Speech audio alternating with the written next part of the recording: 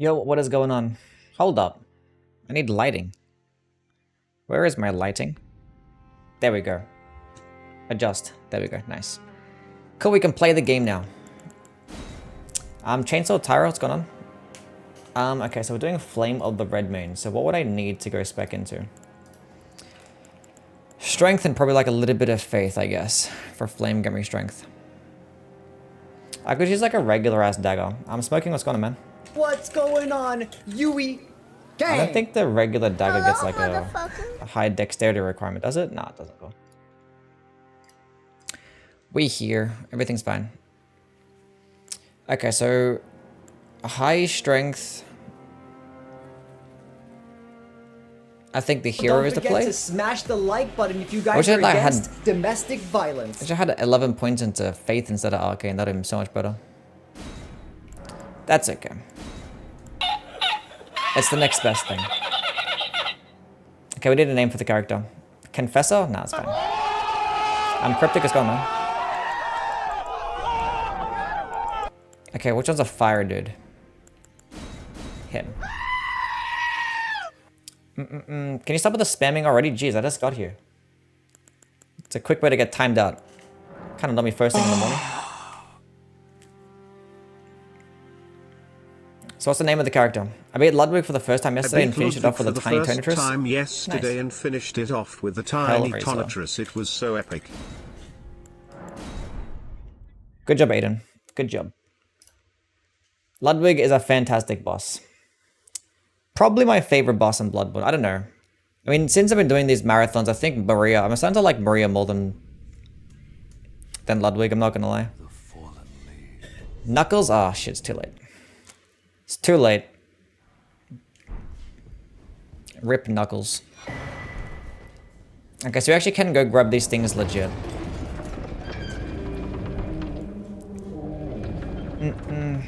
Haven't fought Maria yet. He'll fight her soon. Maybe, who knows. What's the coolest looking and OP build for the DLC? I mean, like, we can kind of like just predict what's going to be good for the DLC, but we're never going to know exactly what's going to be good. This is going to be based on like bosses' resistances and things like that. Look, just go what already the best stuff is in the game, because the most likely the stuff that's going to be good for the base game is going to be good for the DLC too. It's not gonna be completely different meta, I don't think. I still think that like damage over time based things or like status effect builds are still gonna be supreme. Especially if bosses are gonna have like boosted resistances.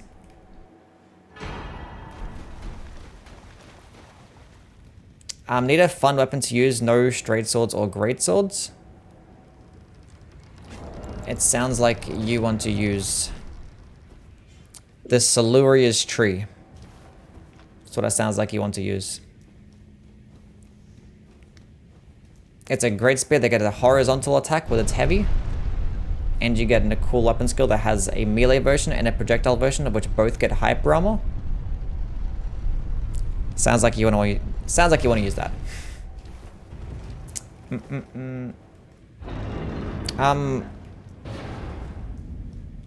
Andrew, it's gonna man. I don't know how to say that name. How to say Andrew? Is it Andrahan? I don't know. How do I say your name, bro?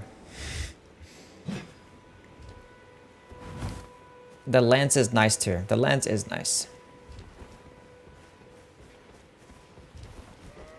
I don't really like the jump where he stays in the air for like 5 seconds. For that attack, all you gotta do is just run. Just like run in one direction and he will miss. You have to time the dodge. Just like sprint backwards. It's like as soon as he does it, just like sprint backwards.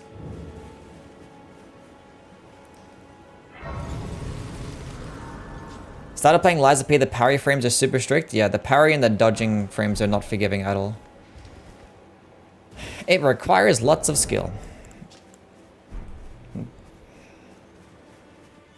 You'll get there though. What weapon am I gonna put it on? The regular dagger. It scales of strength. The dagger gets a good strength scaling. It just works. It doesn't scale of AR at all, so it doesn't really matter what weapon that I use. So a dagger is good. It's light. Easy requirements. You get it right at the beginning. And it's still gonna do like just as much damage as using anything else, so.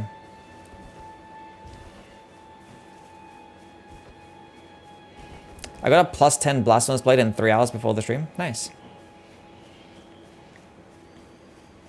I can say Andrew? Oh, okay, cool. Andrew it is.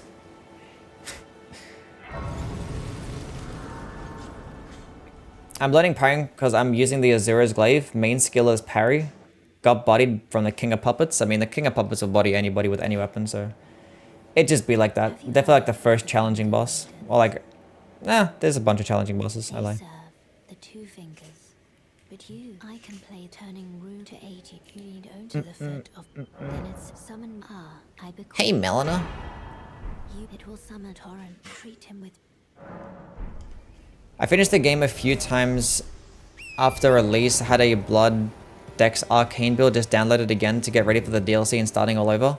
What build do you recommend trying out? I mean, if you did Dex Arcane the first time, I don't know, you should go like Faith or Intelligence. Faith, Intelligence, or Strength, so whatever one just tickles your fancy, I guess. Faith, you get lots of variety of spells. Sorceries tend to have like the best, I don't know, they have like the best damaging options, I think, in my opinion. But it's just like a bunch of magic damage. The weapons can be cool too. Do get access to Frost. And then strength builds are just like, you know, the biggest of bonks. Let's go the Faith build, I don't know. Unless you use like the Dragon Communion Seal with your Arcane build and you already used incantations. If you already used incantations in your first playthrough, then let's go with like an Intelligence build. Go something different.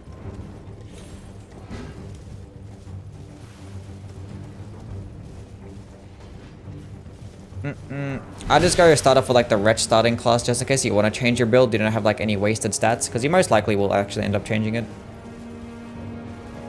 I always play offline. I never play online.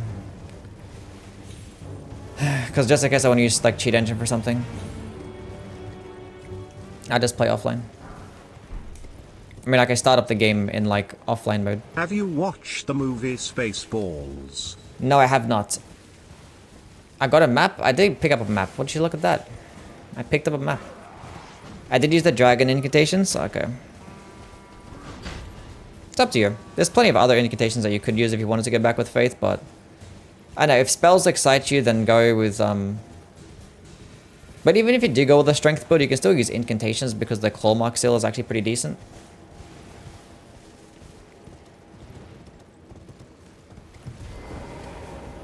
I mean, like, being online doesn't even matter in this game anyway.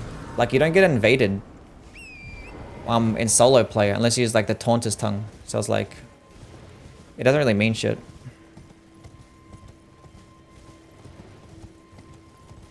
Liza P, maybe invest in vitality more than damage. The bosses are just ridiculous.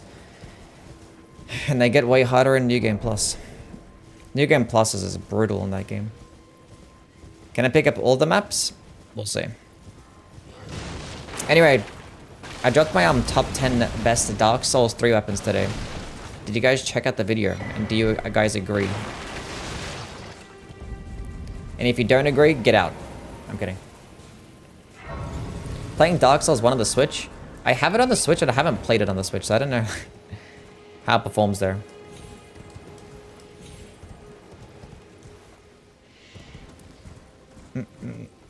Came here just in time. That you did. So the strat is to run and pick some stuff up. That's the strategy. What do I need? I don't know. I'm trying to think. I'm just like running here, picking up the Faith tier. I don't really need the Faith tier, I don't think. Gotta get the Strength tier. We gotta go pick up Flame of the Redmanes. That would help. Unfortunately, we have to go with a Smithing Stone upgrade system, which I don't like. I was actually gonna do the, what's that weapon called? The Godslayer's Greatsword weapon skill only.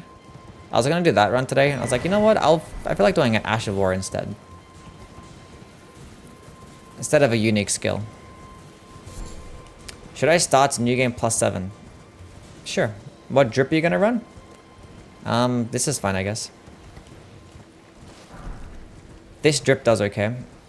Weapon for Waves of Darkness. I like the Lance. Like, larger weapons is obviously going to be the only thing you can put on the Waves of Darkness.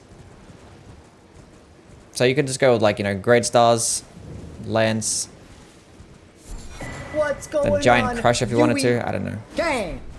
But the thing is, I like to pair the Ways of Darkness alongside a Cold Infusion because like those AoE effects actually do proc Cold and that Frost build up too. So whatever one gets a really good Cold, I'm scaling, and I think the Lance gets the best one. I think it still retains like an A scaling in Strength with a Cold Infusion. Or it means it gets a A scaling in Intelligence, I forget. One or the other. A Frayed Blade run when I was thinking of doing a Frayed Blade run, but the thing is, it's like a 40 dexterity requirement. I don't know how I'm going to get to 40 dexterity right at the beginning, so unless I just use cheats. I use a Claymore and the Curve Sword, so What's going some lucky on? picks. Youwy gang. I mean, a lot of weapons is really viable on Dark Souls 3. Actually, I take that back, you know. There's a bunch that still suck. New Game Plus of Liza P is harder than Elden Ring New Game Plus by an actual metric fuck ton. It's not even close, yeah. New Game Plus Liza P is like up there with like Demon Souls. New Game Plus. No, yeah, New Game Plus Liza P, yeah. I think I said it right. A Rib Rake run. I don't know about a Rib Rake run. I know it wouldn't be like too crazy hard, you know. Just be like it's the regular speed with just less damage. It interests me none.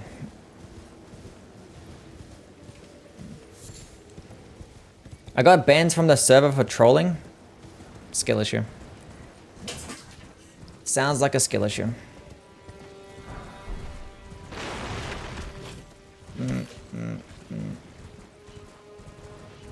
It's a light weapon and usually only has like 20 less AR than the cold Great Mace. There you go. The Celebrant Skull is actually pretty good with the cold infusion. It probably gets good scalings, but the base damage is still going to be doo-doo trash, right? And it has like the worst range. Have you done a backstep attack only run? I have not done a backstep attack only run. It would be interesting if it like, you know, worked like Dark Souls 2 and you had iframes with your backstep. But you don't have iframes. A Bloodborne Brick Fist run.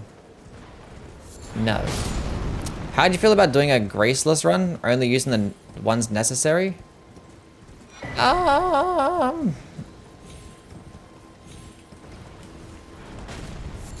don't know, probably not. The concept doesn't really interest me. It's actually might be interesting. Actually, I lie. Maybe. I'd have to see how like what like the rules are for the something like that, or like what people do. I haven't really thought about something like that. A Graceless run. Wonder what the meta would be. But like, no, actually I don't want to do a Graceless run. It's like a lot of backtracking and no. No. No. I'm Harkonnen, got it, man. Because that means you can't teleport, right? You have to just do nothing but running. Fuck that.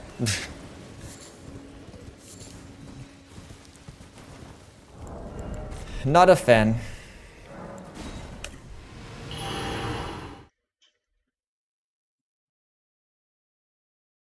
What's the thing that you're most excited for the DLC? Just the DLC itself. A whole brand new experience. It's a thing that I'm excited for. An eye tracker challenge where you have to beat Elden Ring without looking at the porn art on the side of the screen? What the fuck are you on about? You could do a doo-doo run where you only use things crafted from tinged extremen. A poop only run.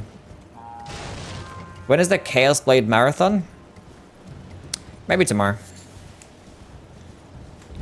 I just want to like finish doing my magic marathon and then... That sun looks very weird. And then just do like a random Elden Ring run. Because I like to just go back to Elden Ring every now and then. Because I need to finish up all these Ash of War runs so I can actually do a ranking of all of them. Because I don't want to rank all the Ashes of War until I do a complete playthrough with every single one. And we're almost there. Almost. The moon is very big. And now the weather just changed so I can't see the moon.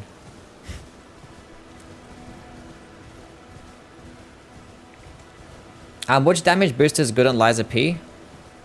I think Shock is going to be the best one. Because like Shock is best against puppets, fire is best against carcasses and acid is best against humans. There's not many human bosses or human enemies in the game. So acid is going to be like the least best. But yeah, shockers is typically like the best one. Because it just like improves your damage, does like chunk damage, staggers them, and it just like destroys puppets. Which a majority of the game is puppets. But it just depends who you're fighting. It just depends. We can't go get Golden Vow just yet. A Golden Vow only run.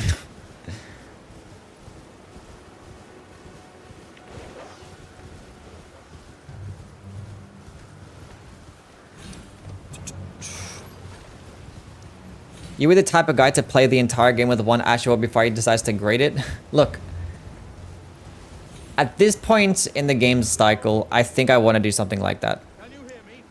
Like when that DLC comes out, I'm not gonna like do an entire playthrough with everything before I start to grade it. I'll probably just grade them first and rank them first of my like initial impressions and like a little bit of testing of like, you know, fighting a few handful of bosses and a handful of enemies. And then we could do full ass playthroughs and then we can rank them again based on the new experience that we have doing a full playthrough with every single one.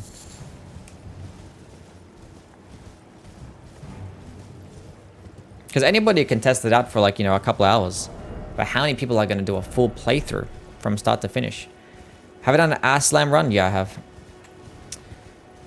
Like every single Ash of War, I've basically done a playthrough with. And even every single unique skill.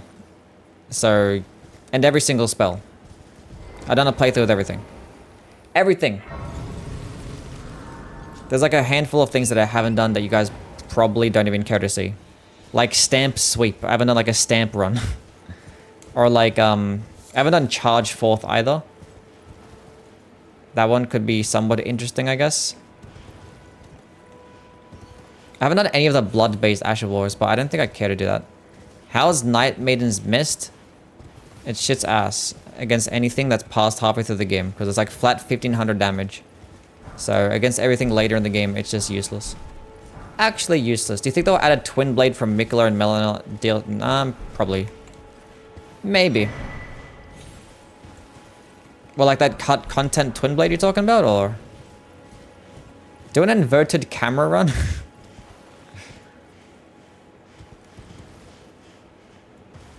Best Ash of War is Assassin's Gambit. It actually is really good. I mean, it's what the one, it's the Ash of War that you use the most when you're doing a no-hit run, so.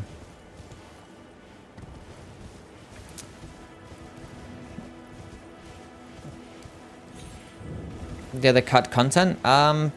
Maybe. I don't know. They're gonna add a bunch of like cool new weapons. I don't really care to get anything in particular. I just know whatever they're gonna drop is going to be some fire ash shit. I want better whip ashes. I want just actual whip ashes. We don't have any. Like, like the only ashes of war for the whip are just like, it gets the least amount of options because there's not a single ash of war for the whip that actually hits with the whip directly. There's not a single one. Need recommendations of a good Dark Souls 1 to melee weapons for a mage. Melee weapons for a mage, so like a sorcerer. So if you want to go with an intelligence build, something like the Moonlight Butterfly Horn is a good pairing because like, you know, pretty decent scalings, lower requirements, and you just get a bunch of good magic damage. The Moonlight Greatsword's pretty cool too.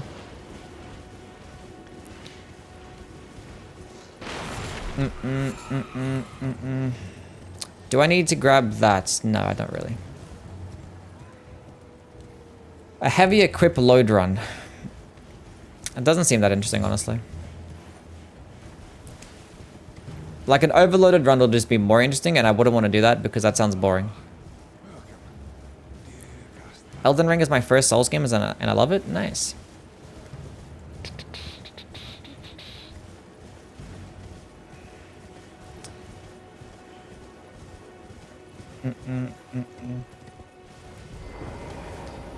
They have katanas, but not many other Asian-style weapons. I hope they add nunchucks.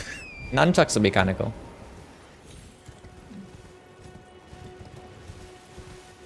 I don't know. I'm really hyped for the DLC, though. Gonna be some fire-ass stuff.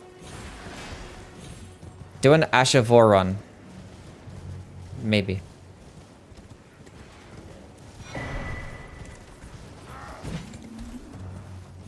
I'm gonna have to do top 10 best Bloodborne weapons next, and that's gonna be like mega cringe.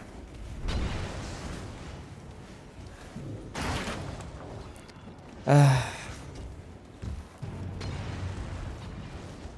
need to get more playtime with some of the Bloodborne weapons.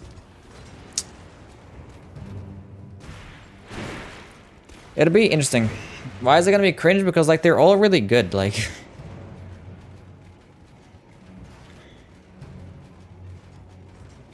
they're just like all good. And there's gonna be like a really good weapon that doesn't make it to the list. Like, how did this one not make it? It is what it is. Okay. Let's go level up in that. How is Wild Strikes so ridiculously OP? Well, Wild Strikes has good hype rammer. It has a very quick successive attacks, and being that you can pair it alongside very large weapons like great axes and great hammers, it means you can output lots of damage really quickly and be able to tank a bunch of attacks. And if you pair it alongside status effects, it can even proc status effects quickly as well. So yeah, it's just really good. I feel like you're going to strafe a lot of bosses on Liza P. That's how I beat pretty much everyone till the King of Puppets. Maybe, yeah. Is the Hollow Slayer Greatsword have the same moveset from the Knight's Greatsword in Elden Ring? Yes, the light attack combo was the same. I mean, it dates back from Dark Souls 2 with the Drake Blood Sword as well. And the Hollow Slayer Sword, yeah. But that moveset's basically been in every single game. But yeah, it is with the Knight's Sword. I think the Knight's Greatsword doesn't have the poking attack heavy though. So the Hollow Slayer Greatsword is just a better. Just better. Because it gets the poking attack heavy. Both one-handed and two-handed. If they don't add a boss rush mode, I'm gonna cry. Yeah, same.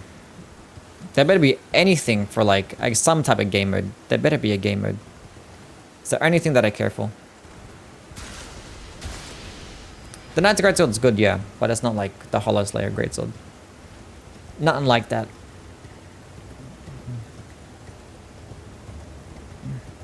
Hunter Axe is so good. Yeah, the Hunter Axe will most likely get to the top 10 Bloodborne weapons. I don't know what it's going to be. Like, it'll be like Whirligig Saw, Ludwig's, Saw Cleaver, and Saw Spear. Might as well talk about them together because like they're basically the exact same thing. Church Pick, Moonlight Sword. Forgive me to determine if you had And then the rest will just be like hard shit to pick from. Like the Beast Hunter Scythe, that's good. The Chikage and the Rakuya are also really good.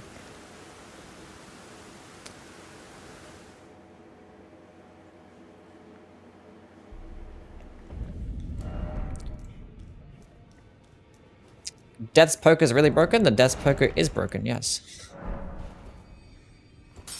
Actually, I need to go pop another one of these things. Anyone know if there's a mod that replaces Melina with Joe Biden? Maybe there is a mod like that.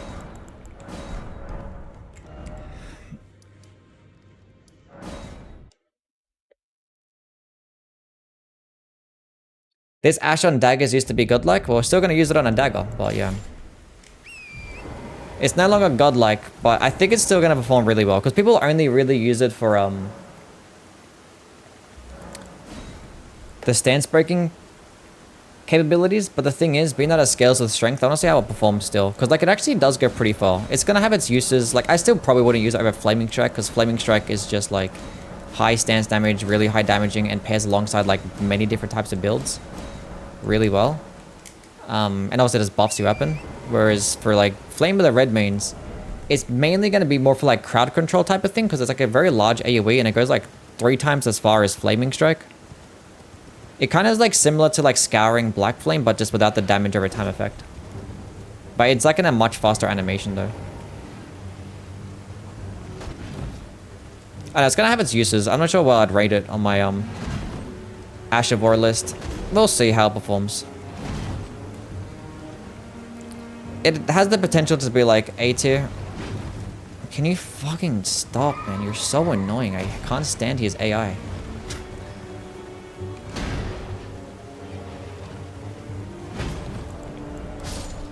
And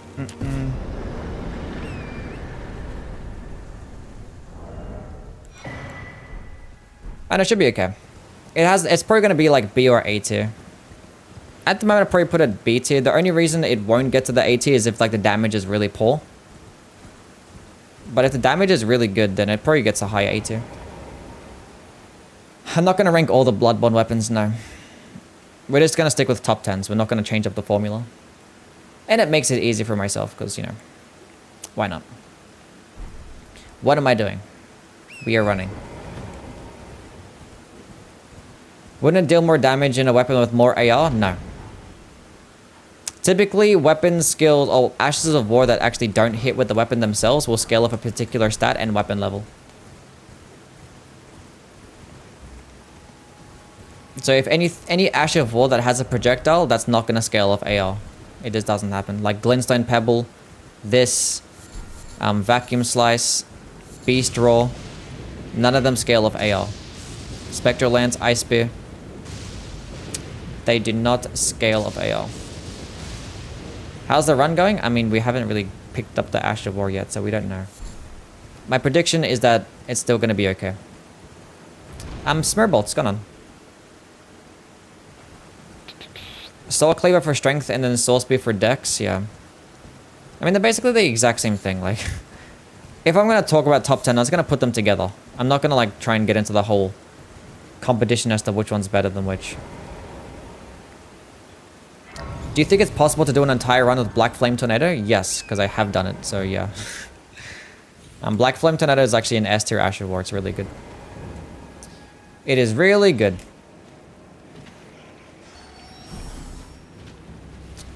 Well, Thunderbolt? Yeah, Thunderbolt scales of dexterity, yeah. It doesn't scale of AR. Like, typically, like, the Somber-based weapons, they kind of scale of AR with their projectiles, but Ashes of War don't. So, like, something like Bloodblade, that scales off Arcane, but Reduvia Bloodblade scales off AR. If that makes sense. Soul Spear is probably better. It probably is.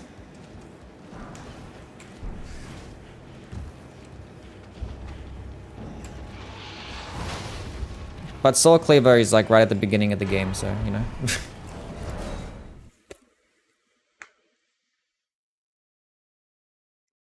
Ash of War scaling is so confusing. The wiki often doesn't say about this. How do you know this? Is this trial and error?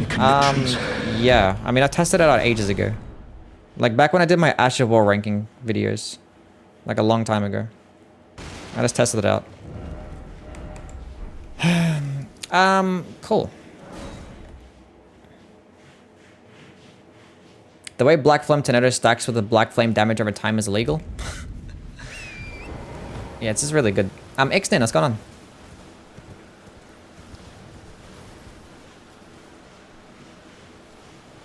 Okay, now what do I do first? We'll go get Flame of the Redmanes before, like, you know, we fuck around any further. And then we'll go probably just go... I don't know. I can probably get this weapon to +2 or some shit. And since I'm there, I might as well pick up Flame Gummy Strength too. That could work. Giant Hunt and Lion's Claw, do they scale up AR? Yeah. If the weapon, the Ash of War hits of the weapon directly, it's going to scale off AR. But if it's a projectile, it's not going to scale off AR. That's just for Ashes of War. That's not unique skills. That's different. It's just weird how it works. I don't know. Any recommendations for Chikage Blood Gems? I haven't played with a Chikage in a long time. I'm guessing the ones that boost your blood.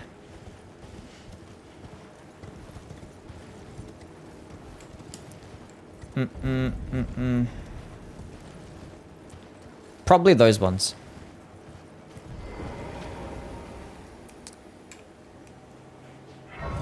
How does Spectral Lance scaling work? I think it's off a Occult Infusion and your Arcane stat. So like, okay, so something like this Flame of the Redmanes, this is a fire-based Ash of War, right? So fire-based Ashes of War scale with strength. So, going with a fire infusion means that your strength scaling is going to be less. It gets like a C scaling in strength. But if you have a heavy infusion, it gives you like an A scaling or an S scaling in strength, right? So if you're using fire-based Ashes of War like this one, you're going to be better off going into a heavy infusion because it gets a better strength scaling. It's the same thing with like dexterity-based stuff. Do you know how like Lightning Ram, that would scale as like a lightning-based one, and Thunderbolt as a lightning-based Ash of War, that gives you a dexterity scaling, so it's going to scale off dexterity. I forgot to go grab the thing. Where is it again? I think it's this way. So if you actually want to get the most damage out of things like Lightning Ram or Thunderbolt, you want to go into a dexterity infusion and not a lightning infusion. Where is this thing? I thought it was here. Oh, it's right there. For Blasphemous Blade, should I level Faith or Strength? You level both Faith and Strength for the Blasphemous Blade. So unique weapons work differently. Some unique weapons will scale off just one stat, and some other ones will scale... Oh, what the fuck? No, no, not doggy. No, bad doggy. I just want to... No, I want to... Oh, come on. Oh, I just missed it.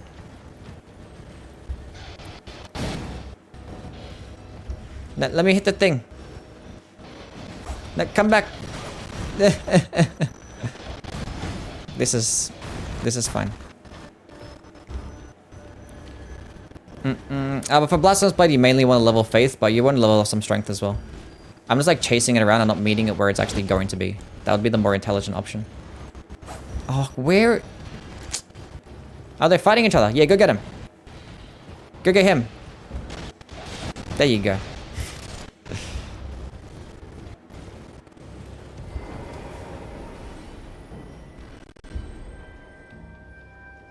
Okay, now where is this stupid scarab? Why can't I just walk in like a circle? You know what I'm saying?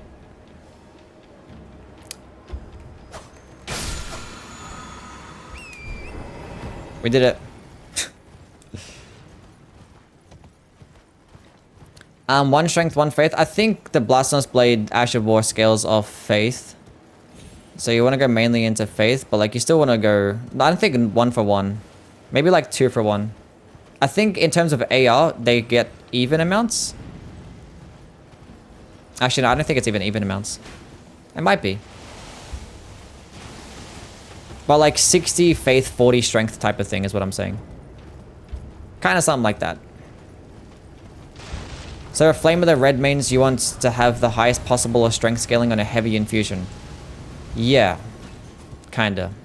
I mean, yes, exactly that. But even then, it's still kind of weird, because sometimes like an S scaling... Oh. Because sometimes like an S scaling might be worse than like another weapon's A scaling, which is like very weird, but... just is that way. But typically, weapons that get like an S scaling and strength will pair nicely alongside fire-based Ashes of War. Have you done a finger playthrough? Yes, I've done a fingering playthrough. Fire Ash of War scales of strength? Yes. Because fire gives you strength-based scalings. So yeah. There's a difference between fire and flame arts. Being that Flame of the Redmanes is a fire-based one, it's going to scale of strength. Things, I think Black Flame Tornado is flame arts, so that's going to scale off faith. So there's a difference there.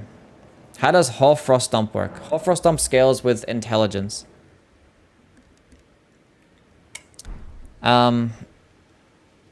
Even with the Ice Rind Hatchet, I think it scales a bit of intelligence. Even though it doesn't get an intelligence scaling, which is really weird. But obviously you have to have like an intelligence-based infusion if you're going to use like regular Hoarfrost Stomp. I think the Ice Rind Hatchet actually mainly... probably scales of dexterity though. The projectiles, because like it's different. It's like a Sombra-based one.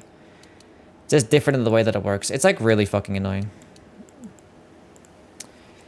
And most of the time it's a case-to-case basis. But typically it kind of works the way I said. Do I need that much? We're going to 15 mind. We're going to 20. We're going to be responsible. We're going to be responsible this playthrough. 24 strength. That's cool. We're gonna go with the strength base tier.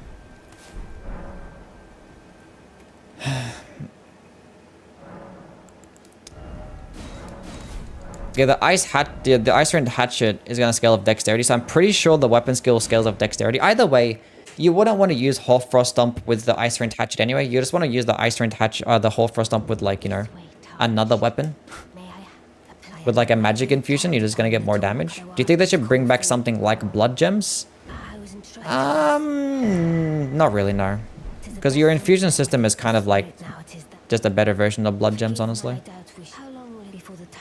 And there's plenty of buffs in the game. We don't need more, you know. Why do people hate magic so much? I don't think people hate magic. I think people just make fun of it. Because, like, obviously, the game is much easier when you're using projectiles. You don't have to, like, learn a bunch of the boss's movesets. You can just sit at a distance. So people just, like, probably get mad about people that beat the game using such methods. +2 dagger. If you Let's go grab Golden Vow and go kill Alexander. Would its power scale with? I followed your beginner's guide for Elden Ring the other day and I'm doing so well. Thank you for the good content. Oh, nice.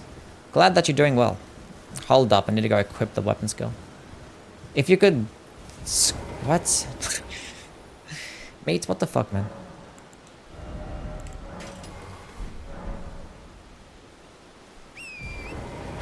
Is an int faith build good? Not really, no. I mean, that can be okay. But, like, it's not really optimal.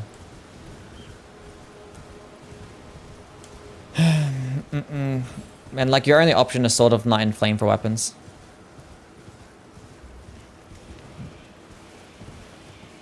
So, it uses your strength plus the scaling modifier of your weapon.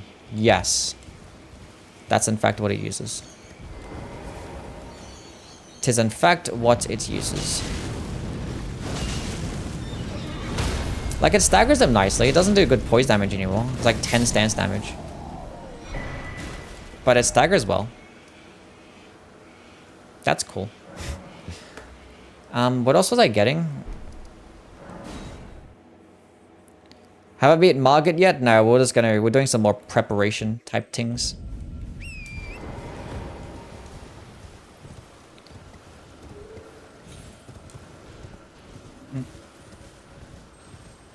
Does Redmanes have any advantages over Flaming Strike? It goes further.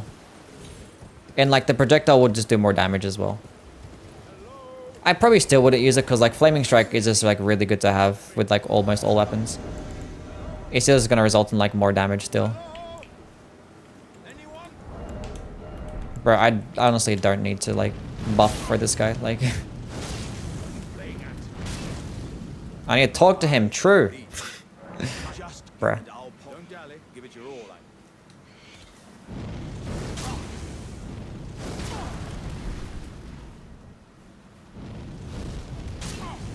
But yeah, look how much further it goes. It could probably hit him from, like, here. Maybe not there. Did it hit him there? I think it did. I don't know. That time I hit him.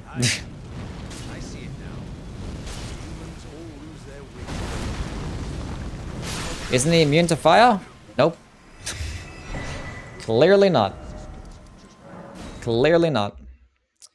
Flaming Strike, the initial fire part does scale with strength. The same thing that Flame of the Redmanes does, but, like, the follow-up attack is going to scale off AR because you're hitting with the weapon itself.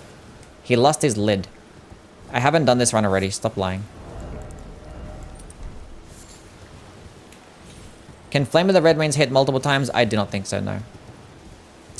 I do not think so. I don't think it's like Scouring Black Flame, because Scouring Black Flame can hit twice. And I thought Scouring Black Flame hit twice because, like, the way that it angled, but I think it's because Scouring Black Flame, you actually pull from 2 different hands to throw it out. So I think maybe in certain situations it could just hit twice. Okay, Strength, Faith, Ash of War, Golden Vow. Did I put it on? I did. Hold up, I need more FP flasks.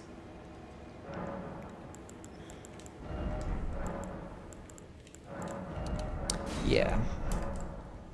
Raw, what's going on, man? I have been well, yes. For your Demon Blade run, are you going to include the Chicago? Yes, we're going to include the Chicago. It's going to be like a damaging based, yeah. Wrong one. We're going to be doing a marathon where we beat every single game using the damaging katanas, or the katanas that damage yourself. Yeah, it made the poise damage like a way worse. I think it went from like 30 something stance damage to like 10. So like you're basically never gonna stance break with this thing anymore. Emboldened by the flame of ambition. Redan set is overused by players, but it goes hard. I mean, a lot of the boss armor sets are gonna be overused, just the way that it is. Even like Malekith's as well.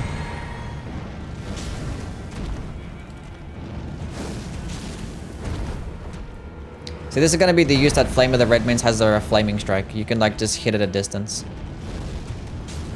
So you couldn't hit like that. And like projectiles just make the game easier. It just does.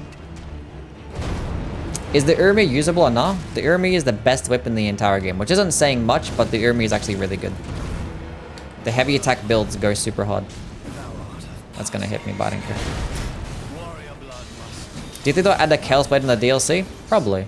I think the reason why they didn't is because they added in Ashes of War that already actually drain your health. You know, things like Seppuku and Bloodblade, Bloody Slash. That's probably the reason why they didn't add a Chaos Blade.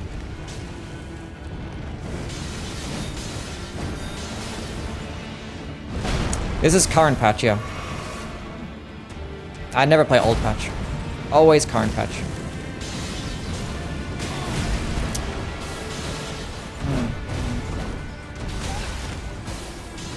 Can you stop attacking for 3 seconds? I need to just be able to hit you.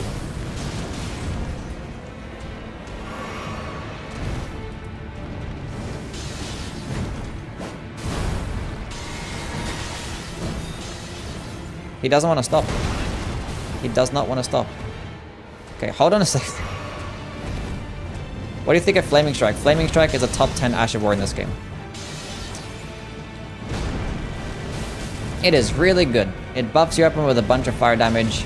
It still serves as a little bit of a projectile and does like this really good damage in general. Last month I started Dark Souls using a Dex build. Game came harder and I used a Cell Swords. But then I came to your latest video and I was surprised. What about the Cell Sword Twin Blades getting the best weapon in the entire game?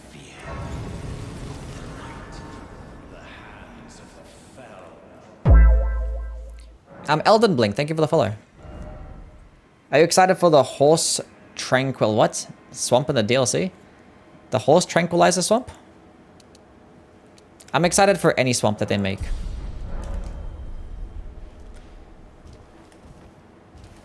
Why are you using a dagger? Because the dagger gets an A scaling in strength and it's light and I get it right at the beginning, so... And the A scaling that the dagger gets is actually really good compared to like most other things, so...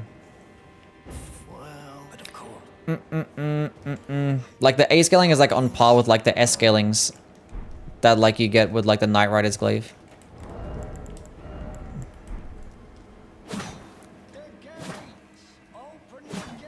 The daggers is a fine option. It gets good scalings with all these types of Ash of War runs.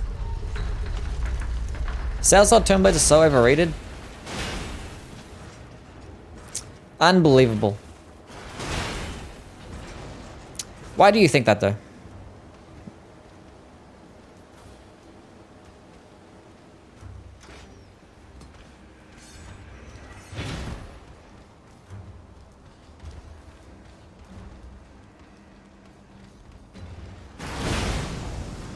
Bro, use a Cell Sword to make the game harder and accidentally use a stronger weapon by far. It is what it is. But so you saw the Cell Sword Twin Blades, realized that it was like swinging 2 weapons that quickly, and you're like, you know what? This seems underpowered. Let's use this. What's my favorite Ash of War? Huh. That's a good question. Probably Phantom Slash. Shit's cool as hell. Not a fan of slow gameplay, that's why Sekiro is my favorite. What's your recommended vigor for Orphan? 30, 40, somewhere around there. Minimum 30.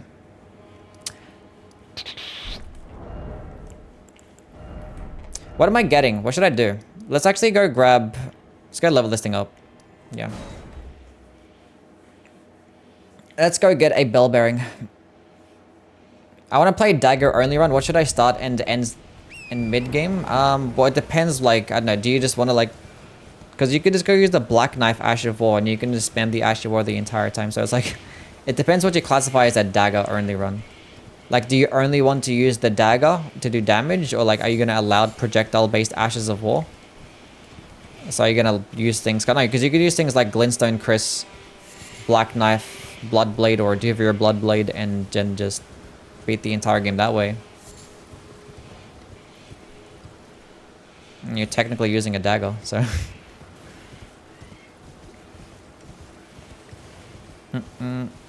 But if you don't want to do that, if you want to go with like parrying type builds, then the Mystery Court is going to be the play. If you don't care to parry, then I'd use things like the Wakizashi, because the Wakizashi gets really high base damage and it gets bleed. And then I'd probably switch to like the Erdsteel Dagger, because the Erdsteel Dagger gets really good heavy attacks and it gets like really high AR with Faith Infusions.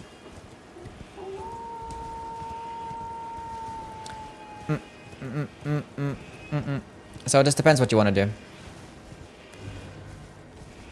Braggart's Roar is my favorite. Braggart's Roar is really cool, yeah. A parrying only run. I actually haven't done a parrying only run.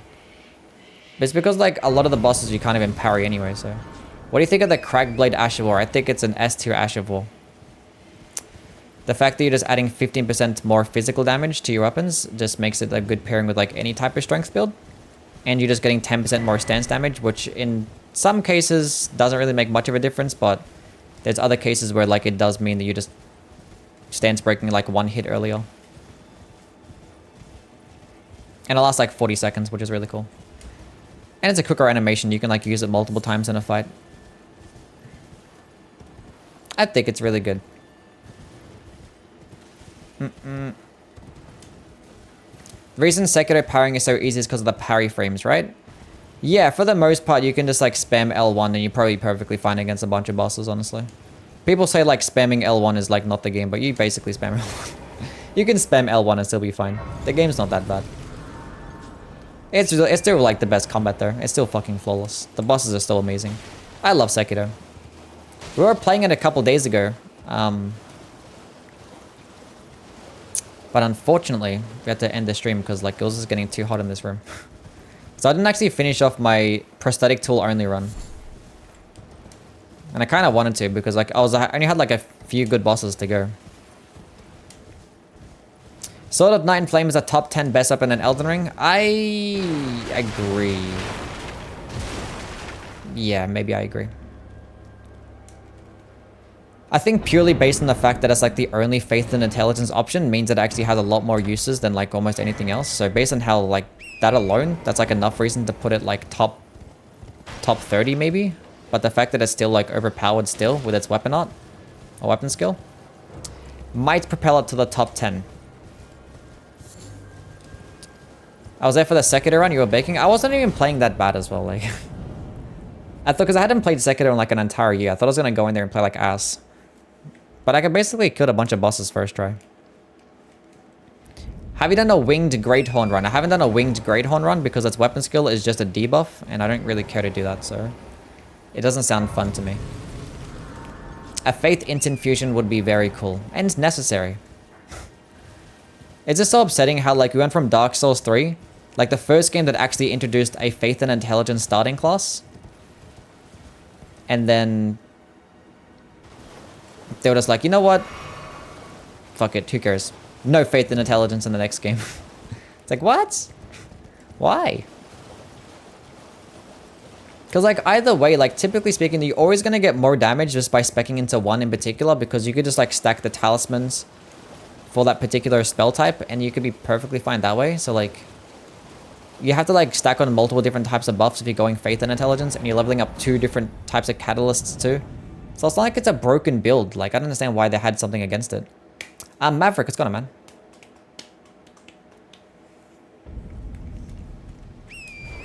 Maybe next time I try finishing Dark Souls 3 with a Handmaiden's Dagger. I heard the weapon is terrible. It's probably not that bad. You should give it a try. Sword of Nine Flames, the same thing. It's better if you focus on one of the two. I recommend just going specking into both. I never recommend just specking into one. Because there's going to be cases where like... Because the best part about having multiple different damage types is that when you're fighting certain bosses, you can just use one or the other. So, if you're going to build around the Sword of Nine Flame, I would spec into both, but when you're fighting a particular boss, I would just commit to using one. You know what I'm saying? Why am I speaking to this guy? I don't need to speak to him. This is a waste. I'm using a smithing weapon. Evan, it's gone, man. So when using Sword of Nine Flame, just go spec into both strength, Faith and Intelligence equally. And then when you're fighting a boss that's like weaker to fire damage, then I'll just put on the Faith tier and the Fire tier, Fire Scorpion Charm. Put on things like that. And then when you're fighting a boss that's like resist to fire or weaker to magic damage, honestly, almost every other boss, I'll just use a magic version because the magic version can just get more damage anyway.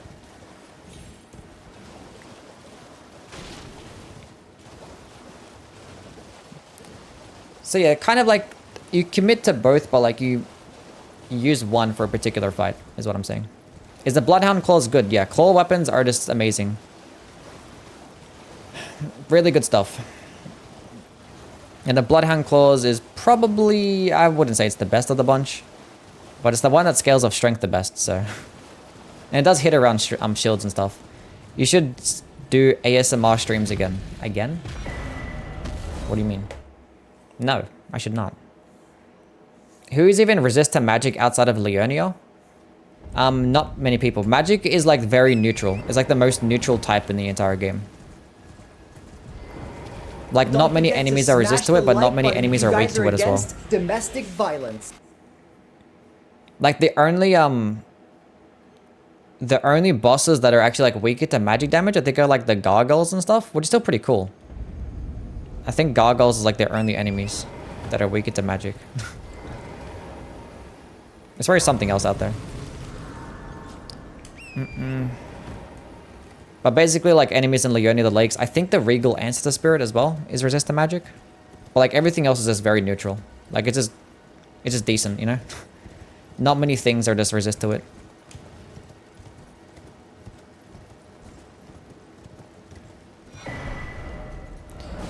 I wonder what Rala was like in her former glory, because it stated in her headpiece's description she became a lot more weaker from the heartbreak after Radagon left her.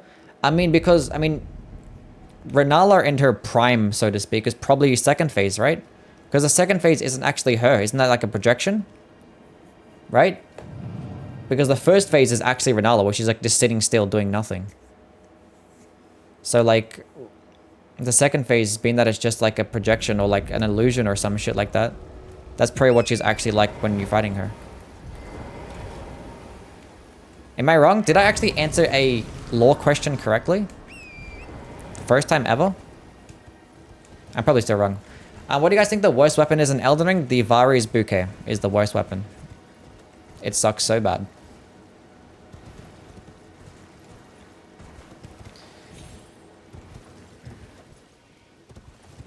You're right. I'm right. Ha ha ha. That's it. No longer making ranking videos. Instead, I'm going to make lore videos. Do you know the funny thing is? One thing that I thought about is like, if I was actually making lore videos, I'd be like milking the shit out of it. I'll be making like top 10s and stuff like that. Because that's like one thing that I don't really see lore YouTubers make. There probably is like somebody out there that does it. But like, do any of like the lore YouTubers actually make like top 10 content? Like top 10 coolest NPC quest lines or ranking the games by lore. Do people even like do that stuff? Like, it's kind of like stupid content that only like I kind of make. Top 10 sad NPC endings. Do people make that stuff? I don't really know. Maybe they do. But Varys at least has bleed. That's all that it has. And the thing is, you're not going to kill a boss just by using bleed. I mean, you kind of can. But it's going to take a long time if you're just using bleed. Because after you proc bleed the first time, it takes longer the second, the third, and the fourth time. Good luck trying to proc bleed, especially with the Vari's bouquet. It is not good.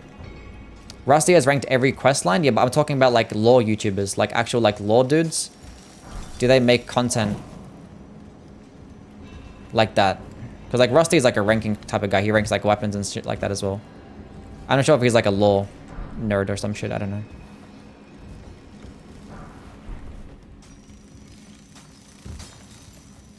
Yeah, Blade by itself is weak, yeah.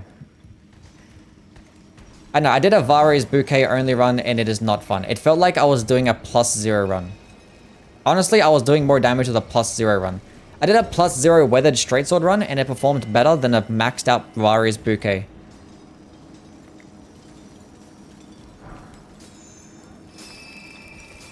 That's how bad the Vari's bouquet is. Golden Epitaph is an F tier. Golden Epitaph is mid, but like it's still going to have some uses over a lot of other weapons because its buff is like the best buff to use against like Deathrite birds and like undead enemies in general. It's fine, we shouldn't die. Dark Tark made a divorce in Elden Ring tier list. Interesting. Top 10 worst NPCs. See, if I was like more familiar with the lore in all the games, I would make videos like that. Would you marry Selen IRL? Sure. If she treated me right. I wish flails weren't so shit. They could have been so cool. Yes. Top 10 item descriptions. The Bloodborne Pebble, #1, and the rest don't matter. The rest are irrelevant.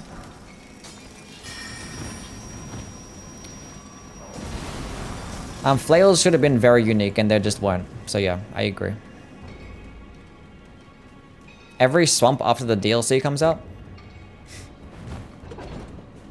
It's a lot of swamps. Oh, can you go away?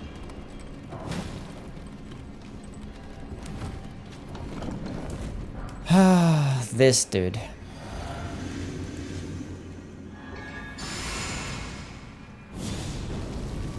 Is the Moonlight Greatsword good in Bloodborne? Yes. Yes, it is.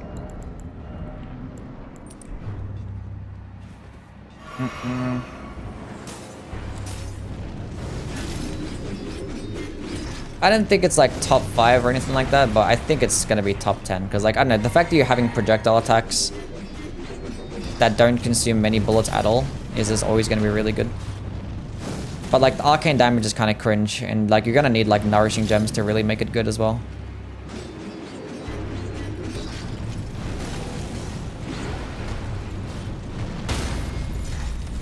Easy game. 17 damage, we're fine. We're doing more damage now. The stun lock. The Rickety Shield has the objective best item description. Does it? We actually got a stance break. Never mind, it's the best weapon in the entire game. Or best Asher War. Top 5 happy quest endings? Impossible. Everybody has to die every game. Do a swamp only run? What's a swamp only run?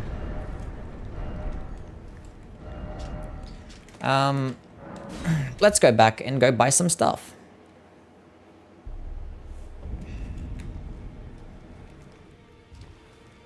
Why is Miyazaki so obsessed with swamps? Because like they're aesthetically like very pleasing to him.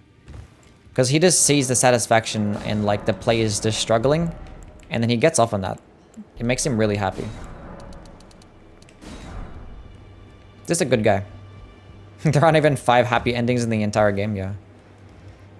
Nefeli was a happy ending? Was it? What's the best damage type like slash or pierce? I mean, I have a video ranking all the damage types, and I went over like, you know, the sources of all the damage types and like the boss resistances, enemy resistances. So you can go check that out if you want to know like in detail. Short answer, piercing damage is the best. And for elements, lightning damage is the best. Because a lot of enemies are just really weak to it. basically anything that has an armor set, so if they're wearing armor, they're basically going to be weak to piercing damage and lightning damage. And a lot of things in this game wear armor, so there you go. And dragons are weaker to piercing damage too. So yeah, piercing damage is just the best. And obviously you get access to, like, you know, counter hits and the spear talisman. It does not get much better. Let's go kill Godric. Where am I going? Here.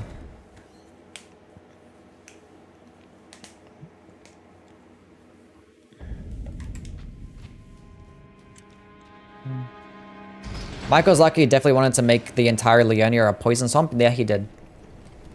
He did. They had to settle on like one small portion of the swamp being poison. Like the back half towards like the Albinauric village has a little bit of poison, but that's about it.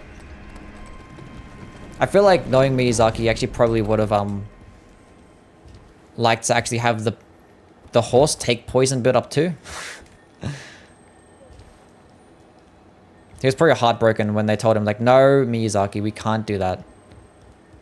The horse is going to be immune to poison. It's like, why not?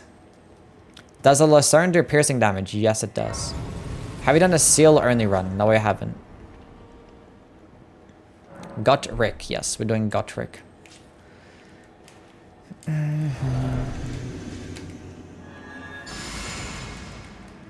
Least favorite enemies? Dogs.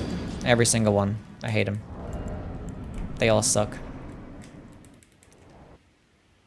Oh, should I go grab the, that's fine. I'll get it after this. I need to get the wet blade so I can go get a heavy infusion. Because fire infusions are mid. That might hit me? Yeah, it does.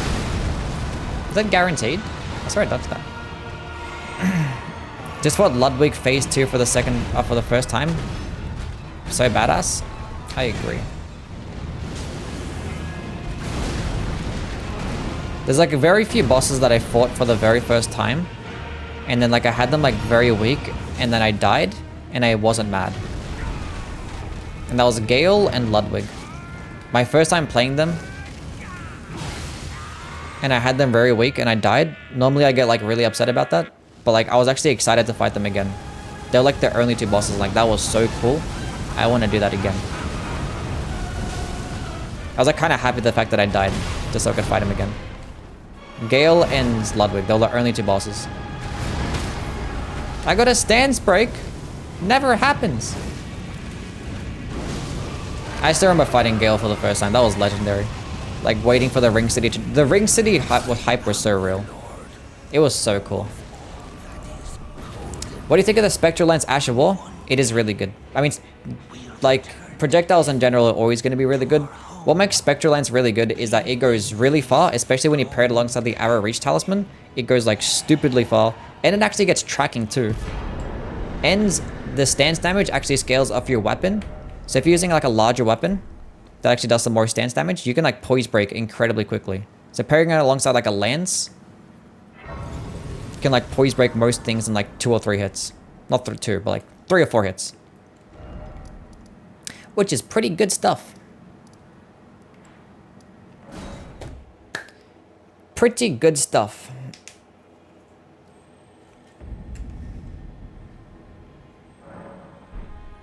Yeah, Cult Infusion for Spectral Lance, yeah. Which, like, yeah, which the Spectral Lance paired alongside the Lance is probably not going to be the best option. I went the wrong way, but that's fine. We can pick up the Golden Seed. Because, like, Occult Infusions typically are paired best alongside status effects, like Bleed. Or, you know, Deadly Poison. But, for the sake of making Spectral Lance completely optimized, the Lance is the best pairing. Which hopefully, if there's a Great Spear in the DLC that gets passive Bleed and can be infused, oh my god, it's a wrap. Spectral Lance would be like 10 times better. And I'm not even kidding. I'm going this way. Blood Infusion will be better on Arcane? No, Blood Infusions only give you like a D scaling in Arcane. In like most cases. Sometimes you can get like a C scaling too. But in that case, it's going to be doing less damage with the projectile. Because obviously like projectile-based Ashes of War that we just talked about, they scale off the particular stat scaling and the stat itself. So Spectral Lance is going to scale off Arcane stat and your Arcane scaling.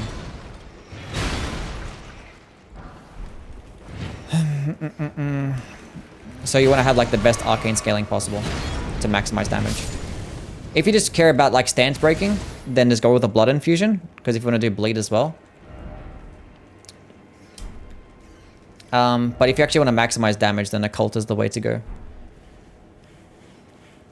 What am I doing? Let's go get the Gold Scarab Talisman. Those bosses are weak to fire damage anyway.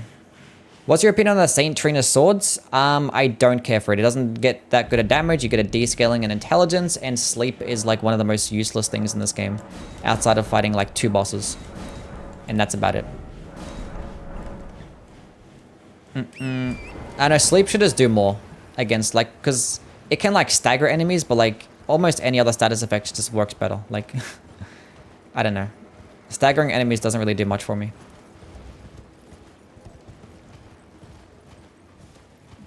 I'd rather use like a straight sword that does like better damage and actually have like a higher damaging weapon skill.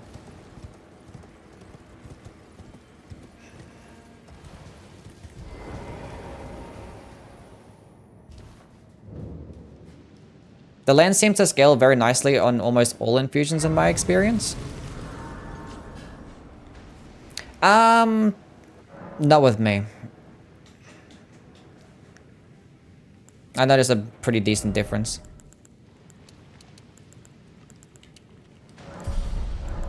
In damage. Okay, what am I doing? I didn't get the fire tier. True. I can make this heavy infused now. That should be doing more damage. First time catching the stream, we're watching a lot of your videos recently, trying to figure out what build I want to go to the DLC with. You go make whatever build that you want to make in the DLC. Just whatever like the most fun in your opinion, because either way, as soon as we end up finding like our first cool weapon, we'll probably end up going to changing our build to that weapon, you know? Like as soon as you find a cool weapon or a spell, you're going to want to use that. So it doesn't really matter what you end up going with the DLC with, because you're probably just going to change in like the first 10 minutes. I would just like stack up on like everything that you have, just in case you want to change up your build. Just something if you fight like a boss that has like a specific counter to a particular damage type or a particular status effect. Just having those weapons ready to like leveled up and change up your build, that could be like a potential thing to do. But in terms of like a particular build to go through the entire DLC with, I don't know about that. A Vikes Asher War only.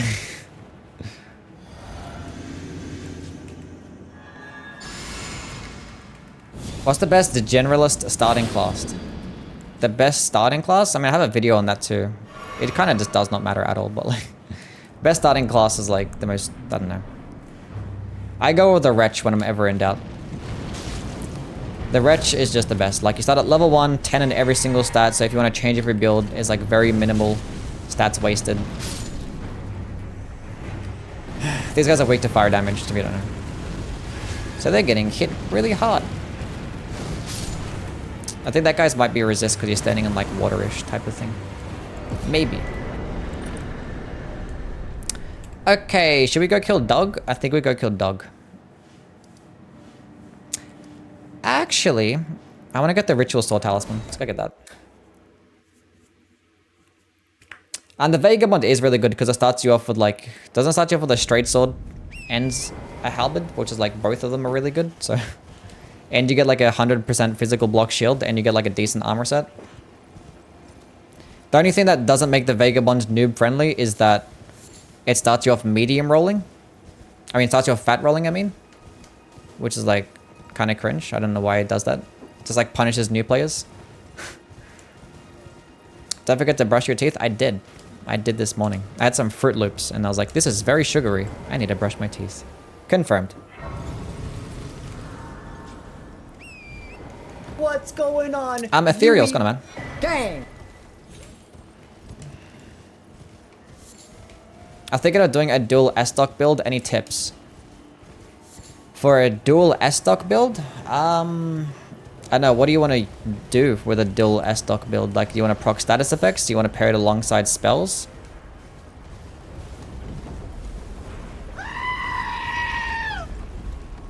My day is going well, yes. It's going fine, thank you.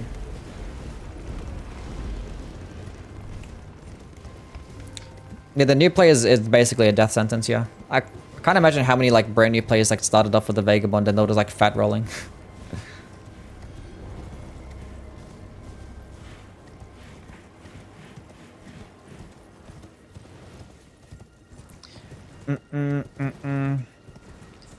Yeah, I don't typically like power sensing thrusting swords. I just like to keep them like two-handed because like they already have really fast movesets. But if you just like them aesthetically and you think they're really fun, then go ahead, because they're still gonna be perfectly viable.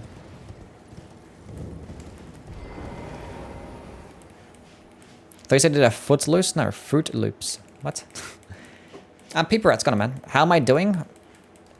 I'm doing well. Doing this Flame of the Redmanes run.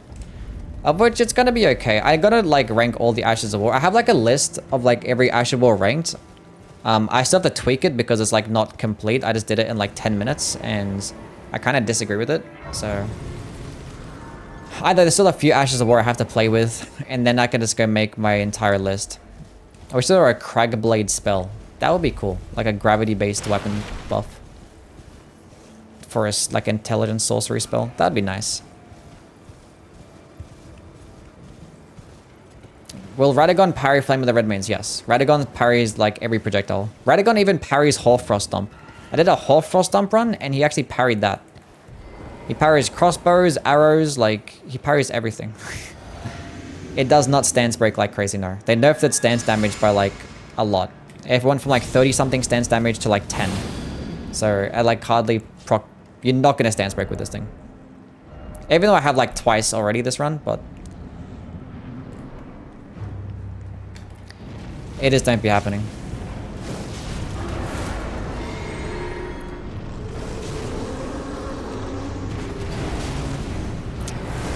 See, Gillica. Like, it's still good. You can still cast it quickly. And for only 14 FP, you can't really go wrong. And it does go very far. You just gotta pair it alongside a strength build to just really maximize damage. You can't just, like, use it with any build anymore. To just, like, stance break. So it has its uses. And the thing is, you could put Flame of the Redmanes, I think, on, like, every single build. You can't put Flaming Strike on everything. Flaming Strike is only for specific types of stuff. So if you, like, want a projectile option with, like, a strength type of build, Flame of the Redmanes might be a good one. Like, say if you're using, like, the Giant Crusher, you can't put Flaming Strike on that. I mean, I'd probably just pair it alongside Crag Blade. Or, like, you know, Lion's Claw or some shit, or anything else. But if you wanted a projectile option, this could be it.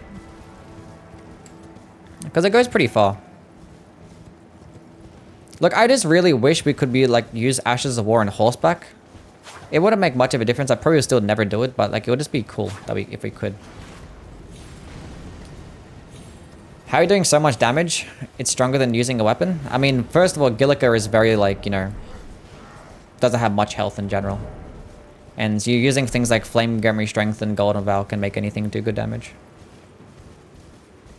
Which boss attack do you think deals the most damage? Which boss attack deals the most damage? Probably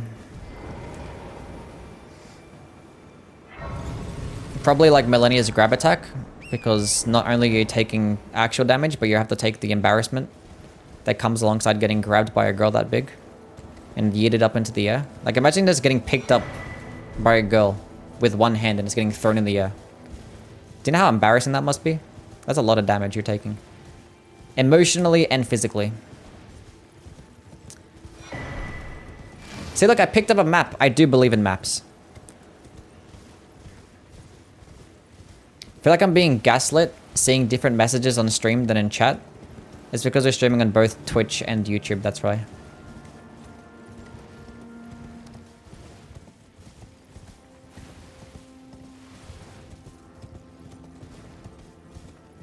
Elden Beast comes to you if you just wait, TBH.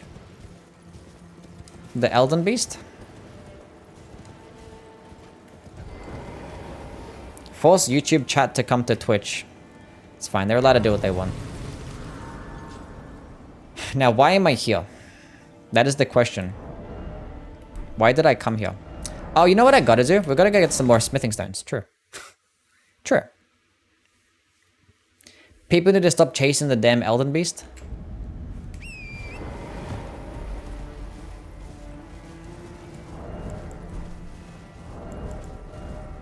Maybe they do. Maybe you should call them out individually.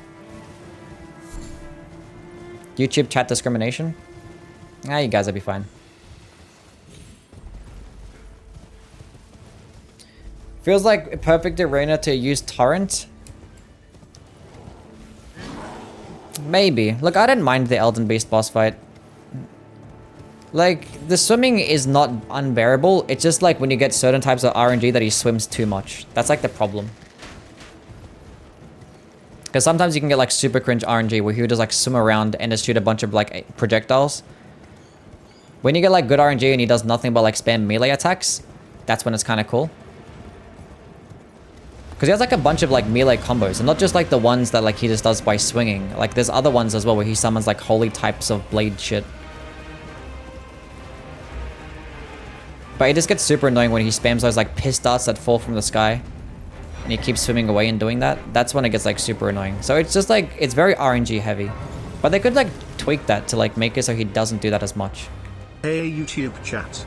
Can you force robot to pronounce your message? No you can't, ha ha ha ha ha ha ho. Yes, obviously Twitch has some benefits.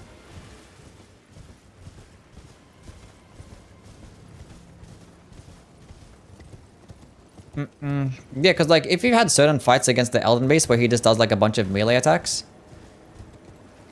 Because he has like a few like combos with like his sword that he does. What's going on, Youwy gang? It's actually really cool. Like some of them feel very satisfying to dodge. And even like the AoE attacks that he gets when like at point blank range, the one where he slams the weapon down to the ground, that one can be very easily countered, gets to like high amounts of openings. The other one where he like swims backwards a little bit, you can like meet up with him there. It's pretty good. It's just like the piss darts and then Elden stars. Ugh. Those little darts that fall from the sky and Elden stars, those are like the most annoying parts about the entire fight. Because like it just involves like having to just like run and shit, you know what I'm saying? This involves a lot of running.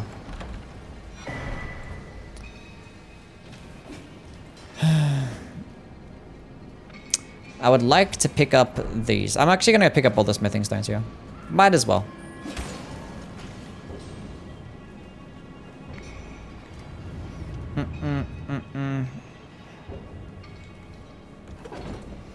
Yeah, some attacks you can like meet up with him. You can kind of like see exactly where he's going to run towards. I forgot to jump. Am I going to die here? Dodging the Elden Beast's holy darts that rapidly come down by simply I knew I was gonna die. I know I didn't put it out. Is so satisfying, I'm starting a marathon of replaying all the... Can you stop interrupting me while I'm talking? Jeez. Of replaying all the Demon Souls, and I realized how much I hate Demon Souls. You hate Demon Souls? The thing is, when I'm doing my marathons, Demon Souls has become like my least favorite in terms of like replaying the game. And based on my first playthrough, Demon Souls was like one of my most enjoyable one. Like Demon Souls was like top 3 most enjoyable first playthroughs that I had. Go away, you stupid fucking thing. Why did I send that elevator up? I don't even need to send that elevator up. I can just jump off here.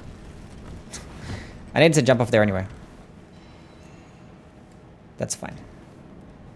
Everything is okay. Your live views have gone way up since the DLC review. I mean, I think my subscribers in general have gone up.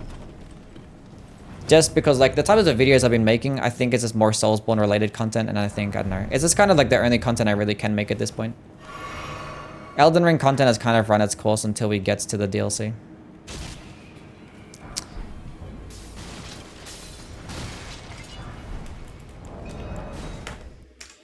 It also just depends what I'm playing.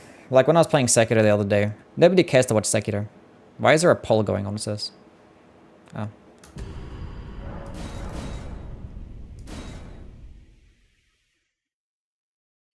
I need tips on weapons, I go to you. You know what? I would go to me too. Honestly. Hey Youwy, what's your favorite D3 boss? Gale. Obviously.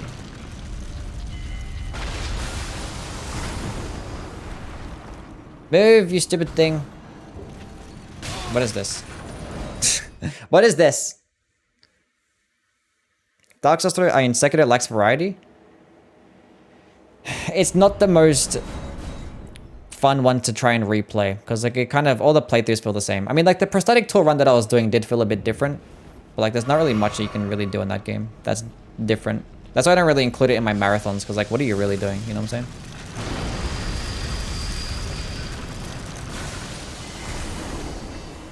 I was like, where is my option to climb the ladder?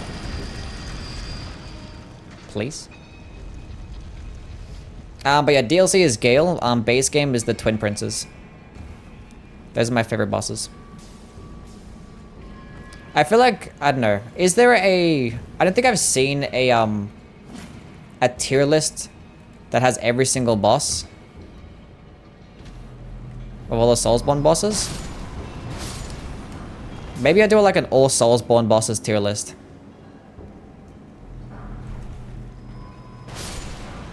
Wait, should we do it after the stream? We might do it after the stream. After this run. We're gonna look up a tier list. We're doing all Souls bosses.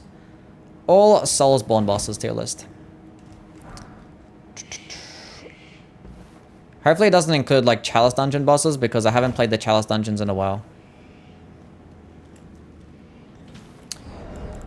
We can go look one up there. Okay, after this, we're gonna go get the fire tier. I keep putting that off.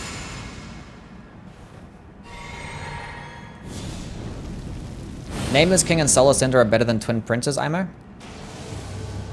Those are still S tier bosses. I just like the Twin Princes a lot. I don't know, the dodging, it's just so satisfying to dodge his attacks and like being able to like hit him as he's teleporting away.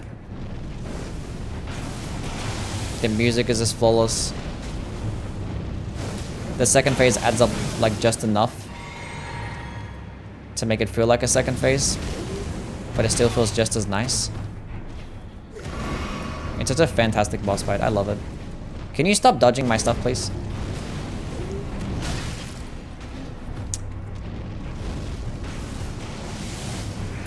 It's okay. I still wish that the stance damage was like at least somewhat decent. Because I would have liked to stance break this guy by now.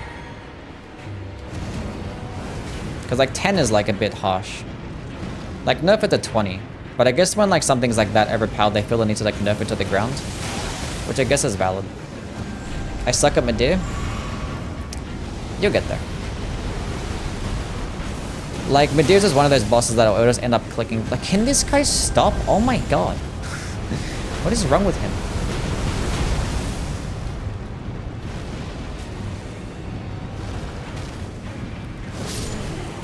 Cool. Well, he's dead. If Messmer doesn't have a second phase, Messmer's gonna have a second phase. Like, every single DLC boss is going to have a second phase. Some most likely going to have a third phase as well. We might even see one with 4 phases. Like, there is no way.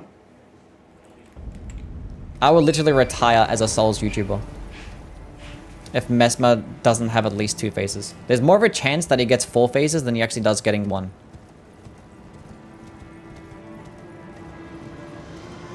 Anyway.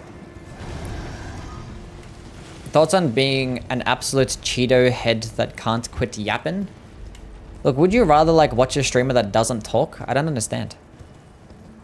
4 is too many? I think 4 is too many. But I'm just saying there's more of a chance of him having 4 phases than actually only having 1. That's all I'm saying.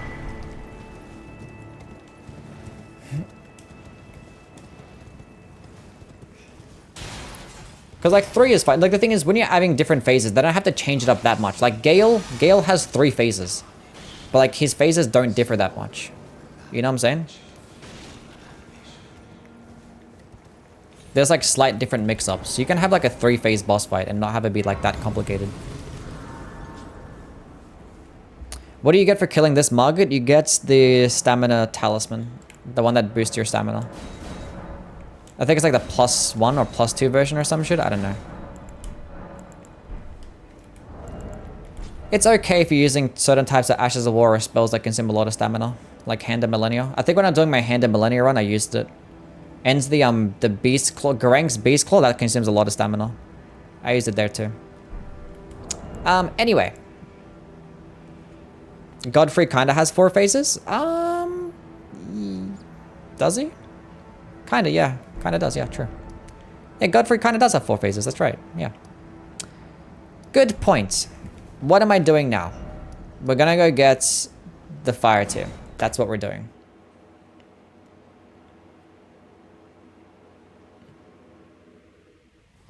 He doesn't yap, he speaks facts. True and real. I should have leveled up my shit first, but that's okay. We have 5 smithing. Did I not pick up more? Huh. I think I missed some. I think I did miss some. I actually ran past a couple of smithing fires in that dungeon. Now listen to me, Miyazaki. If you let us acquire Mesmer's armor after his boss fight, but the armor doesn't come with the cute happy-looking snake, I will boycott this DLC even though I will have already paid for it. Look, the armor set is gonna come with the cute snake. There's no way that it don't. They're not gonna put Mesmer behind all like the Shadow of the Erdtree promo and hype him up that much just for us to not be able to wield his weapon and have the cool snake armor. Another thing I hate in Demon Souls is the runback. Yeah, the runbacks in Demon Souls are the worst, yeah. Yeah, it's just really bad. Really bad. The level design can be kind of cool, but like it doesn't like interconnect that much. Upper Latria is kind of cool. 1-1's kind of cool, but like a lot of the other ones. And like 1-3 can be okay, but like even then that runback kind of is cringe. But then again, like the bosses aren't that hard, so like if the bosses were challenging, then it'd be like a lot more of an issue. But like the lack of checkpoints is why I just like completely abuse the quit out mechanic in Demon Souls, because sometimes I'm just not bothered. Okay, predictions on how many Erdtree bosses we'll end up seeing in the DLC. Will we see at least 2 or 3? Probably not. How do you have red skin? You can just make characters different colors.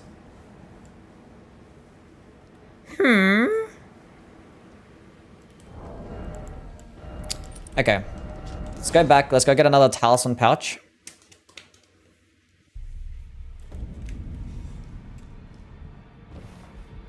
Go for the Dragon Bow avatar for runes? Probably not. I don't need runes, it's fine.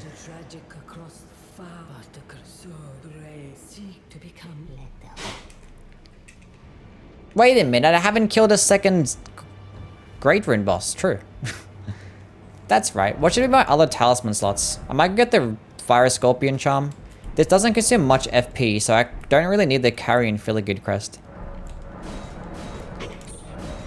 I didn't want to buy a Runok, but that's okay.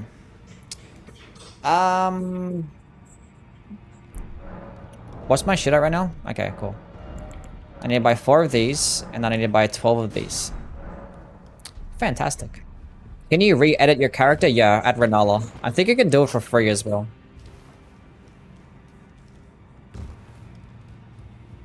Dark Souls 2 is the only one that I've never played. Not sure that I should. You can give it a shot. You might like it. You might like it. Who knows? Okay, let's go kill Doug.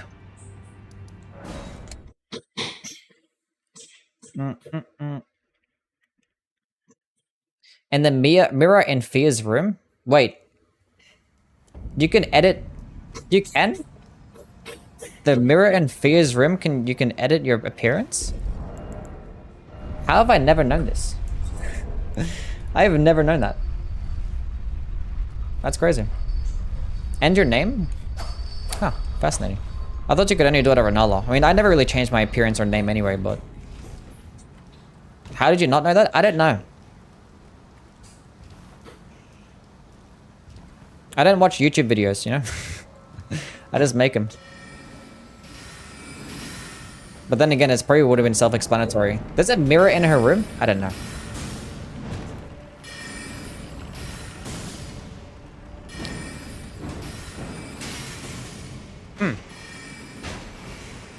That's cool. Doesn't really do anything for me though, but that's cool. Found it by accident? Maybe I crossed by it on my first playthrough and just completely forgot about it. I don't know. Who knows? Do you love me? Not really, no. You're fine. Love is a very strong word, you know what I'm saying? It's very strong.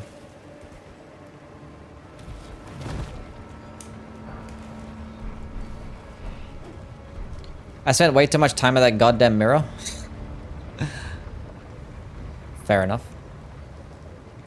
I've actually haven't made like a serious looking character like ever. The thing is, like my first playthrough, I typically just make like a normal looking guy. And then like afterwards, I just make a stupid looking guy because when you have a stupid looking guy, it kind of breaks the immersion a little bit. So maybe when I'm going through the game or the DLC, I may make my guy just look normal. Or I can just like wear an armor set to cover my head up.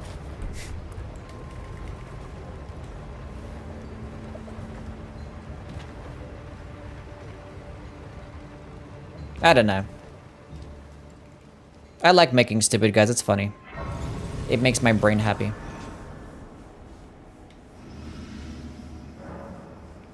See, because if I really cared about my character's appearance, I would like, you know, be spending so much time in the character creator and stuff like that. Bro will marry you, break your heart, and marry himself. Marry himself. Oh, I forgot to put on the fire too.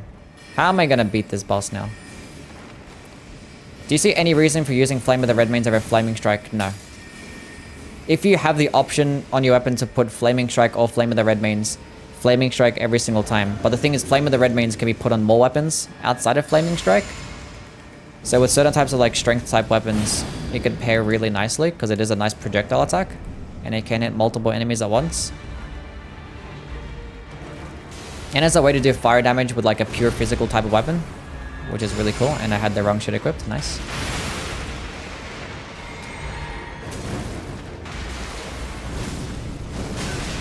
Jump up.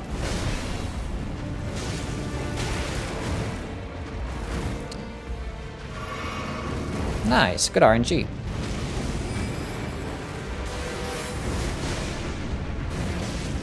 He's like literally one shot. Now he's literally dead. Flame of the Redmanes is spammable, yo. I still wish I did more stance damage. Would have been nice. We have 46k, we might as well level up.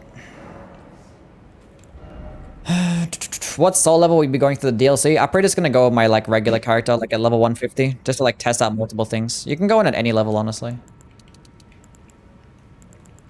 Vigor, strength.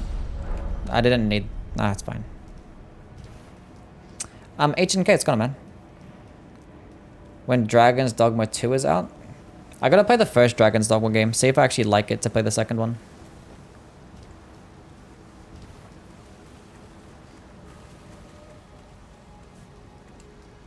How much you bet you think they're gonna make a night boss? They reuse a bunch in the DLC. There'll be some reused assets.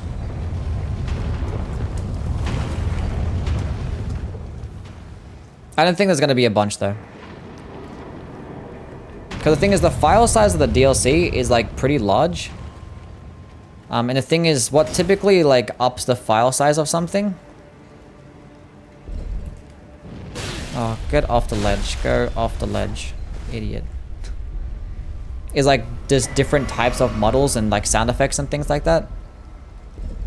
Because part of the reason why like the regular or the base game file size isn't that large is because like there's a bunch of like reused assets.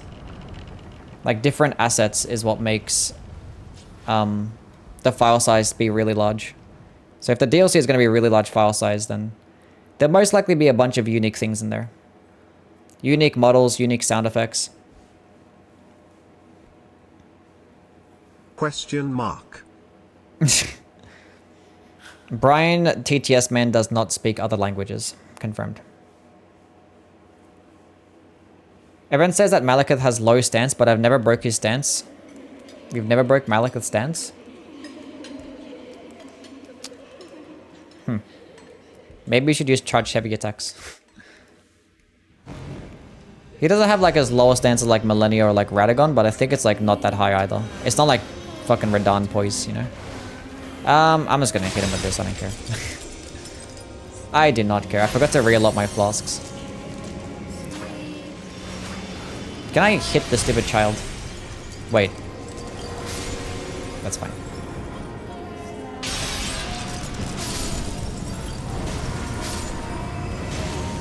I think I put on the fire too. This might be a second phase type shit. And then I get there in time.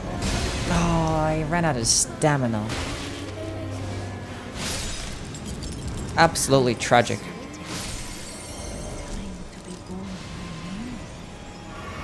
Bad PC optimization? I mean, I've never had it really lag that much. It lags sometimes. Rarely happens in this boss fight, I'm not gonna lie. Rarely happens in other boss fights.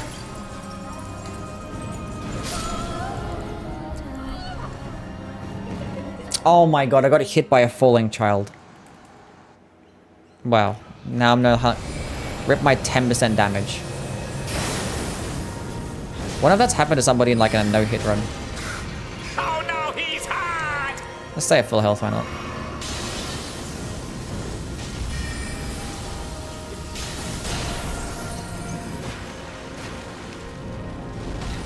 Get staggered.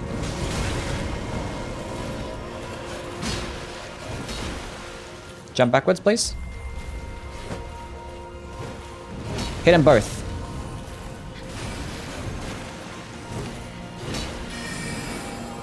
Nice. No, come back. You have to come back. Are you capturing too? I mean, like, I'm streaming on 2 platforms and, you know, I'm recording gameplay at the same time. And I don't have this game full screened, and if you don't have it full screened, then, it's probably gonna be some more performance issues too. I have it like windowed so I can like, you know, toggle between my 2 monitors and stuff. Well, that went well. That was okay. You cannot beat Elden Ring with the Flame of the Redmanes Ash War. It's literally impossible. You heard that, chat? It's impossible. Let's pack it up. Try again later.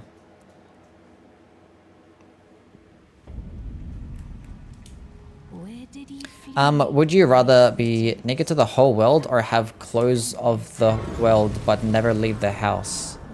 The fuck does that even mean? How are you gonna do Fire Giant? With great skill. That's how we're gonna do the Fire Giant.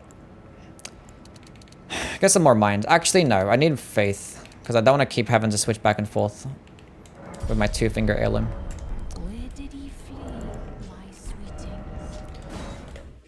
Fire Giant is not that resistant. He's only like 50% resist to fire damage. It's not like Moog or Rykard, where they're like 80% resist, you know? Gonna try Moog for the challenge. We'll like attempt it for like a second and then realize that our damage sucks and then be like, you know what? Let's not do this. Okay, Fire Scorpion Charm. Let's go grab that. I wonder if Rhea and Tanith will be in the DLC. Why would they be in the DLC?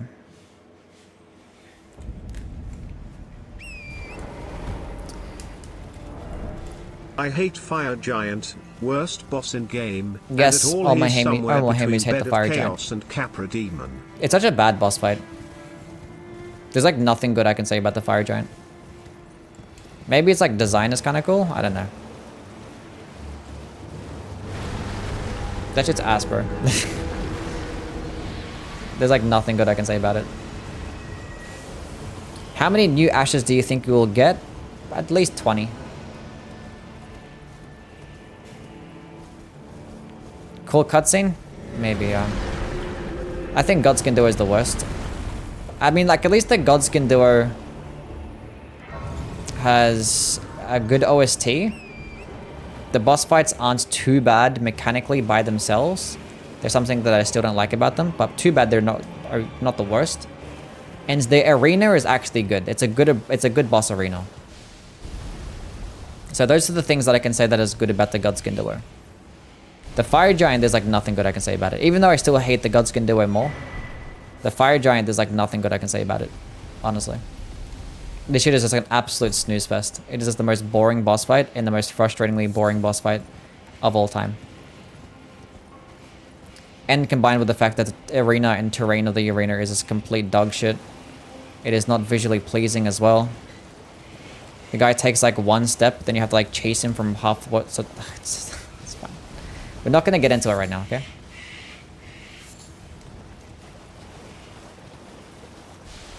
With the streamer light in the background, yeah. You have to have some type of lights. 20? I don't know. Well, how many Ashes of War do you think they're gonna add into the game? I think 20 is a healthy amount. 20, 25. Because how many does the base game have? Like 100? There's like 100 Ashes of Wars in the base game? I think 20, 25 is a decent amount.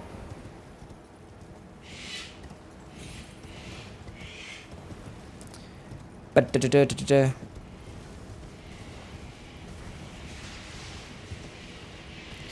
below Capra Demon? Capra Demon, it's not the worst thing in the world, honestly. Like dogs suck. I hate dogs, but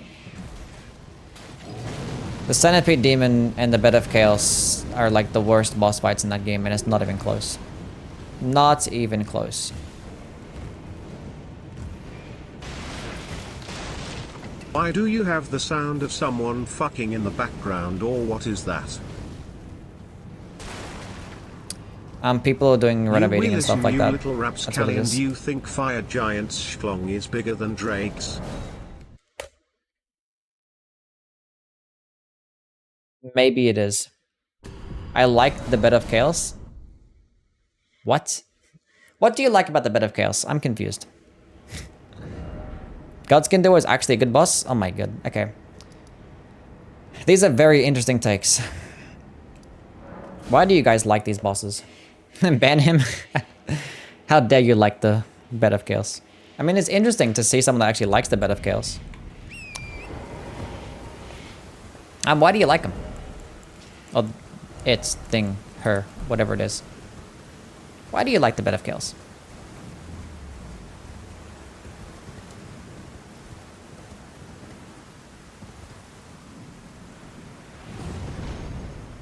There's like nothing good I can say about that boss at all. Outside of the fact that it ends. It's really fun. A platformer, a real switch up. It's hardly even a platformer as well. You just like run from one side. You don't even have to dodge, you just like run. Run to one side, then you just run to the other side. I mean, just quit out and run to the other side. You kind of like dodge projectiles along the way. You're only really platform on like the last part where you have to fall off the ledge, and that's it. You will listen, don't like, get mad, but you look like the nerd who dies first like, in horror movie when he figures I wouldn't out have hated the culprit. the Bed of Chaos so much if it was just like a random boss fight and like an optional part of the game. But like the Bed of Chaos is a mandatory boss, one of the major boss fights in the game that has like some really interesting lore behind it. Of one of like the most major characters in the game. And then you made it a tree. Like what?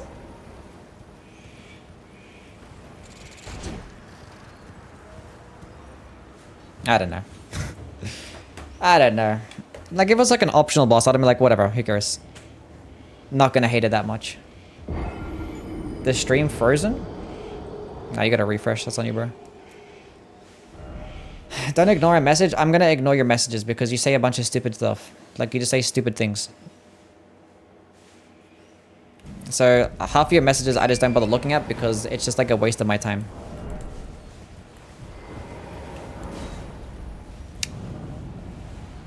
I'll like read about half of them, and like that's enough that you get, okay? That's enough. How's Flame going? Yeah, it's fine. It does okay. Praising you was a waste of time? Yes, it is. Comment Twitch chat L. Like half the things you say is just like random horny stuff. Like, what do you want me to respond to? I walk into it faster. Like, you just say random horny things. Like, I don't know how to respond to random horny things.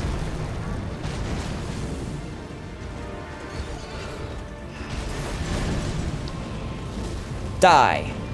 Die. I'm out slamming beers Friday night. Nice. Hope you're enjoying yourself slamming the beers.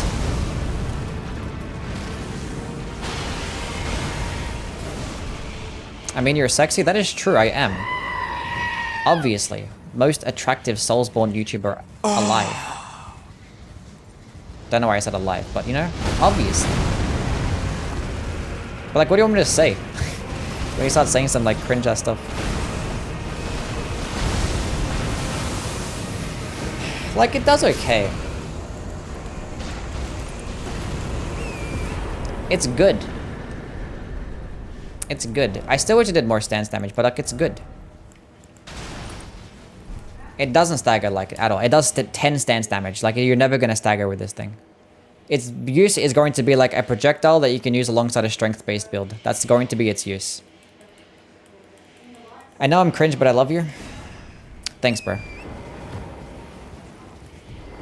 Yeah, this is a Christian chat, yeah.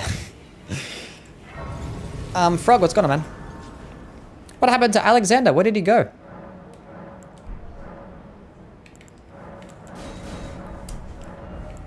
Damage. 25 vigor. It's a healthy number. Intervals of 5. It's just the way to go. You can't go wrong with intervals of 5. Okay, now we're gonna fight our first fire resist boss in the game in the Draconic Tree Sentinel, and we're gonna see how that goes.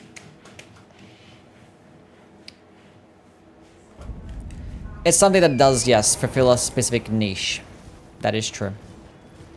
So if you have like a strength-based build where you can't use Flaming Strike, and you still want to have access to fire damage, then Flame of the Redmanes is going to be good, because like it still goes like 3 times as far as Flaming Strike, and like the initial hit is going to do more damage and like a wider spread, so it can hit multiple enemies. So it's nice. But the thing is, in most cases, if you're using a strength-based weapon that cannot put on something like Flaming Strike, you most likely have like a Colossal weapon or like a Great Hammer or some shit, of which if you're using a strength build with a Colossal weapon or a Great Hammer, I'd still rather use things like Lion's Claw or like Crag Blade. But like, if you felt the need that you're lacking a projectile option, because projectiles still make the game easier. If you want like a projectile option or like a crowd control option, then Flame of the Redmanes could fulfill that, yeah. We'll see how the damage performs against like the later game bosses, because a lot more bosses towards the end of the game are resist to fire damage. So there is that.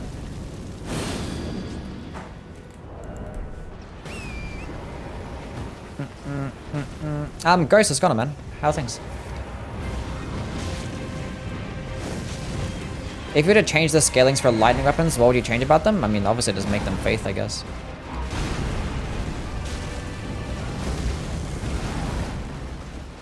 Like, it's always gonna be a downside of weapons. Like, the weapons that just don't get elemental scalings is always gonna be a downside due to how good spells are in this game. Like, just not having access to elements, elemental stats like faith or intelligence or arcane is always gonna be kind of cringe, especially if you have like a pure dexterity type of weapon, because like there's not even a dexterity seal or a staff in the game.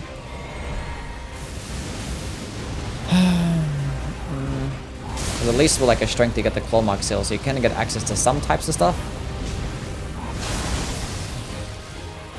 So it's always going to be a downside. Radagon is weak to fire damage, yes. And so is Millennia, but enemies like Moog, Fire Giant, Godskin Duo, I think even Elden base because he's standing in the water. I think they're all resist to fire damage.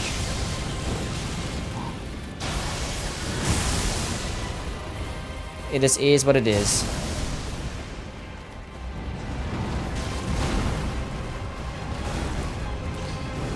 Anyway, GG. I mean, like, that's a boss that's resist to fire damage there as well. I think he's like 60% resist or some shit.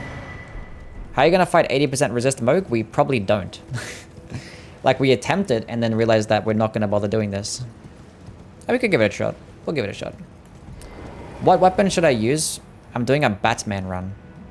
A weapon that you should use for a Batman run? What does Batman use?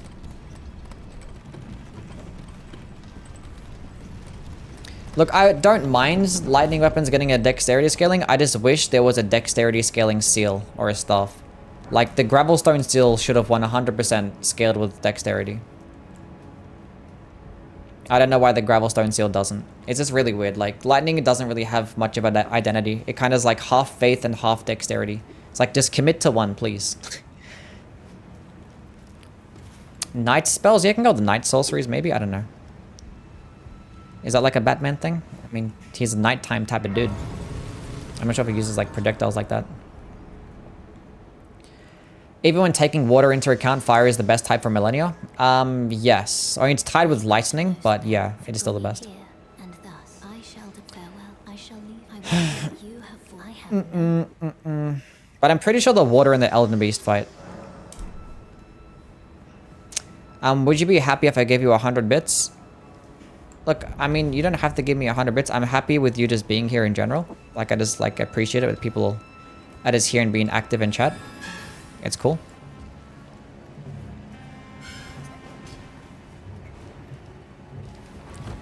So if your objective is to make me happy, you don't have to give me 100 bits.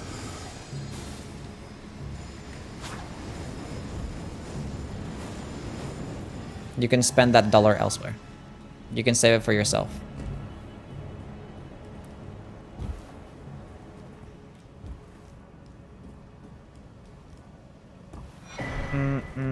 The gold scarab talisman is needed for the Batman build, yeah.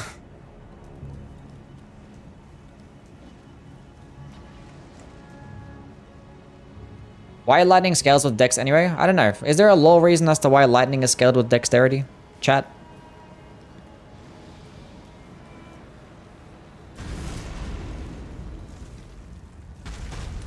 What is the amounts of time? The amounts of time spent in the game? Like 2,700 hours?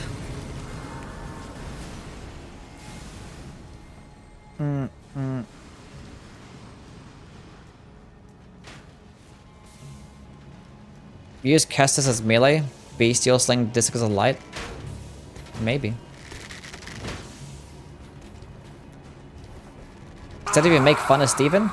Humble so you deserve it. Maybe. Also you got big balls for choosing content creation for Balloon, a thank you for career. the 100 bits, man.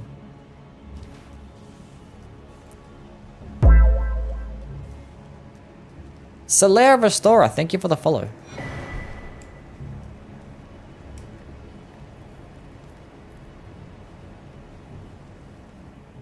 You're just happy if I'm watching you, so I don't need my extra 1 million? Yeah.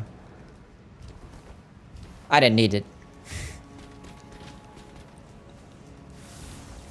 Because Dexy stuff is lightning fast. Would I do more damage on an S scaling weapon like Knight Rider's Glaive? I actually tested it out and it doesn't. The A scaling that the dagger gets is still perfectly fine.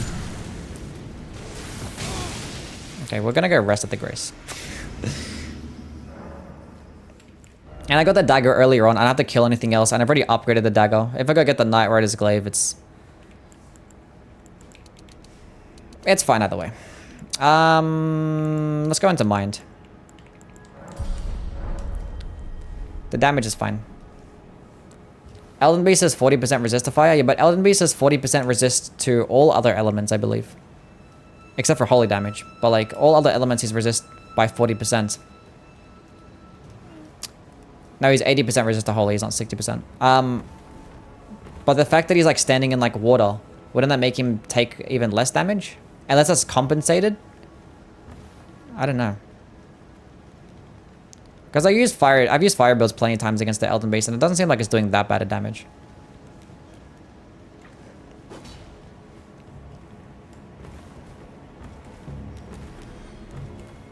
Why are the grade scalings for levels so off compared to the damage scaling? Scalings in this game make no sense. Like, half of them are just stupid. Like, I don't understand what the scalings. They need to, like, ditch the lettering system. I mean, like, you can still keep the lettering system, but it needs to be, like, more specific. And not, like, a case-by-case basis. Like, I don't know. Like, motion values are, like, the worst thing in this game. Like, it just makes shit so much more, like, harder to try and figure out. It's just dumb. Because like an A scaling in one thing could be like a better than an A scaling in another thing. Some like weapon that has a D scaling might be really shit. Another weapon with a D scaling might be really good. It's just like, why don't you just make it all the same?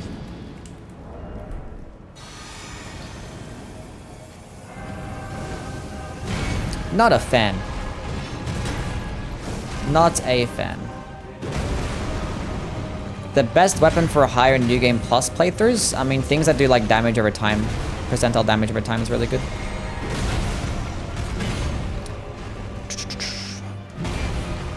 And like status effects. So whatever procs status effects quickly or does percentile damage in general really quickly is going to be best. In my opinion. What's my GPU? I'm a 3080.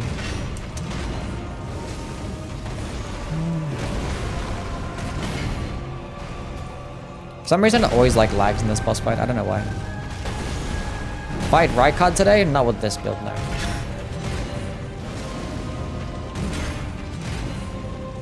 Confirmed poison is broken. Deadly poison is really good. I would never use regular poison because it kind of just sucks ass.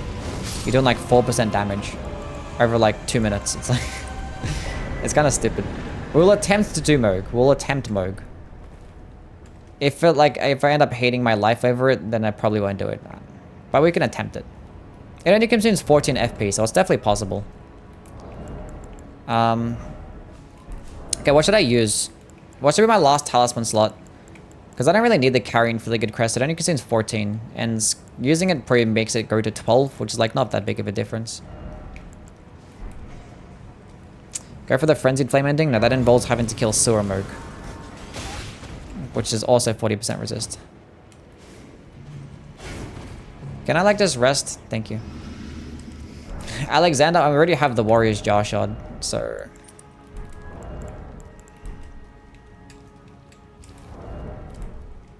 What else would I need? I don't know. Nothing else really. Let's go into some more vigor. We're gonna be responsible this round. Normally I have like 20 vigor at this point, but we're gonna be responsible. What's GPU? Your graphics card. Graphics card is GPU. The extra FP gem. Doesn't the Ancestor Spirit Horn Talisman, isn't that off kills? Isn't that when you get kills it gives you more FP?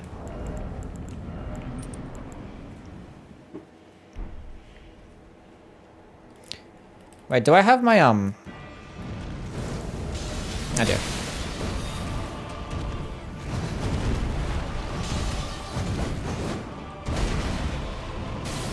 I was trolling, it sucks? Okay, fair enough. Does it hit him from here? Oh yeah, definitely. This guy should be resist to fire damage in the second phase because of the water. I guess the carrying fairly good crest is like the only other option, but it goes from like, it'll probably go from like 14 to 12 FP, like it's gonna be like nothing. I could get like the Stargazer's heirloom to get +5 to strength, but like that's like hardly any damage as well, so like I don't know.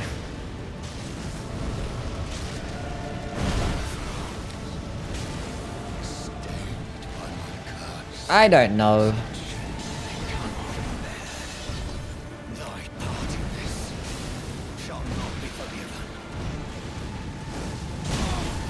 How did that happen?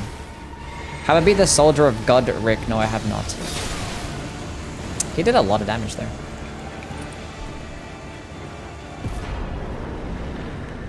But now he's dead.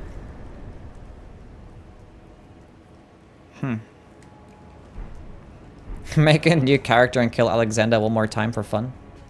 Just kill him for sport. Should I skip the duo Apes and Secutor? I mean, if you already have that part of the game unlocked. Like, if you already have Mibu Village unlocked, then yeah. You can go ahead and skip them. I think they give you a trophy though. So if you care about trophies, maybe you can kill the duo Apes. Either way, if you have like Mortal Blade just makes quick work of them.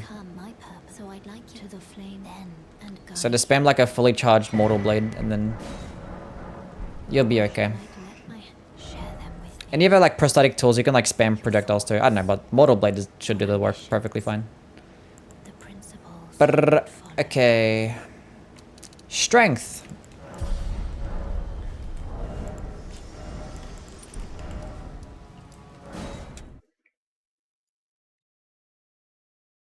Mortal Blade has the coolest attack effect in Soulsborne? Is Rivers of Blood a good weapon? It's okay. It's okay. I would still never use it over like most other katanas, but it's okay. Do you think holy damage would be good in the DLC? It'll be like just as good as everything else in my opinion. Based on how all the other DLCs went, I think a lot of bosses will be very elemental resist, of which all the elements are going to be pretty bad. You're just going to be doing bad damage no matter what, I guess. So in that instance, just use whatever's coolest.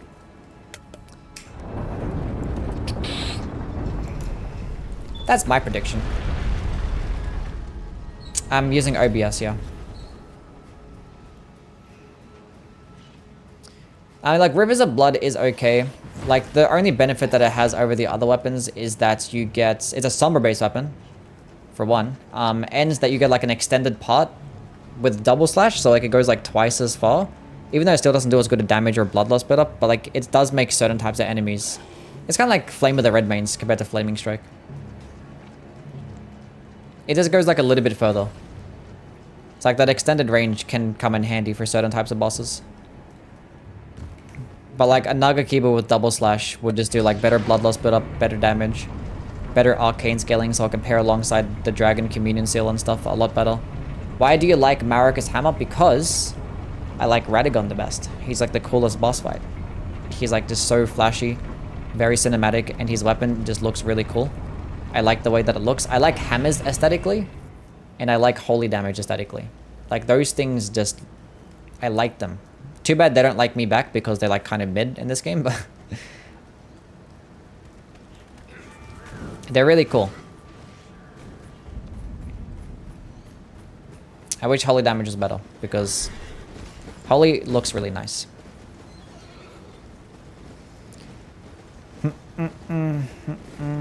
What build are you going to be using for the DLC? I probably just go into like a random like faith build or faith intelligence build or some shit, and as soon as I find a new weapon or a new spell, I'm going to change my build. So basically, I hate Radagon, but I love the Elden Beast.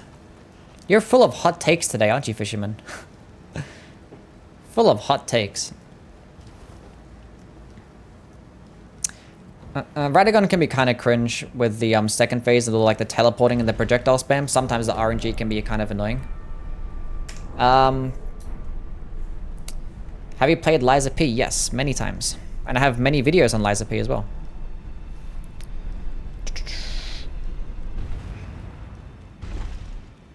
I even did a level 1 run in Liza P. I'm pretty sure I was the first person, maybe first or second person to do a level 1 run in Liza P. And I did it without using the perfection grindstone. And what's her name? Luxasia took way too long. Can you read the chat on YouTube or is he on Twitch? I can read both. I can read both.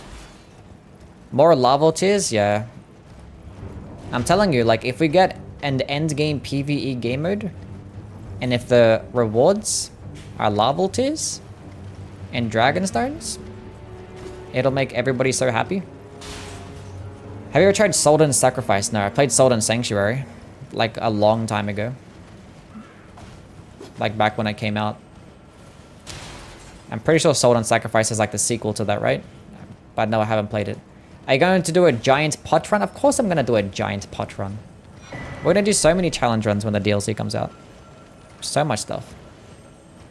Is the Godslayers worth using without the hype armor for the Ash of War? I was actually planning on doing a Godslayers Ash of War run today. But yes, it is. It does a lot of damage.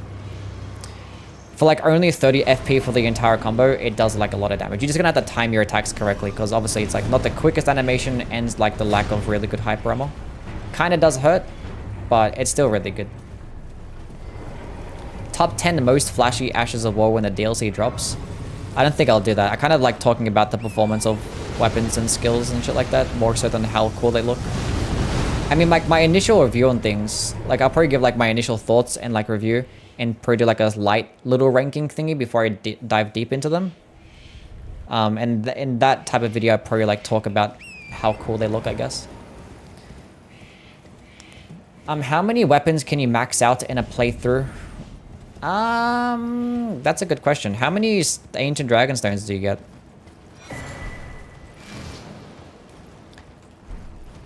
That's a good question.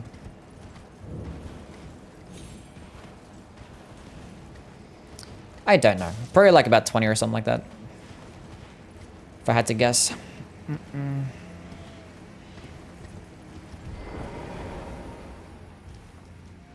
Is it possible to do a good build with the Maracas Hammer? Yes, it is. I think... Did I make a build video on that? With my top 5 most fun builds? I think if you got my top 5 most fun builds, I think I made one with the Maracas Hammer. Maybe. I'm not sure. But yeah, like with Maracas Hammer, you just go all into strength. The faith scaling that it gets, don't worry about it. Just go all into strength. You can go like into a little bit of faith, because you can like meet the minimum requirements for certain types of spells, and you can use the claw mark seal to get some like decent spell damage too. Number 1, I mean, it wasn't like ranked or anything like that. It was just like 5 fun builds.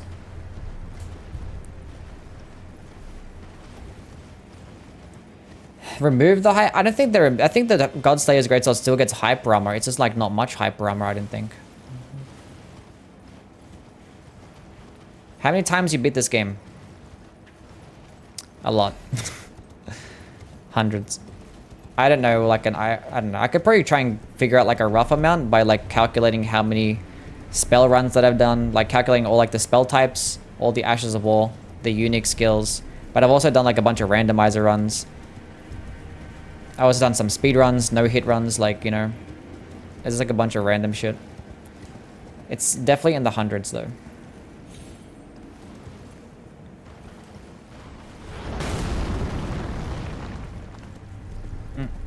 You can get knocked mid-animation from NPCs.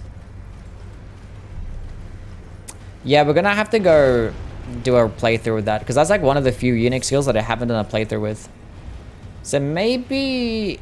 I don't know, should I do a... Should I do a Godslayer's Greatsword weapon skill run tomorrow, or do I start with my Chaos Blade marathon? What do you guys think? 8 Somber Dragonstones and 13 normal? There you go, 20 weapons. I was right. Have you done Knight's Comet only run? I mean, I've done Knight Sorceries only run. And when I did do Knight Sorceries only run, I used Knight Comet for like 1 boss and then didn't use it again because Knight's Comet is like way too overpowered. 50k subs coming up, that is true.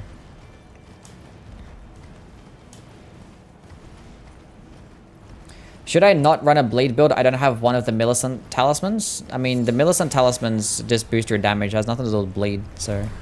You can still get good damage. Like, Millicent's Prosthesis, that, like, just adds, like, a bit more dexterity. And it can get you, like, 10% more damage. Godslayers. Okay, I guess we'll do Godslayers tomorrow. Do you guys even care about the marathons? Because, like, I want to do the Chaos Blade marathon. Because I actually want to rank every single katana across all the games. Like, every single katana across every single Souls game. I want to make a video like that. We'll probably start the marathon the day after.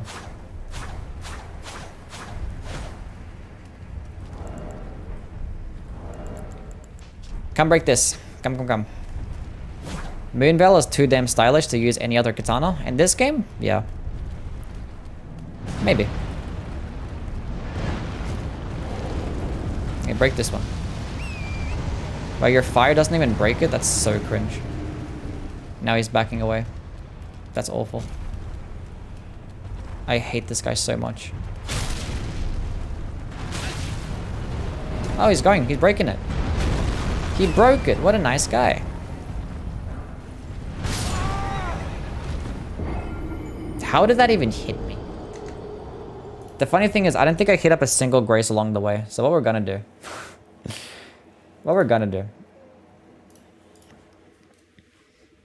Jeez, I didn't hit up a single grace. Okay, cool. Cheat engine time. Your trash, kid. I'm not running all the way back there. That's not happening. Do you think they'll expand on Black Flame Miracles in the DLC? Yeah. I think they'll add like at least 1 spell of every single damage type or every single spell type. Run invalid? Yeah, I know. What can you do? The Sabimaru has to get number 1, yeah. Like, if I don't include the Sabimaru to the list, everyone's gonna be like, oh, what about the Sekido Katana? Oh, the Kusabimaru, not the Sabimaru, yeah. Kusabimaru. The Sabimaru. I don't know, I might make a video, because I was going to think of actually talking about, like, Sekiro prosthetics and stuff. I don't know, prosthetics, the combat arts. But I could just do, like, a ranking video just for that alone. Because the thing is, I've been doing, like, magic-based things. And the prosthetic tools are kind of, like, magic-related. So when I do my magic-based ranking video, I'm going to include the prosthetic tools. And I could probably make like a weapon skill ranking video, like which game has the best weapon skills, which will be like 3 different games, but like kind of be a useless video because like it's obviously going to be Elden Ring, but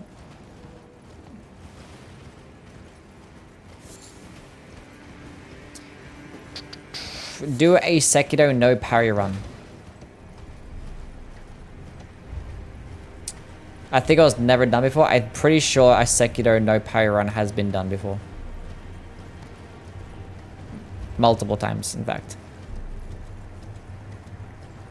Isn't the Mortal Blade closer to the Chaos Blade than the Kusabimaru? I mean, the Mortal Blade isn't like an actual weapon. It's like, it's a skill. You know?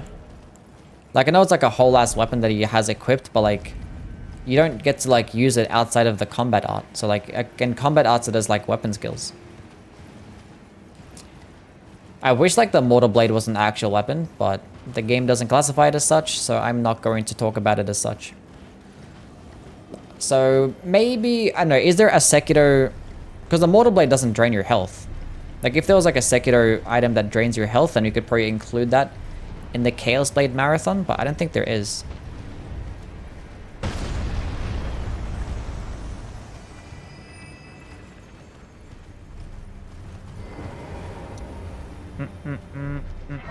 I hope the next Souls game is more linear, like the previous entries. I hope so as well. I think it will be. Because I think like open world games take a lot of effort to make, if you're from software at least. If you're like any other company, then it doesn't, because you can just be lazy and just make it big and empty. But yeah, From Software really tries to make it open world, and they try to make it like really large, which takes a long time to make as well. So hopefully the next game is linear, because it would be like quicker to make, hopefully at least. And I just like more focused level design in general.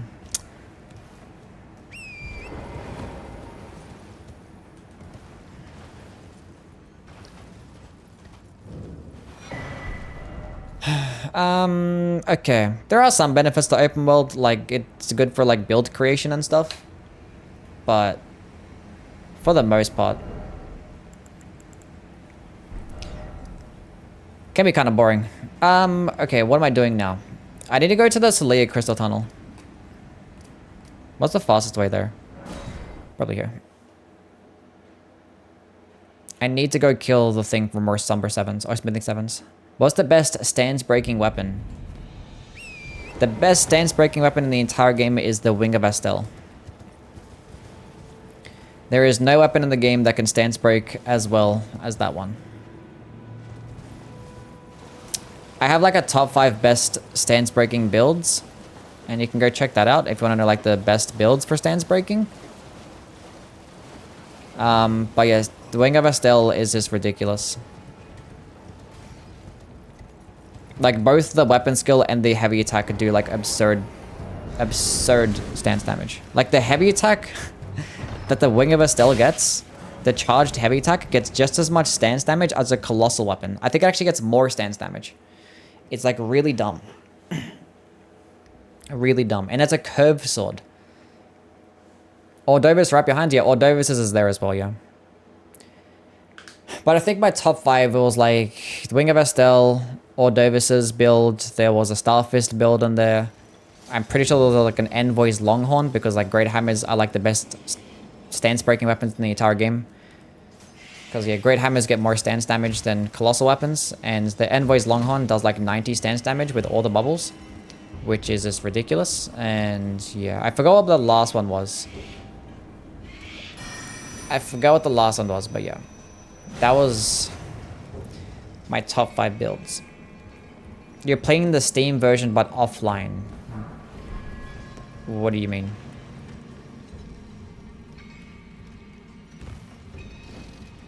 I'm playing on PC, but I'm playing offline. Yeah, if that's what you're asking. Yeah.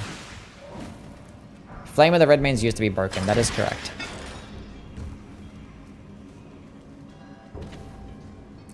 It's all about exploration, yeah. Like, exploration can be cool, but like, it can get tiring sometimes, you know? I think if like their next game was going to be open world, I'd probably just get like sick of it. Because like, I'm kind of like worn out with open world games. If there were to be another one. Like, I have enough to take me through the DLC, and that's about it.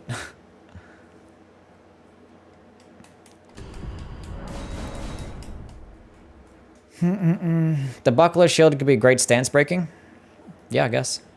I mean, it's technically not stance breaking, right?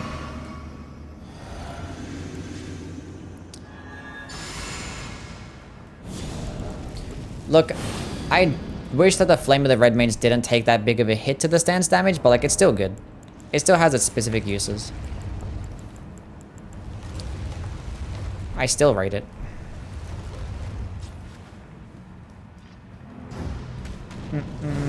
DS1, DS3 Bloodborne maps are amazing.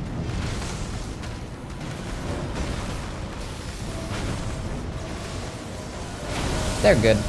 They're okay. I think like the level design of some of the Dark Souls 1 areas are kind of slacking a little bit. Like some of the level design is kind of like, I don't know, they did it much better in the later games. Like Dark Souls 1, like world design, like the interconnected world is obviously really good, but like the levels specifically aren't that great.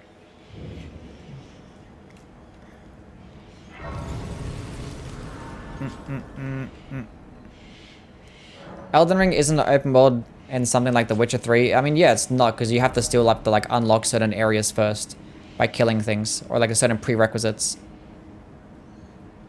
That is unlike the other games. That is true. Look, the benefit that Flame of the Redmanes has over something like Flaming Strike is that it does go a lot further. So if you want to have like a good projectile range option that's good at crowd control, and what this does like fire damage in general, then it could be a decent option there. But that's about it.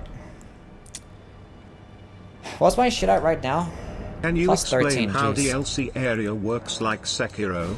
A level won't matter, then what will?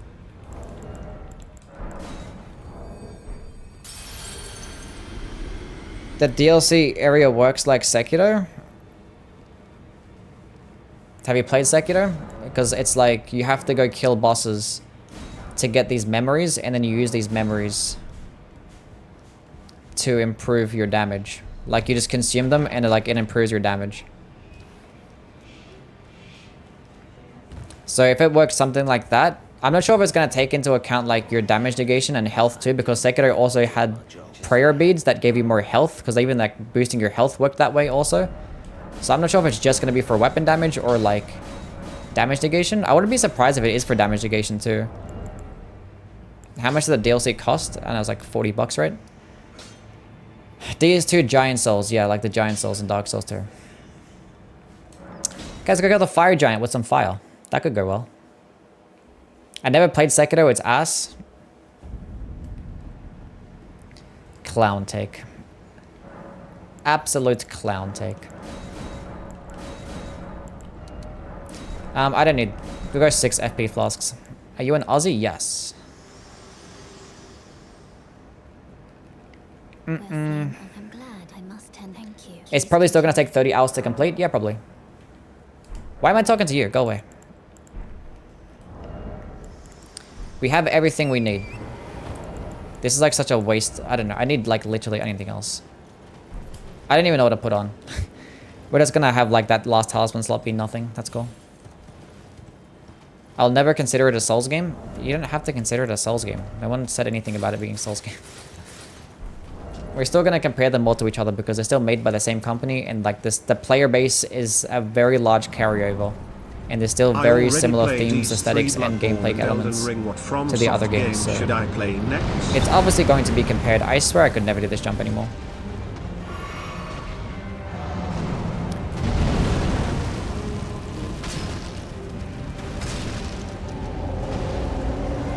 Yeah, it's okay damage.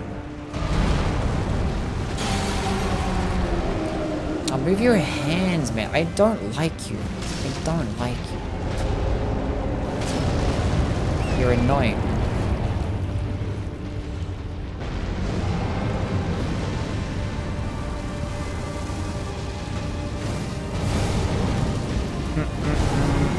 But yeah, the DLC is gonna work the same way Sekiro Memories, basically.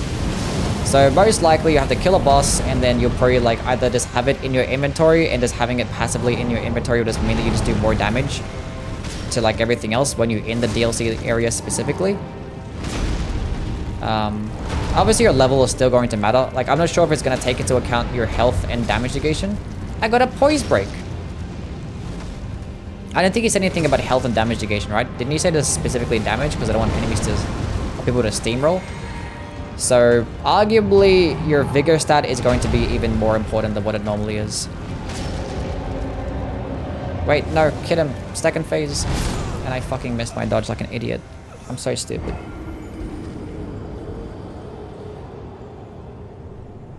Did you get the umbrella yesterday?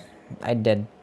After DLC release, would you still do challenge runs but with DLC, or you'll do something like Shadow of the Erdtree Rob only run? Look, I don't know what content is going to be. Where do I see your VODs? I have a VOD channel, and you can go still see them on like the live page on my main channel. You can go just click on my lives when you go click on my channel, and this should have all the lives there. Then you can watch them all back as well.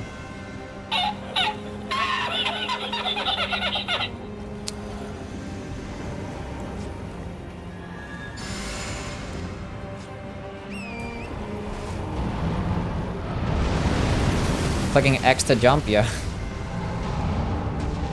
I mean, the thing that gets me when I'm playing these marathons and I go back to like certain games, like you click triangle sometimes to go like open up a chest or like enter a boss log, and you go back to Elden Ring, then you click X to go pick something up, then you start jumping and shit.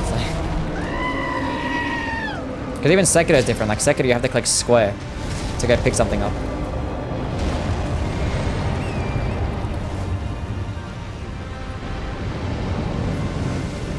What are the soft caps for the damage stats? They're like at 40 and 60, I believe. I think it's like 40, 60, 80 for like the damage.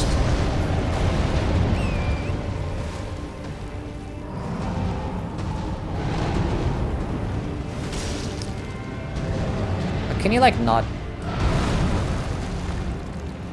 What's the hardest Souls game in your opinion? I don't even know anymore. I don't know which one I find the hardest. I find them all about the same, I guess. I mean, probably not Elden Ring because I played that one the most. So Elden Ring's probably my easiest game because I played it the most, I guess.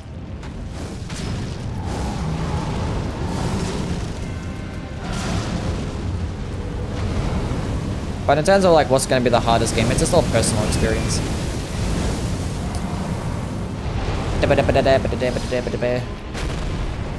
And it like depends on how you're playing on the day as well. You know? Hardest Souls. Some days you just play like shit, and then like the game can just be really hard. And other days you play really well, and like everything just works for you, and you get like perfect RNG, and then you have like the correct build, and everything just works out nicely. So it just all depends on like so many different factors.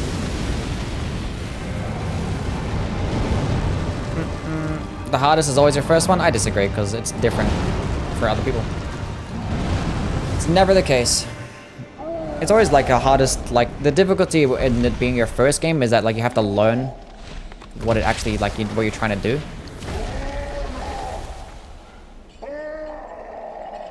So I don't even think it's that. Because I can guarantee there's plenty of people out there that, you know, have their hardest game be not their first one.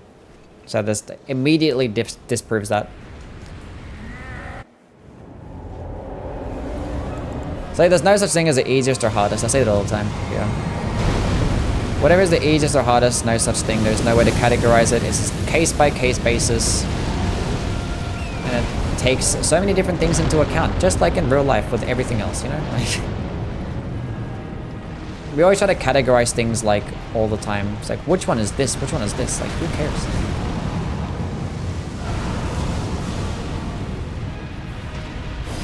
Like, those will be videos that I'll never make. I'll never make a video talking about which game is the best.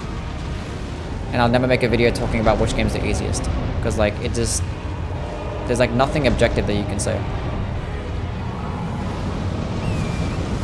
Because it's so heavily like relied on personal experiences. Like, why am I gonna bother making something like that? Unless I say like I wouldn't mind making a video talking about my favorite experiences for the games on my first playthrough. Like which ones I enjoyed the most, but like it would be like a very subjective video because I'll be talking about my personal experiences. I don't know, like those arguments, they don't interest me at all.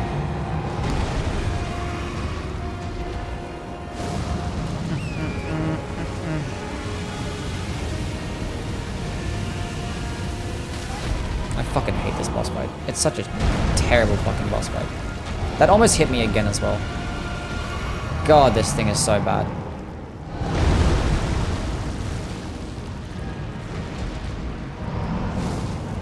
The terrain is like one of the worst things about this boss fight. I don't know why they made the terrain like this. It's bad in so many different areas. Like when his leg gets stuck up on a rock and you have to go try and hit him. The fire like deflecting bullshit. And then sometimes when he's like legs on higher areas and he's trying to do like the stomping attacks, sometimes it comes down like much sooner than you expect as well. It's like there's so much just bullshit.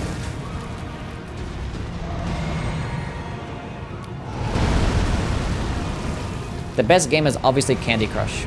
True. Can I like... Bro, what am I playing right now? Why isn't this hitting? I'm gonna run out of FP at this rate. Oh, come on. Can you just pop your hand down right here?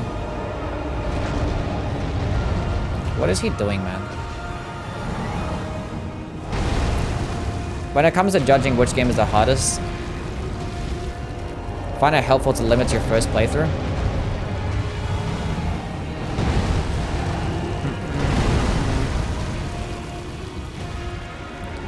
I mean, it's always like nice to take into account your second and third playthrough, because like some games are like harder on your second, not harder, but some games don't get as easy on your second playthrough compared to others. I think I'm gonna run out of FP. I thought 6+ was gonna be enough. I missed so many projectiles. It might be enough. I just gotta like not miss at this point.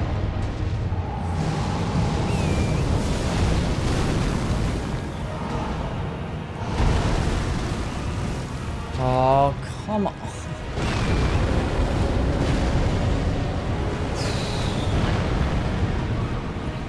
Do I have a Starlight Shard?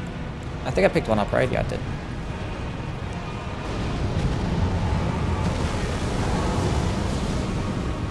Any tips of the Fire Giant phase 2? When he does that attack, you just run through it, and I don't know, just follow what I'm doing. When he does that attack, get on your horse and just run away. And you just wait for him to slam his fist down, or he's just gonna roll away. And when he does this attack, he's always gonna do the follow-up slam, and then you can just dodge into it, and then you get a free attack off. That attack, he's not gonna do a follow-up attack, so you can punish that one. This one's easy to punish too. I don't know, you just stay in front of him. You just never go underneath him, because if you go underneath him... That missed? Oh my god. This one he does a follow-up with his right hand. It's just like a matter of just memorizing his moveset, I guess. I don't know. And then this attack, you just gotta run, and hopefully you just don't clip any trees. Like, trying to do it when you're out in the open. Because if he clips and hits trees and rocks, he can like bounce back and forth and hit you.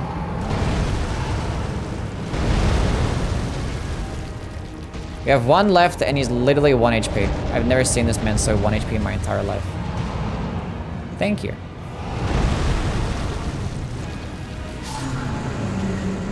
We did it.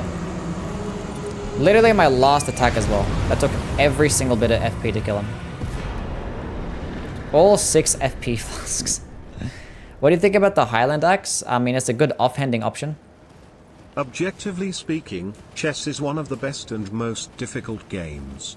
It has existed since 600 AD and no one can do it perfectly. Did I do all shields Ash of War runs? Being played. No, I've done like the unique shields. I haven't done the Ash of Wars though, no. So I haven't done like shield crash and things like that. After this run, I'm gonna go consult my list, and then we can go through it together. Because I have like all Ashes of War ranked, but like I did it in like 10 minutes, and I don't agree with it. Clearly, it's hard to like rank the Ashes of War, because like a lot of them like are just as good as one another, so... What Spirit Ash do you think is better, Tish or the Mimic Tier? I don't use Spirit Ashes, so I don't know. It's a question for somebody else. I've like never used Tish ever. I've used the Mimic Tier. That was like before the Mimic Tier got nerfed as well, because it was pretty funny. I just like had the Mimic Tier and had the Mimic Tier just like spam just heals. I just had him only have Erdtree heal on, and he was just doing nothing but spamming Erdtree heal. It was hilarious. And then they nerfed it. Unbelievable. I'm not going to do a rolling only run. That's going to take like 30,000 years. You are gonna make the all bosses tier list after. We'll do an all bosses tier list after. If you find like a good actual Follow like YouTube. tier list, then I'll do it. Fortnite. If it sucks, then I have to make it myself.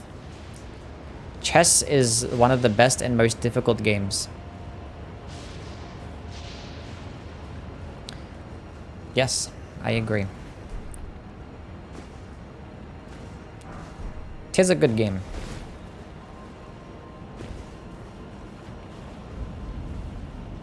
Now, Godskin Doer shouldn't be too bad. They resist the fire damage, but like typically when you have projectiles, Godskin Doer is like incredibly easy. Because all you gotta do is sit behind a pillar and spam projectiles. And it should hit both of them at once. It's gonna be an easy clap. Or if you could fully charge this, oh my god, that would actually make it a lot more useful. If you could fully charge Flame of the Redmanes, and maybe the fully charged version did like 30 stance damage. What a missed opportunity. I play chess. I know how to play chess. I haven't played it in a long time. Liza P is amazing. I'm very surprised how good it is. It is very good quality. Like very high quality game. It definitely like increased the standard for Souls-likes now. Like that's a new standard. Like I've never had a Souls-like game be like that good. It's crazy. Actually crazy.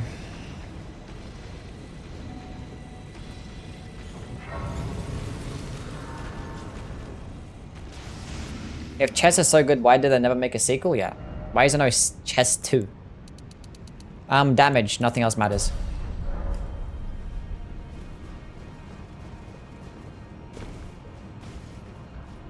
What's a infusible axe in ER that's decent? The warped axe is probably the best infusible axe. The warped axe is really good. I'm trying to think of another one.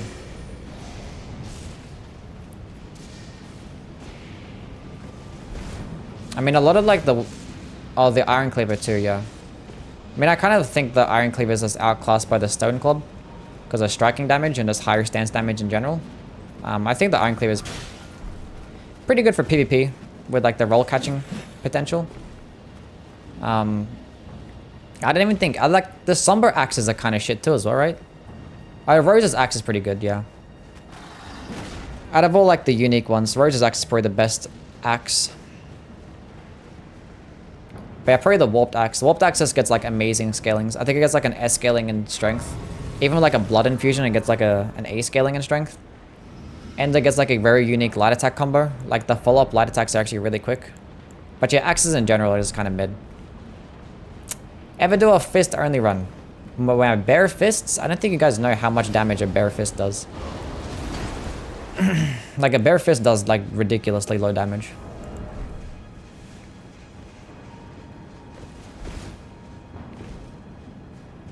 I meant the fully charged heavy? Yeah, the Iron Cleaver fully charged heavy attack is like a running attack.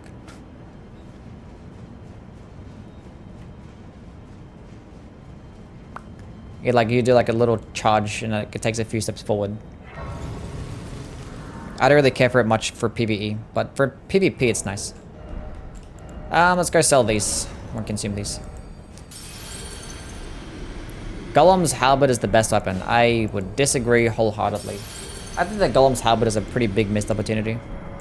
Its moveset could have been more unique outside of like, you know, a horizontal swiping heavy, which I appreciate a horizontal swiping heavy, but like he could have given it a unique light attack combo and not that stupid dog shit rolling attack that it gets as well. Have some type of poking attacks, you know? Ugh.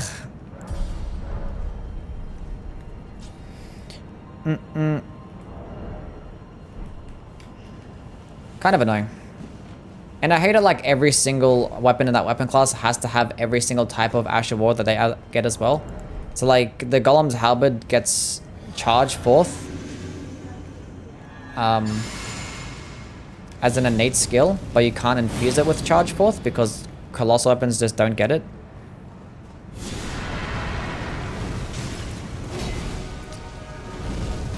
This should be fine for this boss. I should be able to hit them through this. Yeah. We're fine. So even if they resist the fire damage, it's like not an issue. I can just get them fucking both dead at once. It doesn't make a difference. Oh, I had no FP.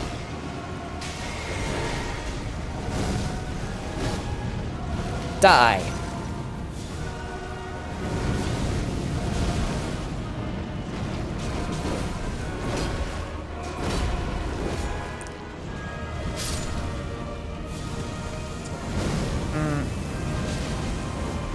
Easy game.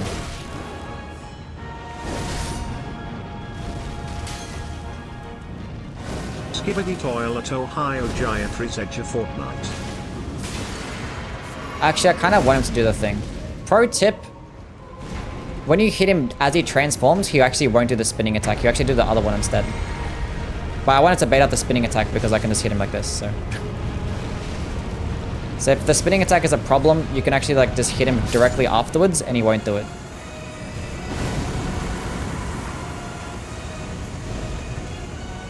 Look, that still hit him. That's nice horizontal spread. That one missed. This is why projectiles against the Godskin are just so easy. It's just free.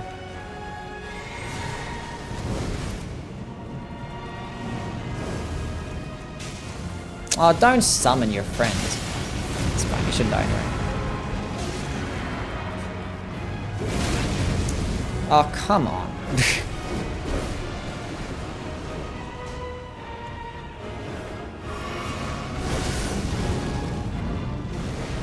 Like the fact, like the pillars are like the best thing about this boss fight. Like the fact that you can actually shoot through the pillars is like the most best thing they've ever like thought of in their entire lives. I don't know how many runs would be impossible if you couldn't shoot through the pillars. I'm not gonna lie.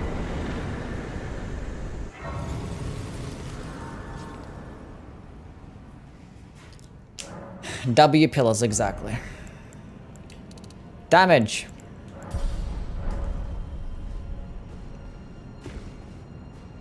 Best build is a rune level 1 whip, nothing else. Whips are so bad.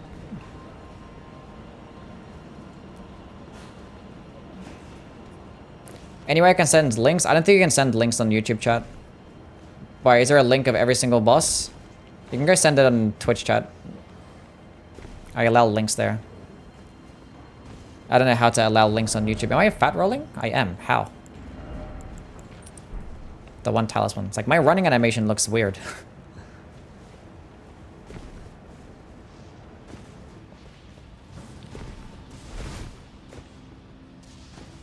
I mean, it's like the first one that you search up. Like, I could just look it up myself. I'm Tamatim. I'm not sure if I said that right. But thank you for the Tomato Tim. Thank you for the follow.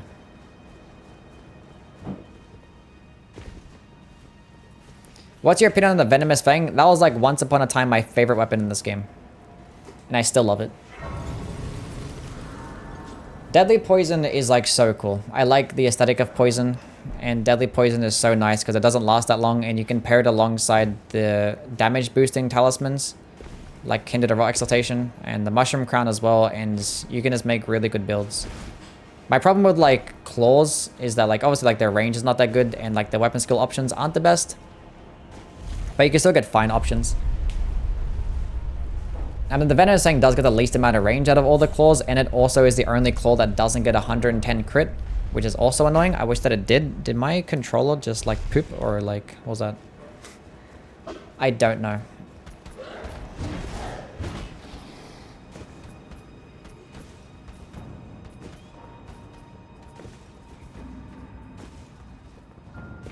Yeah, Venomous Fang is really good.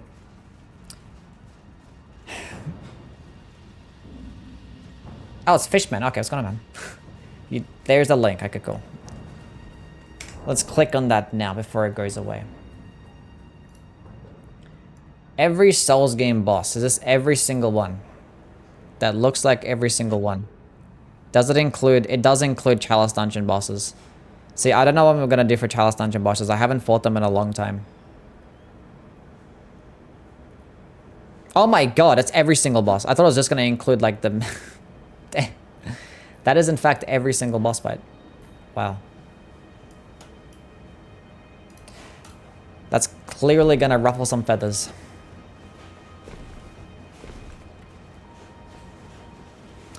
Based on how long the stream is, I take it the run's going well. I mean, yeah, typically when you have projectile attacks, it is going to be that way.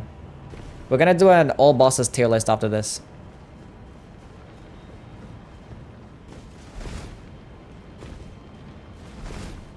I don't know why people watch Lil Aggie.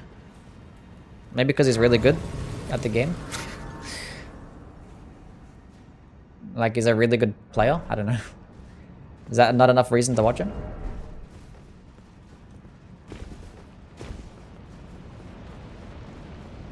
I'm not clicking on that one.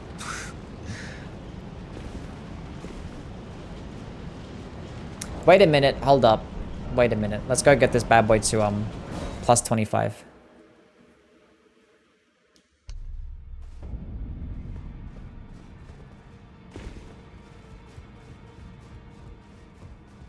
It isn't the first link on Google? Oh, okay. That's valid. How many do I have enough? I think I had enough spitting sevens. Oh, wow. What's my shit at? Plus 21. Yeah, I had enough. 2 of those. Cool. That's fine. We can get this at plus 25 now. Everyone's favorite weapons. I don't know. Everyone list your favorite weapons. That can include any game. Just list your favorite one. Watch the DLC make a whip that does in-faith scaling and pure holy damage. That honestly, I wouldn't mind that, I'm not gonna lie. I would not mind that. Nagakibo? That's valid. Okay, where am I going now? We're killing the boss. Dragon Maw? A weapon? The Grave Lord Scythe from Dark Souls 3?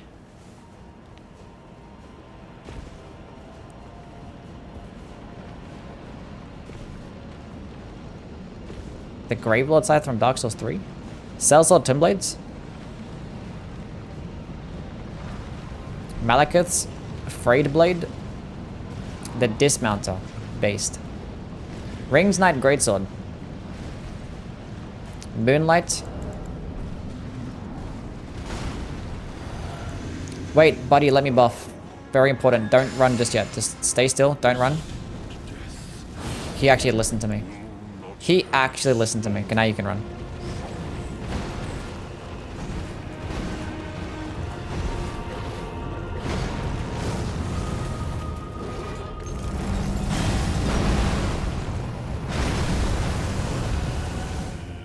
Jeez.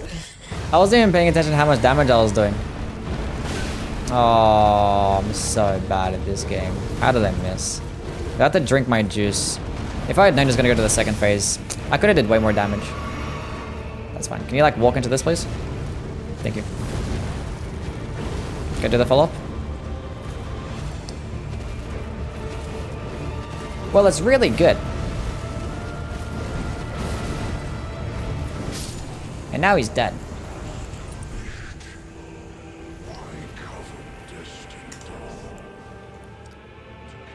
Okay, what are these videos? What are you guys sending me?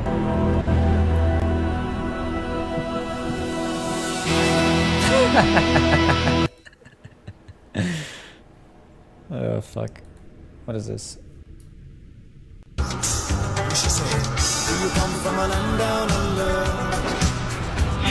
Basically. Basically is what it's like. Goddamn ads. I'm Ixton. Thanks for the Prime sub, man. The ads? Look, if I had it my way, I would delete the ads.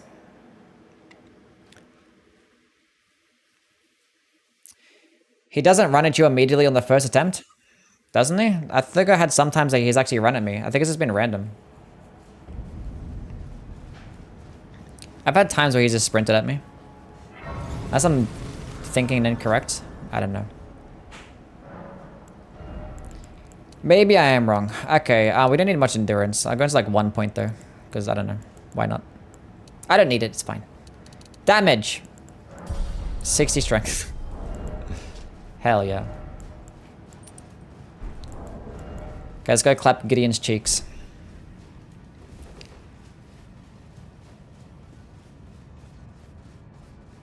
There's a convergence mod weapon? That's why I was confused. I'm like, what scythe are you talking about?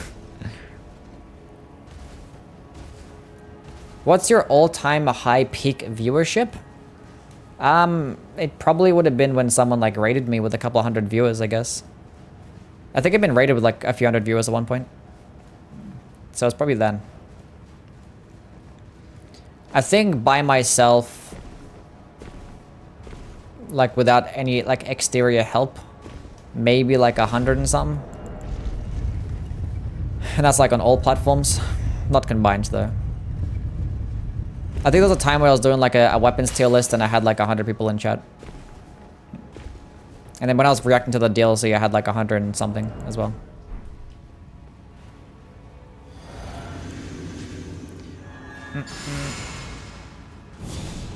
He can run the first time, but it's slower. The following times he can insta-run. I think it's like he finishes dialogue first, right?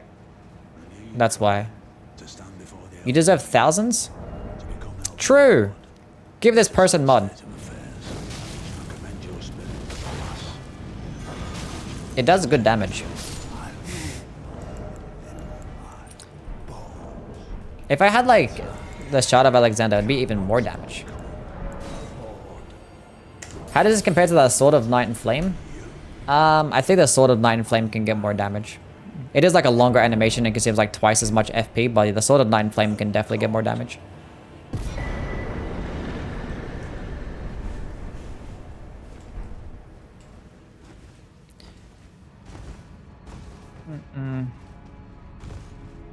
And I'm pretty sure the Sword of Night and Flame is like more of a horizontal spread. Streams are hella underrated. Is this real? It scales with strength, yeah. Hence us going into 60 something strength, and we're probably going to go into more strength. This is like an okay amount of vigor. We don't need health. It's fine. It's fine. I still wish I did more posture damage, yeah. Kai Cenat is really weird for not raiding Youwy. Yeah, true. Yeah, why hasn't Kai Cenat given me a raid? True. Am I full-time? Yes. I would not have the time to stream every single day and also like make multiple videos a week. 99 strength is the only way. Confirmed. Radagon is gonna get melted. That is true.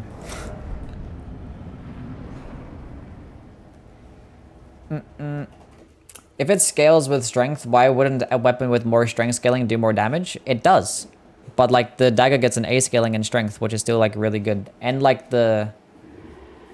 I did some testing and I tested it out with the Naga Kibo. Not the Naga Kibo, the what is the name? The Knight Rider's Glaive.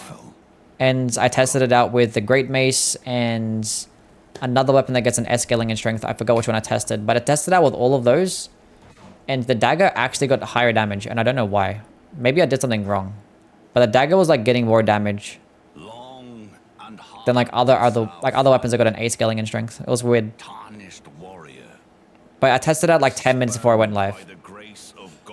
And like the dagger was still getting good damage. And you get the dagger early on and I have to like upgrade anything and it's like it's light as well. NZLE. Thank you for the follow.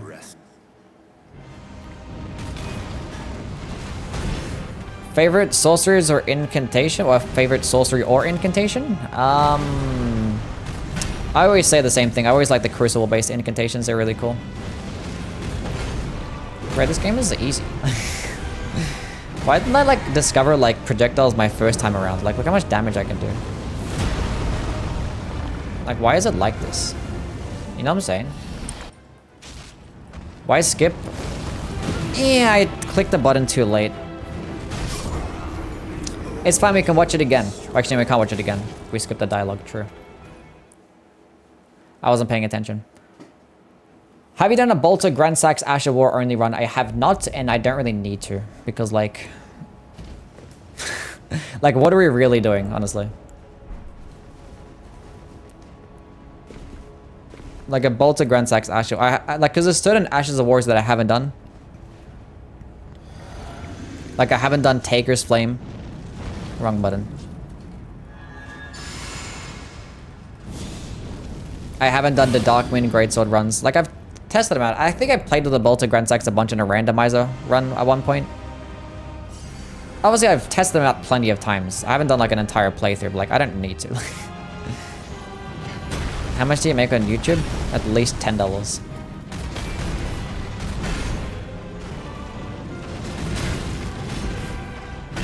Can you stop? Oh, god damn it. I hate this guy. The first one was so smooth. What is smooth run? And then like I just clicked the wrong button. I'm not gonna do a Tibia Summons only run. I did like a Death Sorceries only run and I used Tibia Summons for like a big portion of that and it was absolutely terrible. Please hit punch. It didn't. That's fine. I'm like reading chat. Leave me alone. Come on. You're being so mean to me.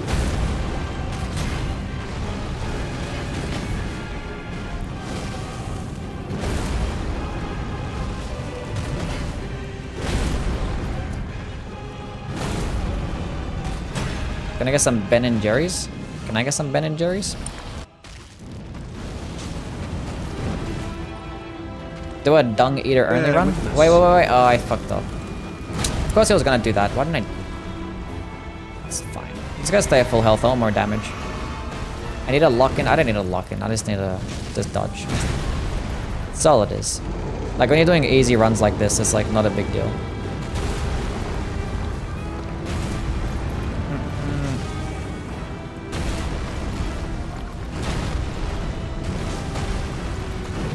Easy game. GG. Thy strength befits a crown. See, nobody's ever said thy dexterity befits a crown. Nobody's ever said that. So therefore, what is actually the real best damage type in the game? Or stat in the game? Think about it. What's the stance damage? It's 10 stance damage. 10, so it's literally non-existent. I think I've poise broken like 3 times in this entire run. We'll go to 70 because I have the faith tier. And I think we'd be responsible and start leveling up vigor.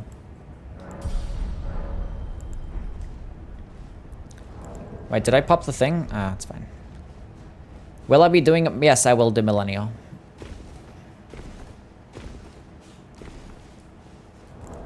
I'm fat rolling. You know what? I might as well put on this. Oh, that makes me fat roll as well. Yeah. Whatever. Flame of the Redmanes got nerfed? Yeah, a long time ago. Long time ago. I still have my Starlight Shot in hand as well. Nice. This is the worst part about the boss fight, the flashbang on your screen. It's terrible. Okay, what is this? Which bumbo clock dog I am? Cause this morning I wake up good enough. Give me a good blood clot dog. What kind of little bumbo clock dog this I'ma give? Think you have a bad What the fuck is this? clot? Think you have to defend me on me? Come on from a bumbo clock team. That's fair. Dogs suck. Someone makes a video like that, it'll get like 10 times as many views as anything that I will ever make. A Law of Causality only run. No. That is the most impossible thing I've ever heard of in my entire life. I think an Elden Stars only run will be more possible than a Law of Causality run. And both of those things are impossible, so. Usually go Strength Faith, Blasphemous Blade is goated.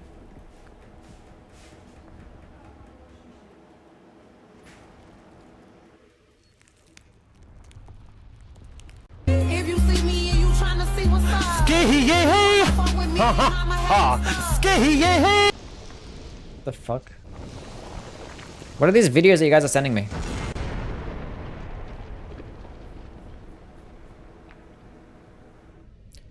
I've already done, like almost every single unique skill I've already done.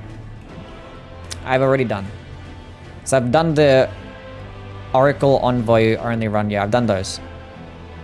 I've done every single bubble run. I think I actually condensed my Envoy's Horn run on YouTube. So this fight with the Envoy's Horn took about 20 minutes. The Elon Musk build run? No, I'm not gonna do that. Sounds boring. Ah, shit, I was too late. He's gonna parry it now. Now we're gonna have to wait. I can't stand you sometimes. You're really annoying. Placid Dusax's Ruin. Maybe I could... I wonder if that's possible. I haven't actually done that before. Like I've done runs where like I've used it as well, but I don't think I've done an entire... I mean, I definitely haven't done an entire playthrough.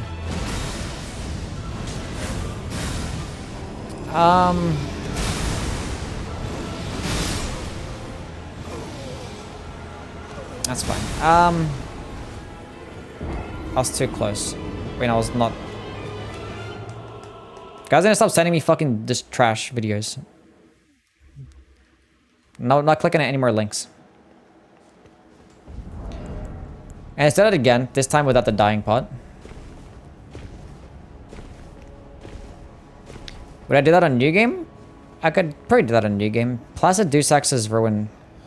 And Nihil only run? That'd be too easy. They call them trash, they're funny.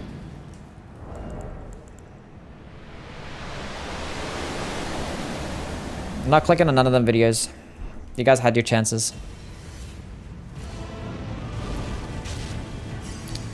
Cool.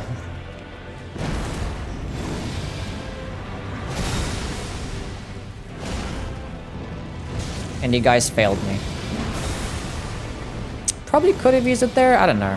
Maybe even it was like jump up in the air, probably could have done it.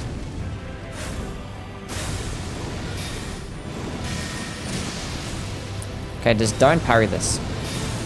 I mean, it didn't, but he hit me instead. Oh, come on. Halashiburi? I mean, there's no need. When you're using fire damage, there's no need to use Halashiburi. It's like 5 to 10% more damage or some shit, and it's like...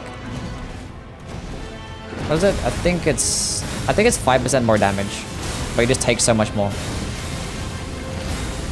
It's like my damage sucks, you know what I'm saying? Like... It's not that big of a deal.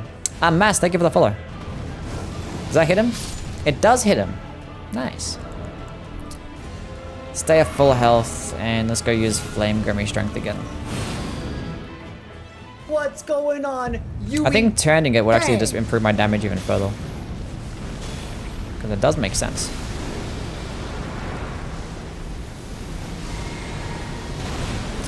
Would it be possible to beat Moog? I don't know. Maybe like the health regen that he gets might make it a bit too cringe.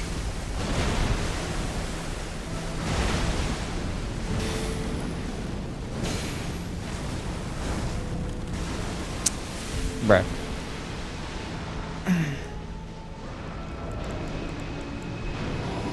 Isn't how like 25%? Yeah, but Flame Grimy Strength is 20%, so... And they don't stack. So you're better off just using Flame Grimy Strength, because like Flame Grimy Strength gives you stamina boosting potential too. Boosts your stamina recovery speed, and it just doesn't, you know... take away your damage negation too. Because Halashiburi makes you take 30% more damage to like all sources. It's kind of silly. So basically when you're using fire damage, it's like a 5% difference. And that gives 5% more damage. Really worth the 30% less damage negation you're getting. I think Halashiburi does last longer, but it's like a longer animation too. It's like, I don't know.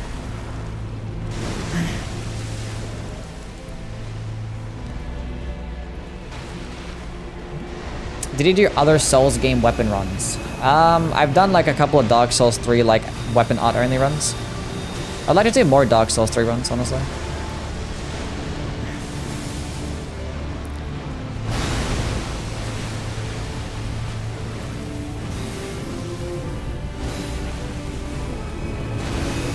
I can get another one off here.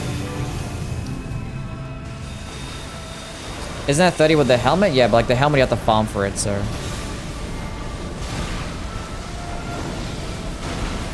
I ain't farming for a helmet.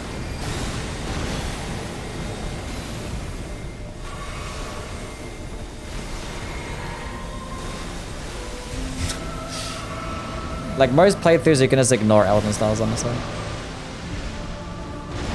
Just forget that it exists.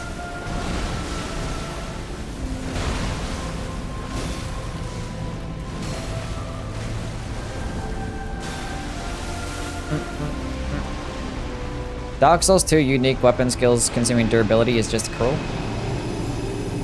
mean, it's like that on Dark Souls 1 as well. Like unique heavy attacks consume durability, because like there's no like FP system, so I'm surprised they didn't like incorporate a way to have like weapon skills be something like that you can like gain over time.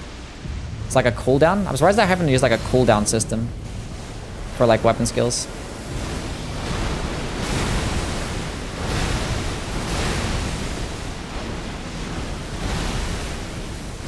Stop sending links in the chat. I'm not going to click on it anymore. I just said that. Jeez. GG. Anyways, I beat the entire game only using Flame of the Redmanes. I think it's like a solid... I don't know. I'm not sure if I put it into the B or the A tier. I'm not going to lie. I mean, it seemed like it was definitely an A tier, the way it was performing. But like, compared to like Flaming Strike...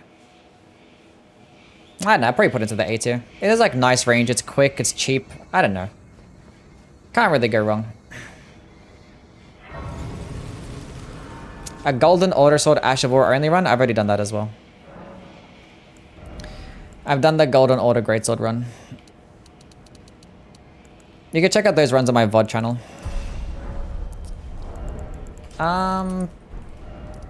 We're not gonna do tier list time. We're still killing other bosses. But like, you know, we're gonna go teleport to these bosses. We're gonna go here. How long did it take before you could do a playthrough in less than 4 hours? I don't know, like about 4, maybe 4 or 5 playthroughs? I don't know. I don't remember. I've done so many.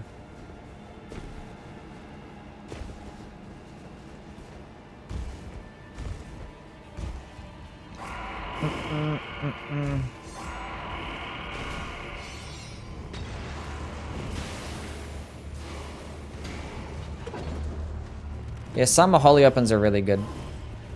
Well, thankfully, some of the reason why like some of the holy weapons are actually good is because they actually mainly do physical damage, like Silurius Tree or Davis's Marika's Hammer. They mainly do physical damage. If they did pure holy damage, it'll just be worse.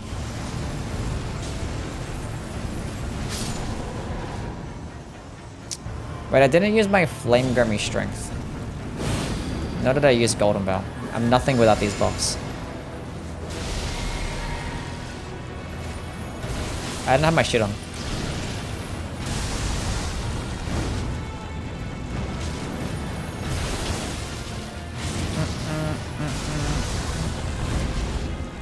It should go that far, and that shouldn't hit me. And we can get another attack off. And that hit.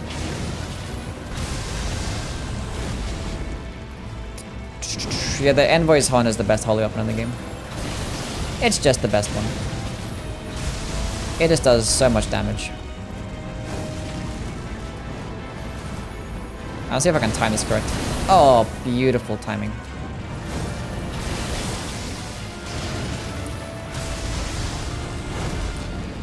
That's a GG.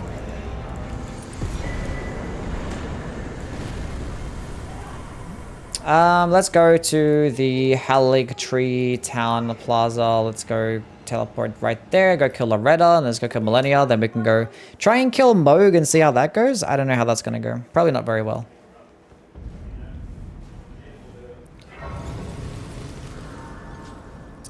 Black Knife Blade of Calling. The Blade of Calling is not a good weapon. I like the way it looks, but no, it's not a good weapon. It is not that good. Okay, what am I doing? We're going to Mind. Got Moog first try? Hell no. There's no reason to use the Blade of Calling over the Black Knife. It does like, it's cheaper. And like, it does like have better knockback potential. I hate this guy.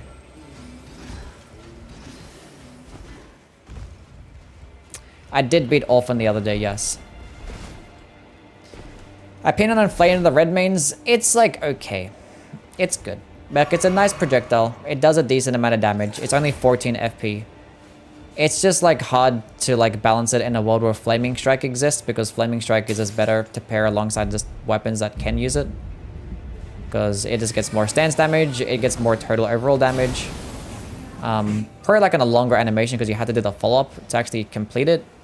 But like the fact that you're just buffing your weapon too. But Flame of the Redmanes can be used on more types of weapons. And it is like easier to use as well because it has like a lot of range.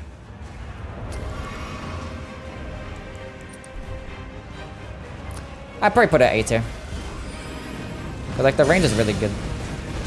And like that's only 14 FP. Like if Flaming Strike didn't exist, this would probably be an S tier. I did do a Heimer run where I used both the Gavel and the Cannon in one run together. It's like technically I already did that run. Like all spells are basically played with. But I kind of played with them like in groups. I didn't play with them like individually, you know? Like some spells I did an entire run only using that one particular thing. Like I did do a Black Blade only run. A Butter Knife much better.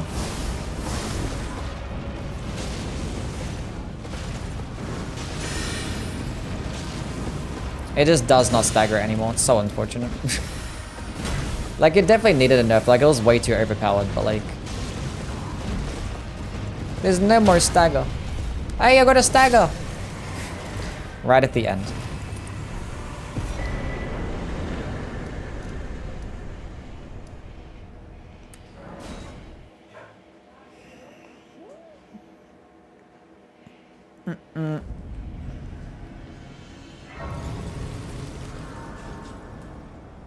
What increases the damage? It scales of strength. So if you have a strength-based weapon with a good strength scaling in a strength build, it's a way to good, nice fire damage at a distance. Like, it's pretty cool.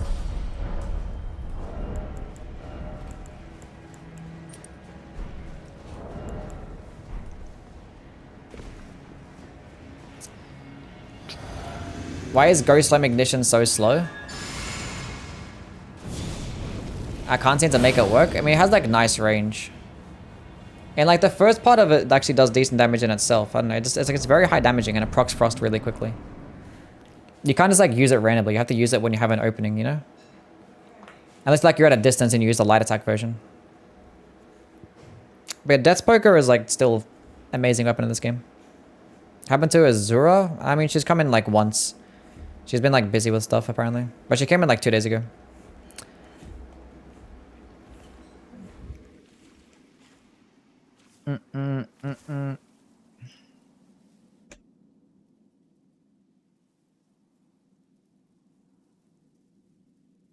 I've been thinking of trying a minus level 213 run on Elden Ring.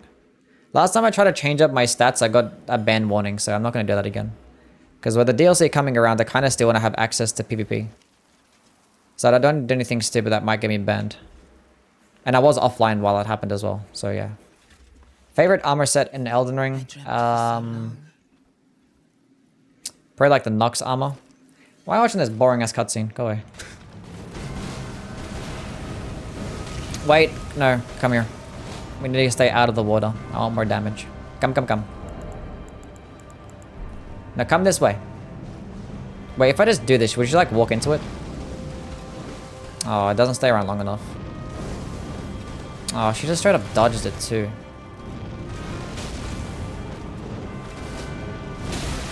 Oh, my spacing was off.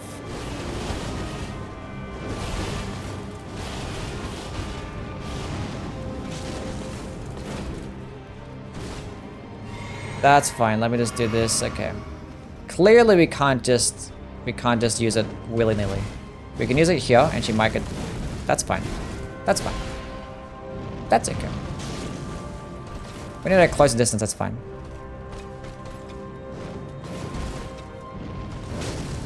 Okay. Fucked up the first roll. This happens when you use projectiles against Millennia. She just like spams waterfowl dance. Okay, don't dodge this. Why doesn't she listen to me? Don't dodge. Trying to like find like the correct distance. It's fine. No, come back.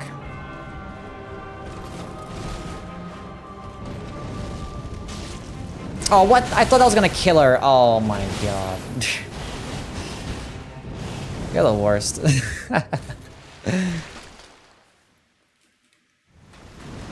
I like stopped moving. I thought she was gonna go to the second phase.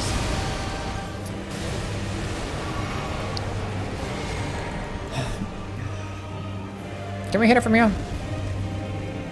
No. Didn't even hit her from there as well? What? Really? Do the follow-up? That works, I guess.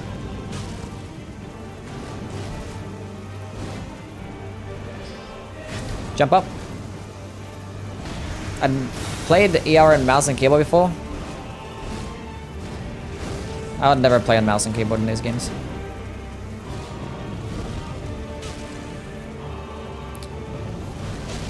Nice.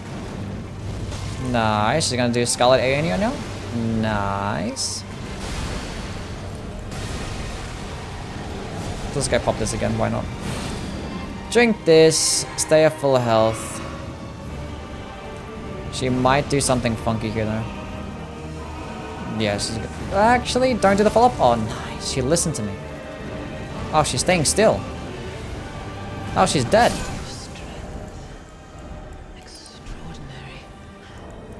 Rip Bozo.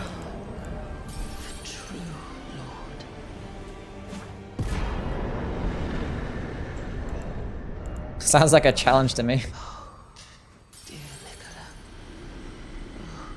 Fire giant is worse. God damn.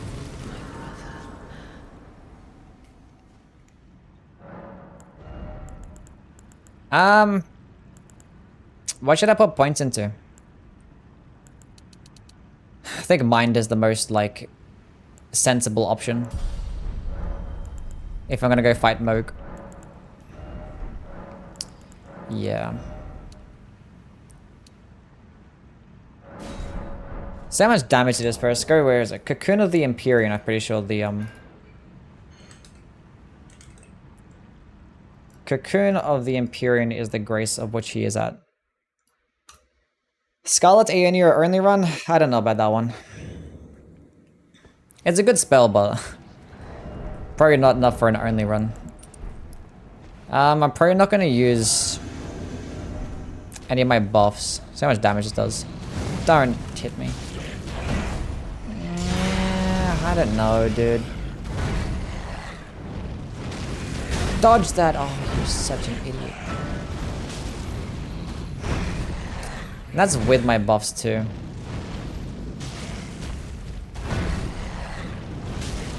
And I'm gonna have to kill him like twice, basically.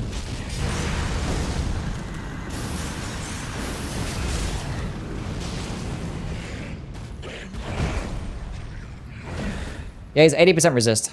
He's like just as resist to fire damage as like Radagon is to holy damage, you know? 80%.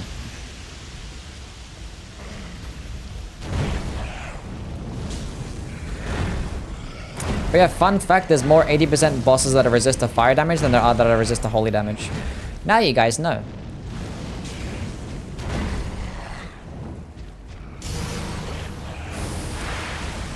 Because this guy's 80% resist, Rykard's 80% resist, and if you include every single Magma Worm boss, also 80% resist.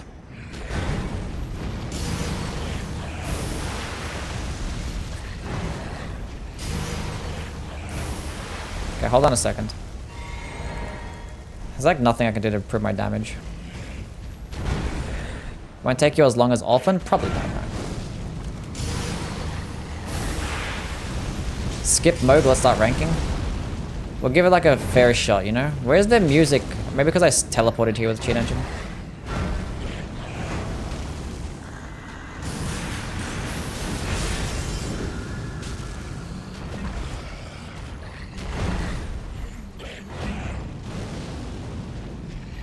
Oh, come on.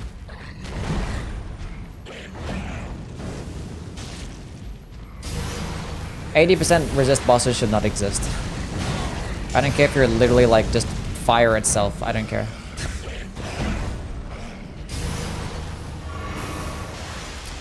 Does it? No, it doesn't stagger him, no. Oh, it does like 10 stance damage, so it probably might stagger him. If I hit him enough times. But like...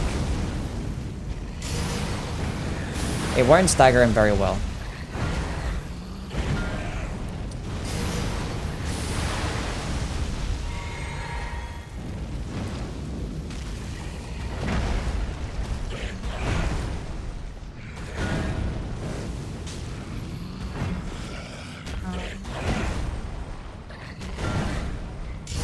Oh, can you stop? Finish with the combos that I like.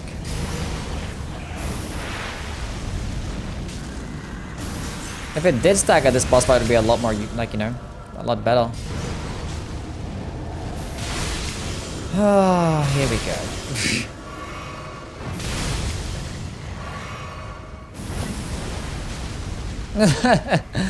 All that work.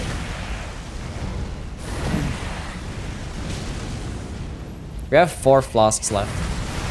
How much did I start with? Did I have 6 or 7? I think I had 7. And the fight's already lasted longer than 3 minutes, so my buff's are already gone. I think even with this damage, it's still gonna be ass.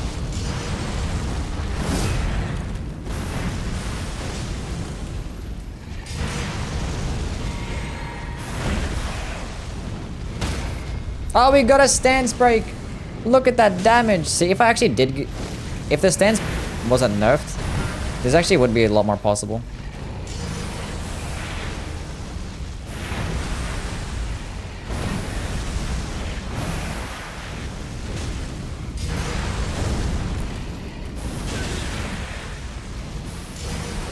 Yeah, I could just go all into FP Flask and get the Purifying Crystal too. That was a mistake.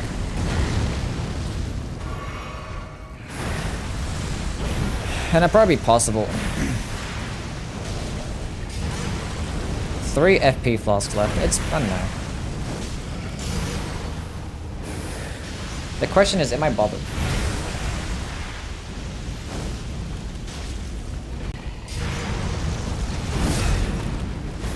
I should have just dodged that attack. I don't know why I bothered strafing.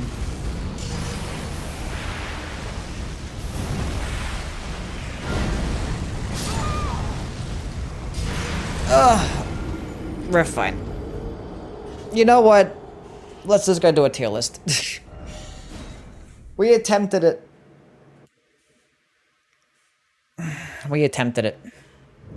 Ugh. Moog's wings and robes look stupid. I don't think the design is that bad. Had 6 flasks. I don't know. If I go get the Purifying Crystal too, then go into like 8 flasks, I could probably do it. For the tier list, am I going to record it for a video? I might. What's the time?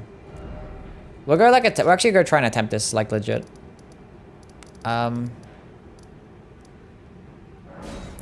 I want to attempt this.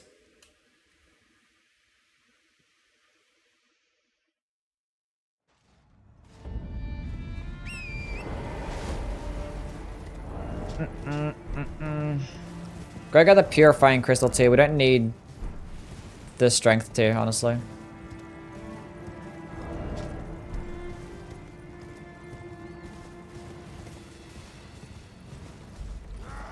We'll be fine. We just gotta dodge and stuff, you know what I'm saying? I mean, Eleanor has ruined my day last time because, you know, I was very weak, so Grail's roll one-shot me, but we have a decent amount of vigor. We're not gonna get one-shot this time. We're gonna be okay.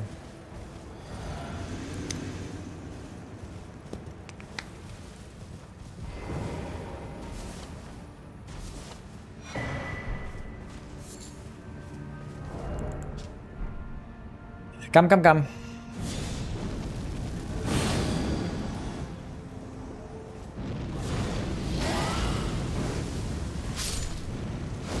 See you, buddy.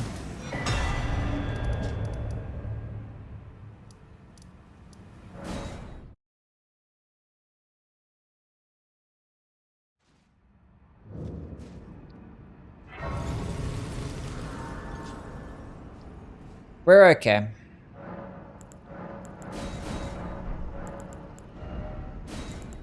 Okay, That purifying crystal tea, fire tea. I should have sent the elevator back down. That's okay. Oh, I did send it back down. Wait, no. It was always down. True. I'm sneaky. What's going on, man? I'm doing well. We're just doing this Flame of the Redmanes run. We already beat the entire game. We're just saving Moog for last. Wait, what level am I at? We're at level 120. 70 strength. When I had two-handed, it's even more strength, right? So we have all the buffs necessary. Oh, I wanted to go into more FP flasks. I have a Starlight Shard. You might be okay. Fuck, I wasn't paying attention.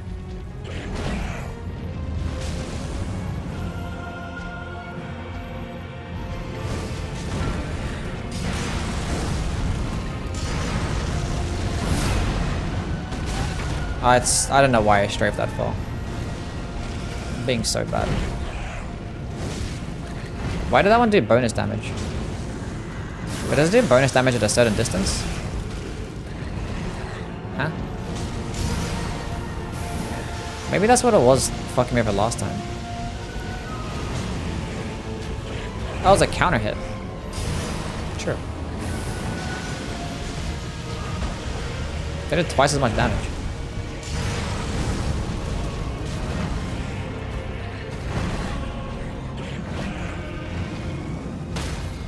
Oh, we got a stance break. Wow, look at that.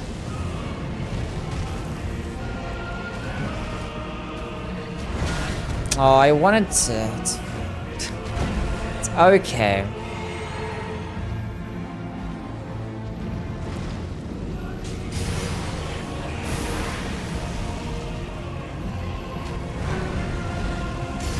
I kind of didn't want to do... I wanted to heal instead, but I clicked the wrong button. That's okay. Struggle my ass out with Mo, good luck. Boiled crabs conflict with flame going strength. I'm pretty sure the crabs is only physical damage, right? Well, it's a good thing that I didn't actually go into more FP flasks because I'm kind of choking my fucking... Choking my dodges.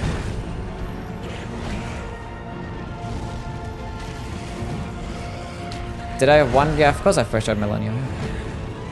She's weak to fire damage. She was not a problem. Millennia was not an issue. No. That shouldn't hit me, right? It's fine.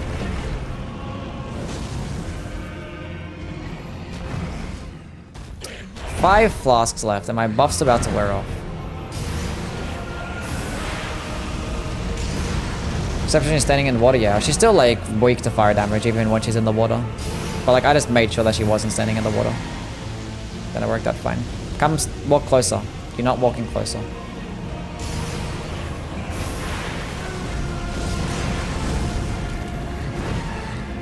Now he's gonna do the and do his transformation. And look at all that healing that he does.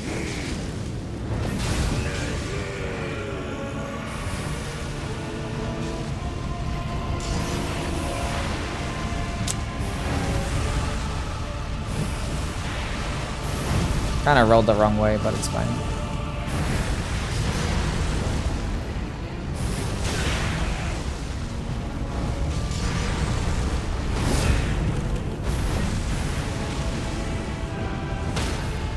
I had a feeling that one was gonna stance break, and of course I had to drink my juice. 3 FP flasks, and I have a Starlight Shard as well. My nose is itchy. This is not good.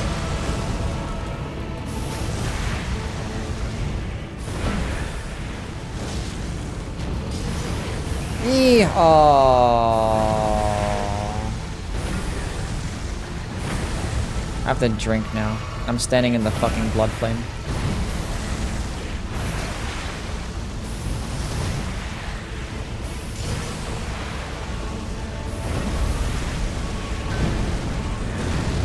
Can you stop? I clicked the button to attack and he... Oh, thank God he missed.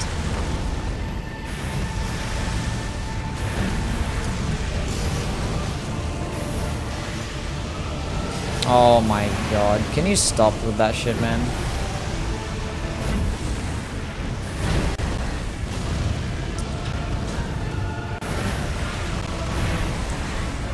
The blood flame is getting out of hand. You need to stop.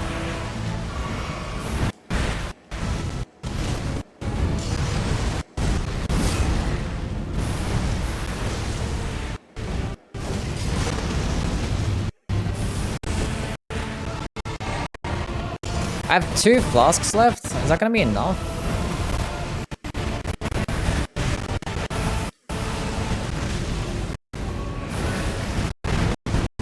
If I could get some more stance break, but I fucking not gonna be able to. Might be enough with a starlight shot. I have no more like heals left though. That's like the biggest problem. Because I kept choking so many dodges.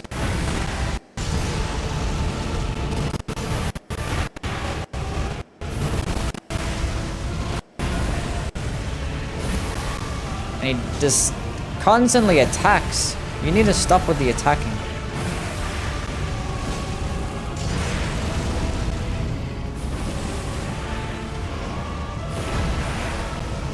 Theodorix's jump scared me.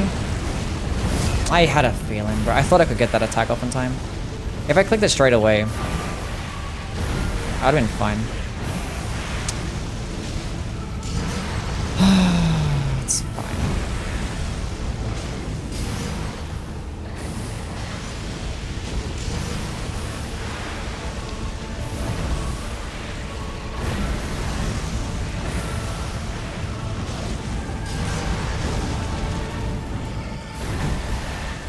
This is okay.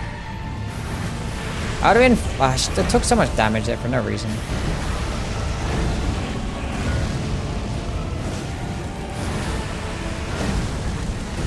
I played like doo-doo trash at most of that fight.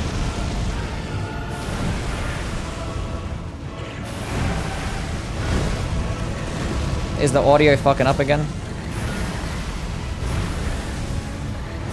Where's my stance break? It doesn't exist, okay?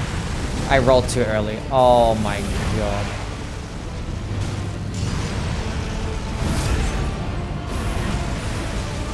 Well, now I'm one shot.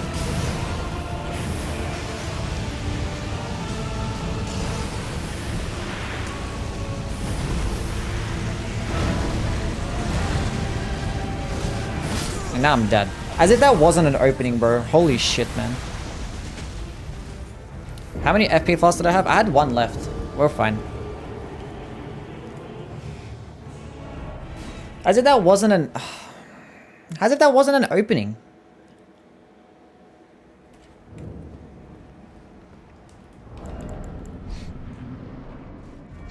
It's fine. I fucked up so much in the first phase. I just played like doo-doo trash.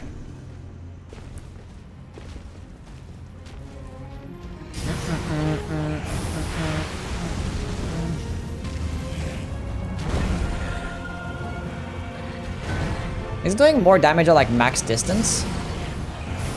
I don't know. Oh, no, I think I had... No. You're such... Why do I bother? I don't know why I bother, honestly. Like, trying to attack him in an idle position when the enemy's just input read. Why do I bother? Congrats on 50k subs. We're not there yet.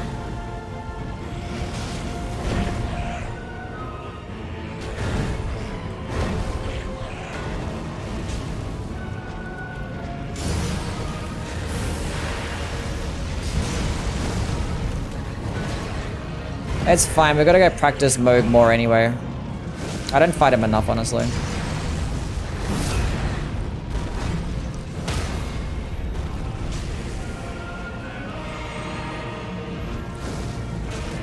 Because when the DLC comes around... Good DLC practice? Yeah. Here's a good DLC practice.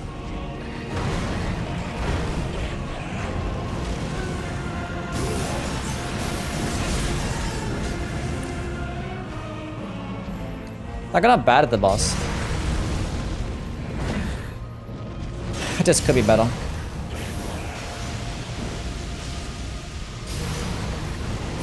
See, like, that's the timing. Like, you have to know that. You have to know that timing. I thought I had an opening there, but I didn't have an opening there. Another stance break. I want to go for another one, but I might have run out of stamina, so probably should have.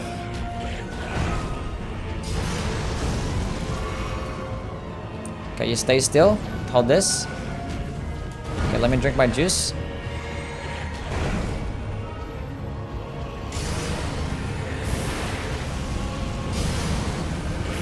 Social Blade says you make 100k yearly earnings. I fucking wish. What the fuck are they on? 100k?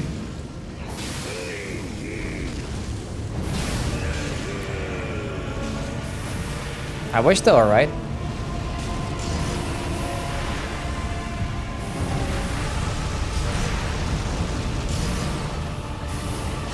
Is that American dollars too?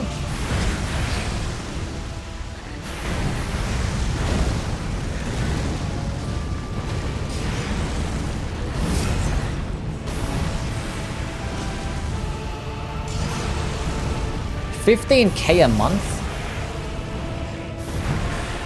The fuck out of here. I didn't even get a third of that.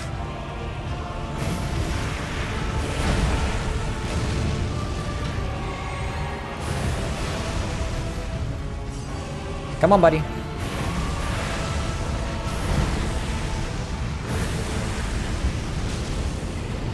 Deserve 100? True.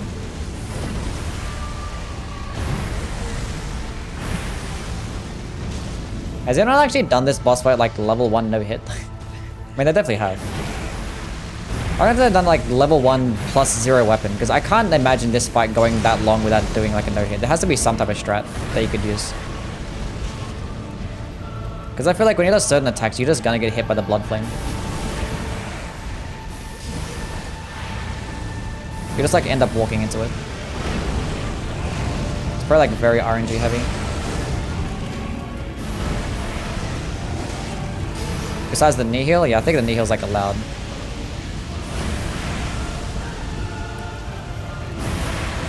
But you could like do certain amounts of decent damage in level 1 still. You could probably like almost make it a scripted boss fight. I wonder if like it's a plus 0 weapon level 1 run. That would be different.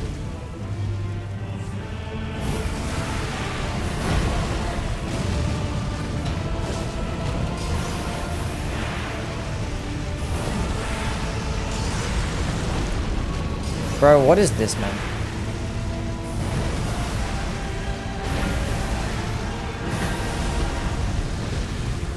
So like, okay, that's cool. What the f- I've never seen that happen. We both got confused.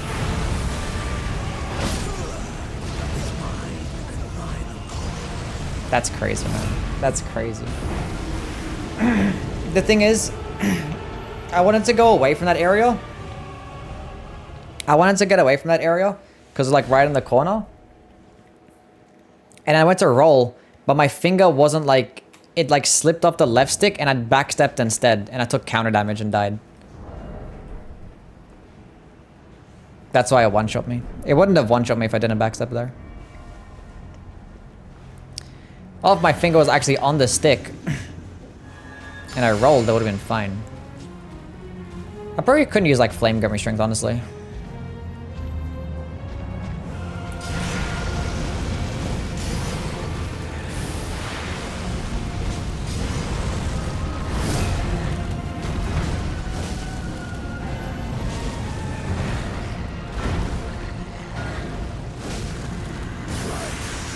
Oh, I cannot believe this happened.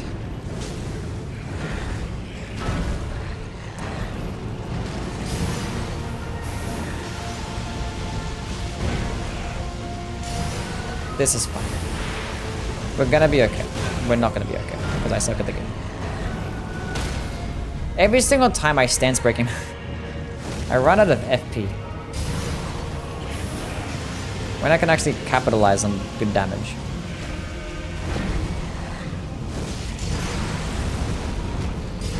That was a mistake. I keep doing that. I keep thinking I have an opening when I don't.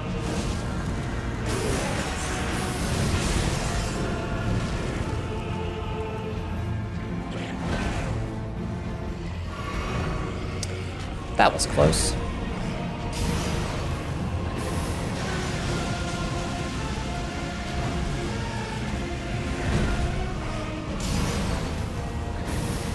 What the hell was that? Oh, come on. What was any of that, man? I don't understand what happened there. God damn it. Mistakes. Silly mistakes.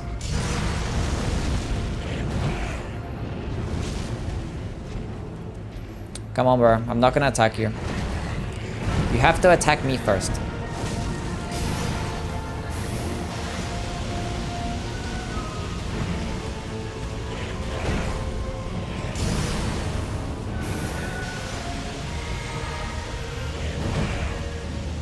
Stance break, please.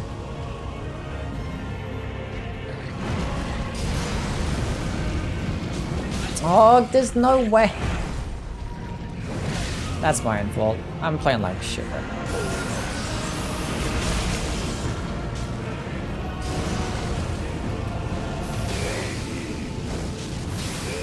Oh, what a mistake. Why do you get so much health?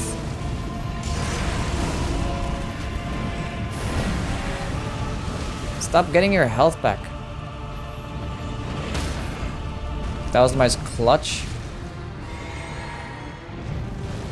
stance break of all time.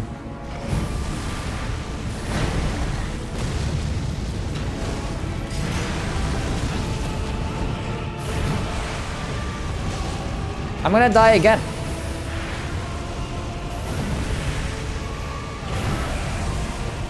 I'm gonna die again.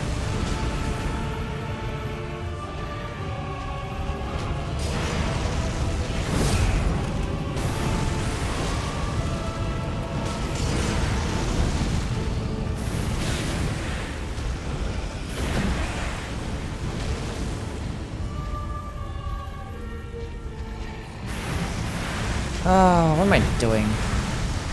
The last one I had was actually so much better. It's gonna heal up.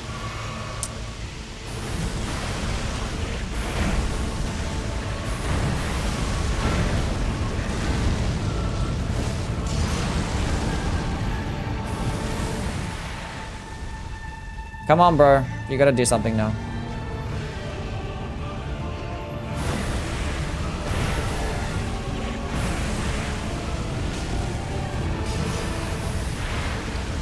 I don't like it when you're doing that stuff at this side of the arena. It is not cool.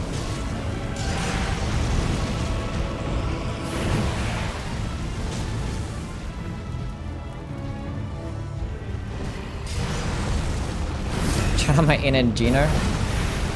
I'm trying.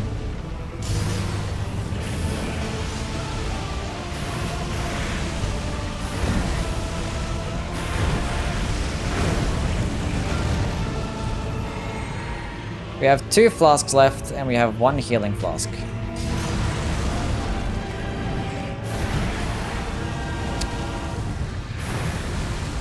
you know, it'd be nice if this thing could stance break. That'd be really nice.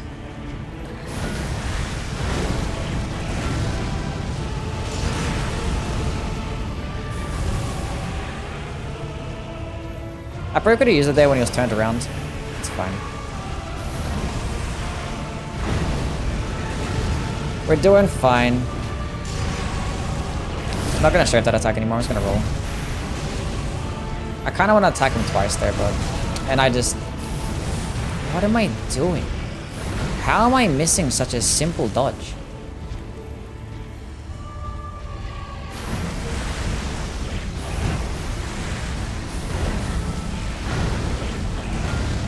Now I have no more heals left. This is not what I want to be doing.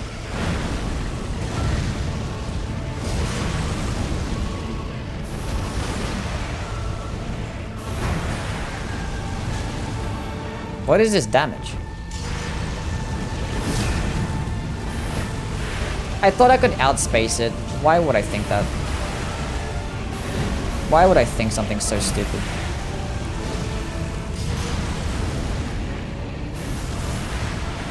Nice lag.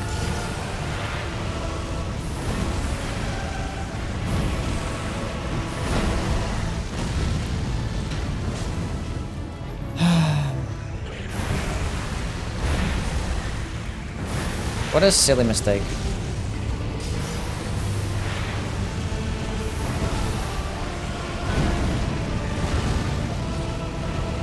Dodge that, please.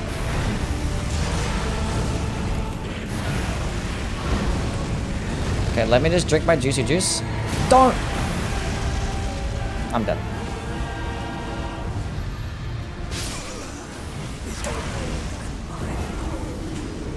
Why would he do that?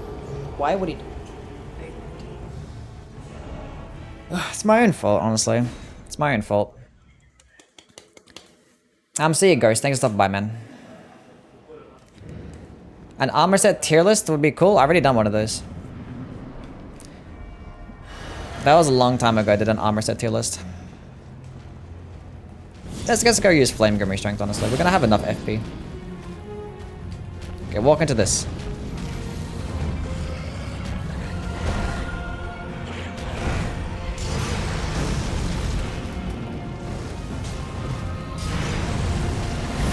Okay, that one actually worked.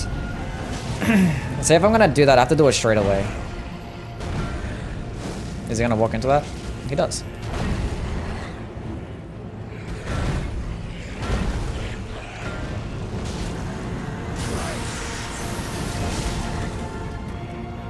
Come on, buddy. Why did I decide to do this? Like, we got committed. I should have just, like, given up after the first time, like a normal person. It's like, no, we can commit to doing this. This is fine.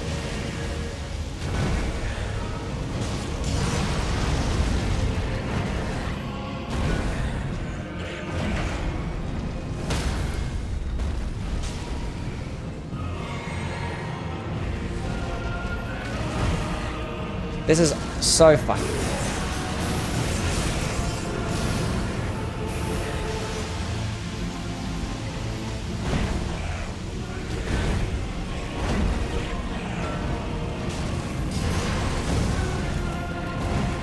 This is okay.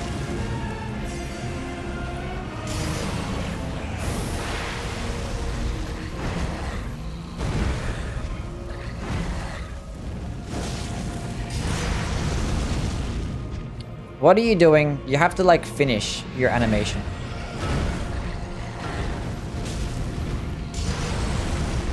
See, when I see it, I should just attack straight away. Good thing I didn't, like, hesitate and do it, so... Good to no call. Would oil pots work for more damage? They would work for more damage, but... Still a Flame of the Redmanes only run. I'm not gonna use pots.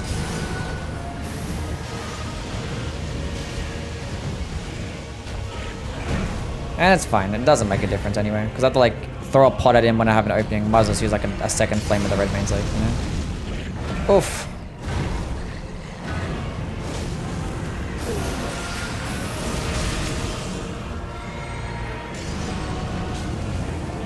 Flame of the Redmanes get nerfed? I mean, a long time ago, yeah. Way back when.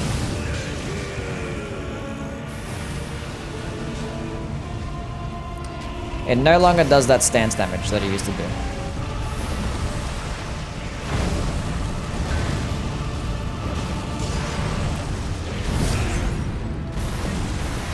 Can I get 2 attacks off here? Yes, I can. Time he turns back around, we can get another attack off.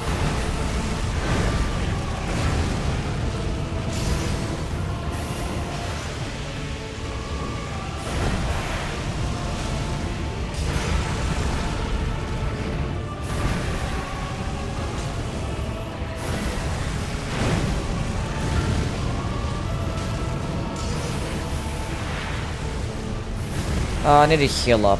That's fine. Let me heal up here. My blue juice.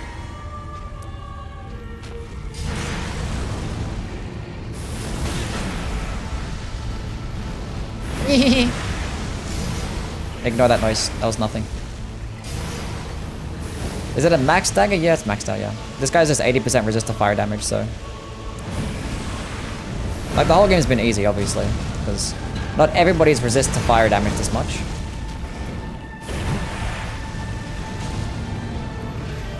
And also the fight's just gonna last long enough to the point where, like, all my buffs are gonna wear off as well, so... It is what it is.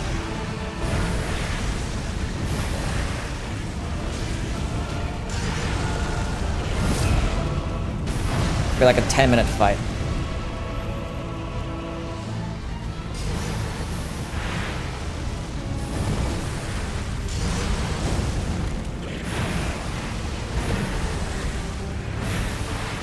I'm not gonna do an Elden styles only run, it's impossible. It does terrible damage and it does holy damage too.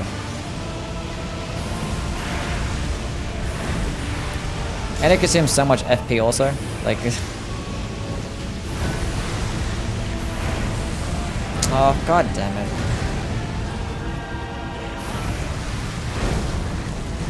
It's fine. It's okay. Can I get 2 attacks off here? I have to go heal up. It's taking like so much chip damage every time.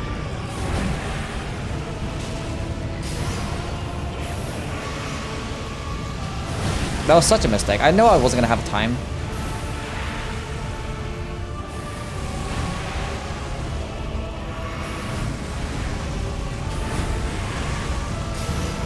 So now, like, I'm not in a rhythm because I went to go heal, then I went to go and I'm gonna get blood out. Oh my god.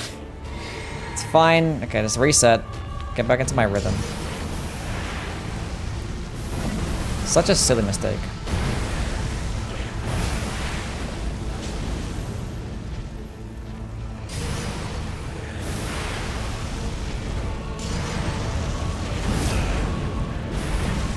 $250? I mean, that's what it is.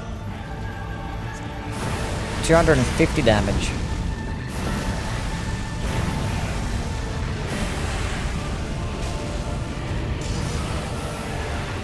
Well, if it was an 80% resist, it wouldn't be 250.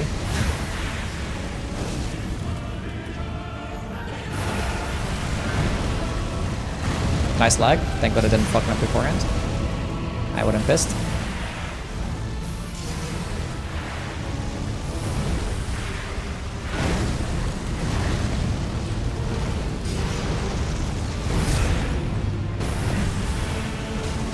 We're not gonna do an Omen Barn or anything. We actually might do a Elden Ring Tools run.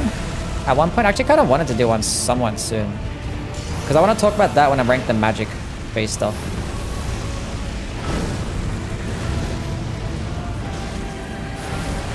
I'll probably make my magic ranking video after I make my top 10 Elden Ring weapons video.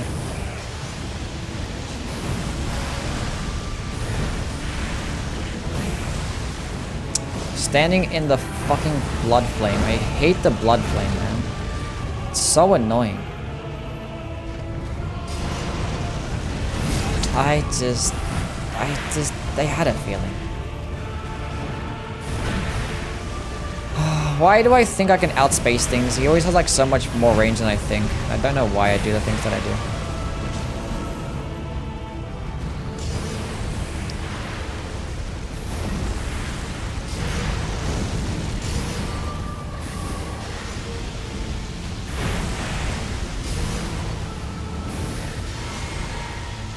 So much blood flame.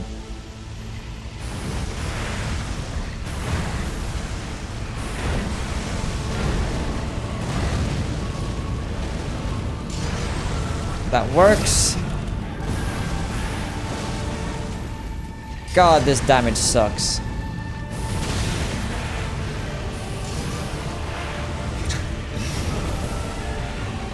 Please.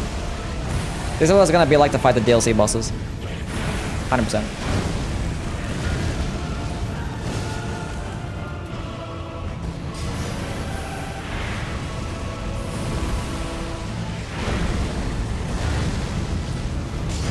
Favorite weapon from the Souls games? I love this Y-hander. That might get me fucked up. It's fine. And the ones that cross across all the games? I don't know.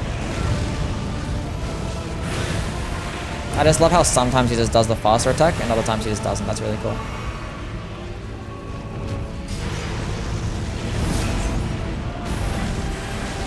I'm gonna go 2 off here.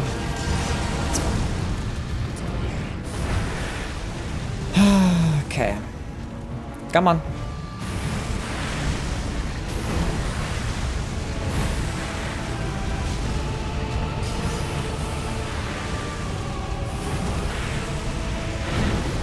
I mean, the weapons that are cross that go across all the games that I tend to like. I like the scythes. And all of the great scythe kind of sucks in some of the other games. I don't know. I think like the mace. It's probably like the most consistent one that I actually like. I like maces. They're kind of cool.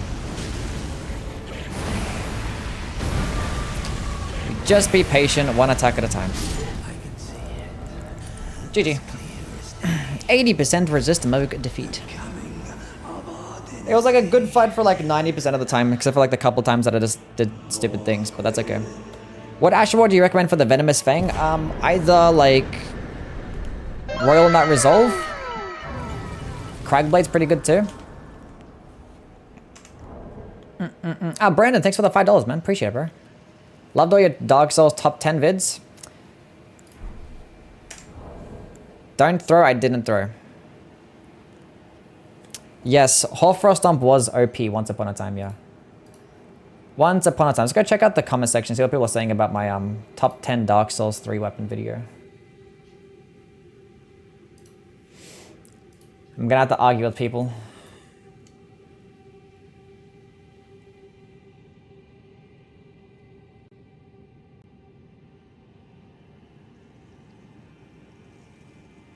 Astora's Greatsword's best PvP hands down. I love this game, you're crazy. The player who hates the game are the ones who skip everything and just run to each boss. You can't do that in Dark Souls 2, you actually have to play the game. Why is he commenting 1,000 times on this Dark Souls 2 video? Or just like a random me playing through the game and talking about the things that I liked and disliked. Dark Souls 2 fans are crazy. Top 10 Sekiro weapons. Talk about the drip in the video. My drip is always on point. There's the most delayed like alerts. I don't know why my YouTube alerts are so delayed. I like the Twin Princess Greatsword. My personal favorite is a Godhard Twin Swords. Yeah, they're pretty cool. Farron Greatsword's fun. It's not like the most amazing thing.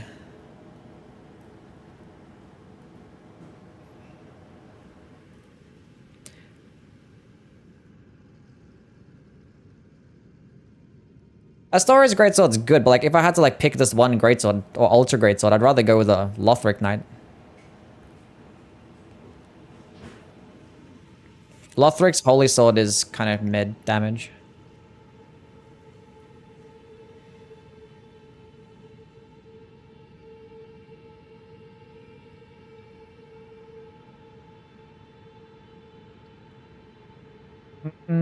Surprised there was no Demon Scar.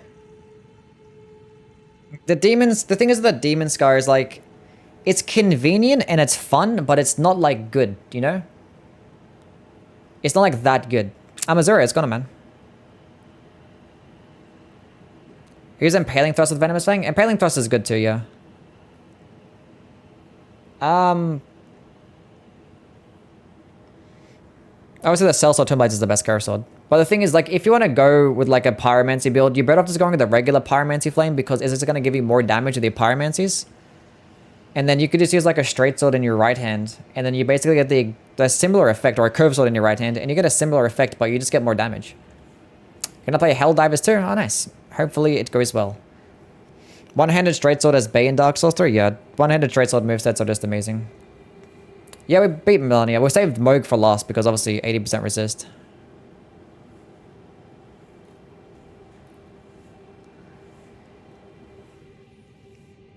Where would the Frayed Blade be?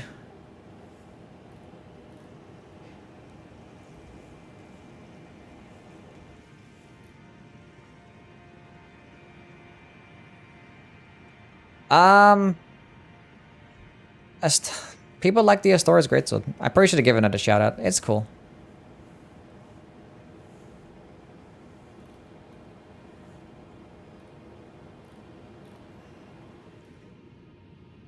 Anyway, that's that. Tier list time? Yeah, let's go do a tier list of the games and stuff. Tier listing time.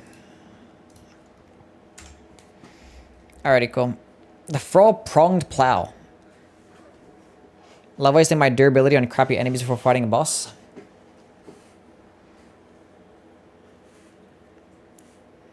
Oh, God. How many... There's a lot of bosses. Oh, my God. It included every single Elden Ring boss, too. Look, we're trying to make this quick. Surely the video won't be too long. Okay, so obviously this list is going to be based on my personal experiences. I'm not going to talk about anything objective at all. I do not care about that. The things that I like and I appreciate. Okay, the Demon Souls bosses. The Vanguard. It's been like reskinned 1,000 times. The Demon Souls remake one looks cool, I guess, but it gets like 3 attacks. But like it's a good entry point to the game, I guess. And killing it does result in getting the coolest helmet in the game. I feel indifferent about it. The Phalanx, I hate it. Awful boss fight. It's not terrible. It's a cool concept. But like, I don't know, without using fire bombs and things like that, it just makes for the most boring boss fight. Just circling around it, hitting having your weapon just deflect off the shield 1,000 times. Not fun at all. Armored Spider, it's cool visuals. It's kind of more like a gimmicky type of boss fight. You get like 3 attacks. It's still like incredibly easy. It's not too bad. For Demon Soul standards, I'm going to say it's good. Pretty good for Demon Soul standards. Fool's Idol has been like reskinned 1,000 times in the form of many different types of bosses like Pinwheel and Crystal Sage. I don't know why they like this aesthetic of boss so much. Mid. It is a pretty cool like opening cutscene and like atmospherically it's nice. A lot of Demon Souls tends to be that way, but like you're just fighting a boss that teleports and throws out projectile spams and there's like traps on the floor and stuff like that. I don't know. It's like, I don't care for it. It's not my favorite thing. I don't like those type of gimmicks. Adjudicator has like 1 attack down below and he has like an attack when you're like up high with a tongue. And I don't know. Like the concept is cool. Like trying to knock him down to do damage to his head. But like the little hitbox that he gets is so like inconsistent to try and knock him down to actually do damage to his head. I'll probably put him in like the bad category. Not a fan. And even like fighting him at range, it's like the fight's just too easy at distance, honestly. Old Hero is a cool concept. This is like one of the better boss fights in Demon Souls. Putting on like the Thief Ring makes this boss fight incredibly easy. Without it, he actually like... It feels like he does see Wheezy Raw, because like he actually just hits you all the time. His attacks can be kind of fast sometimes. But he does make for a nice challenge. And he's a pretty cool design. Can you stop saying stupid things? That's gonna get you banned. The Dirty Colossus, bad. Don't care for Dirty Colossus. Yeah, no, there's nothing good about this boss fight. It has like 2 attacks. It is like, it's not even visually pleasing as well. Get out of here. Trash. Penetrator. Great boss fight. It's still like very basic, but for Demon Soul standards, I'm gonna say really great because 1, the design is flawless. And the attacks still feel nice to dodge. Some like can be strafed pretty easily too. I don't know. It is very basic. It hasn't really like really aged well. But he's dirty, I don't care. Dragon God, it's probably like one of the more cinematic gimmick boss fights, but it's still a gimmick boss fight, so I feel like very indifferent to it. It can be kind of inconsistent because you have to like wait for him for so long. It gets like, I don't know. I don't like it actually, no. Not a fan. You have to like wait for so long for him to like turn his head sometimes. And then he can be like inconsistent. He can like turn around and just punch you in the head. Kind of cringe. And it's like stupid as well. Like he breaks the ballistas after you've used them. It's like, bro, like why don't you damage them, break them beforehand? Doesn't make sense. Old Monk, it's a PvP boss fight. The offline mode is trash. You're just fighting an NPC, but like, you know, it's a PvP fight. It works. It's fine. I like PvP boss fights. They're really cool. Hopefully we got one in the Elden Ring DLC. Storm King. Probably one of the cooler gimmick boss fights. Very atmospheric. The sound design, the music. The weapon that you use in the Storm Ruler is actually really fun as well. I think this is very good. It's not like the most challenging or like, you know, mechanically fantastic boss, but it's memorable enough to make it a good boss fight. Maiden Estrella, I mean, mechanically it's obviously shit, but like the whole purpose of the boss fight is going to be its atmosphere, of which I'll put it into the good category. Because like the atmosphere around the entire fight is obviously like amazing, but I'll put it into the normal because if mechanics are going to be a big part of the criteria, then I don't know. But I appreciate for what it is. It made for a really cool moment of the game, but like the fight itself was just like an NPC fight. Alliance is good. I like the Penetrator better, I'm not going to lie. Alliance can be so quick with his attacks sometimes that just makes it very frustrating. Actually, I lie. He's a great boss fight. But like some of the attacks are just way too quick. Like, you just can't even, like, recognize him. You have to be, like, at a distance, like, half the time. And he's, like, stun locking potential can be kind of cringe. But he still has a good boss fight. King of Launch. Trash. Okay, Dark Souls 1 time. Asylum Demon. It's so good they use it 1,000 times. Normal. Actually, no, let's put these in the fucking bad tech category. Let's not even pretend that these are actually good boss fights. Let's not even pretend. The Taurus Demon, I like the design of the Taurus Demon. They need to bring back, like, demons and stuff. They look really cool, and I like them. The hitboxes can be kind of jank sometimes with the Taurus Demon. I'm just going to say normal. It's like a good introduction to the game, though. It's a better boss fight than the Asylum Demon. The Bell Gargoyles, I think this is a good boss fight. I like the Bell Gargoyles. They're really cool.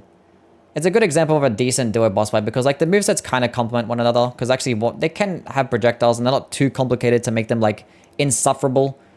And, like, the arena can be kind of shitty sometimes, but it's still large enough to where it's, like, not that big of a deal. I like the Bell Gargoyles. Capra Demon, anything with dogs in it is instantly bad. Like, the initial fight with the Capra Demon is nothing, like, too crazy. He's still a fine boss fight. I probably like him more than the Taurus Demon, but, like, the dogs just make it so cringe. And the small boss room. I think it's an I'll say bad. I'll say bad. It's not the worst thing in the world. Actually, there's dogs. No, fuck dogs. Awful. No. Leechmonger. Why is a Leechmonger here? Why did we pick up... I thought I was done. True. Why is Demon Souls back again? Who made this thing? Leechmonger. This is like... Just like... I didn't care. Trash. Like, the Tower Knight, this thing is a mid-concept that they used again in Bloodborne with the One Reborn. And they could have just not bothered doing that. They should have left it in Demon Souls because the concept is kind of cringe anyway. It's like a slightly better version of the Adjudicator. You have to, like, hit its legs and hit him in the head, but, like, hit the guys up top first beforehand. He has, like, a cool design, and the music is nice, I guess. Flame Lurker. I feel normal about the Flame Lurker, I'm not gonna lie. He has, like, those AoE attacks that are, like, very hard to dodge. You have to, like, be very passive and, like, wait for certain types of openings. Because, like, certain attacks, you just can't dodge roll. Like, there's lingering hitboxes. And, like, the stun locking potential ends the fact that it's, like, blinding my eyes. When you play the remake, it just blinds your eyes. You can't see anything. It just does not look visually pleasing at all. But he can be okay. He is, like, cool looking somewhat. Man-Eater, I think this is the bad boss fight. These guys just fly around way too much for them to actually be good. They get, like, a couple of attacks, which can be cool to dodge. The designs are okay. It's not, like, the worst concept of a duo boss fight, but, like, they're flying back and forth. So cringe. Gaping Dragon. Cool entrance. Mid-boss fight. Does nothing but charge back and forth. It's like the magma worms from Elden Ring. But, like, somehow just worse. So I'm going to say this one is a bad boss fight. Quelaag. Great boss fight. It's probably, like, one of the few Dark Souls 1 boss fights that I actually don't despise. Tits. Next. Okay. Moonlight Butterfly. Is it awful or trash? I mean, it looks pretty, and the music is nice, so I'll go awful. Yeah, we'll go with awful.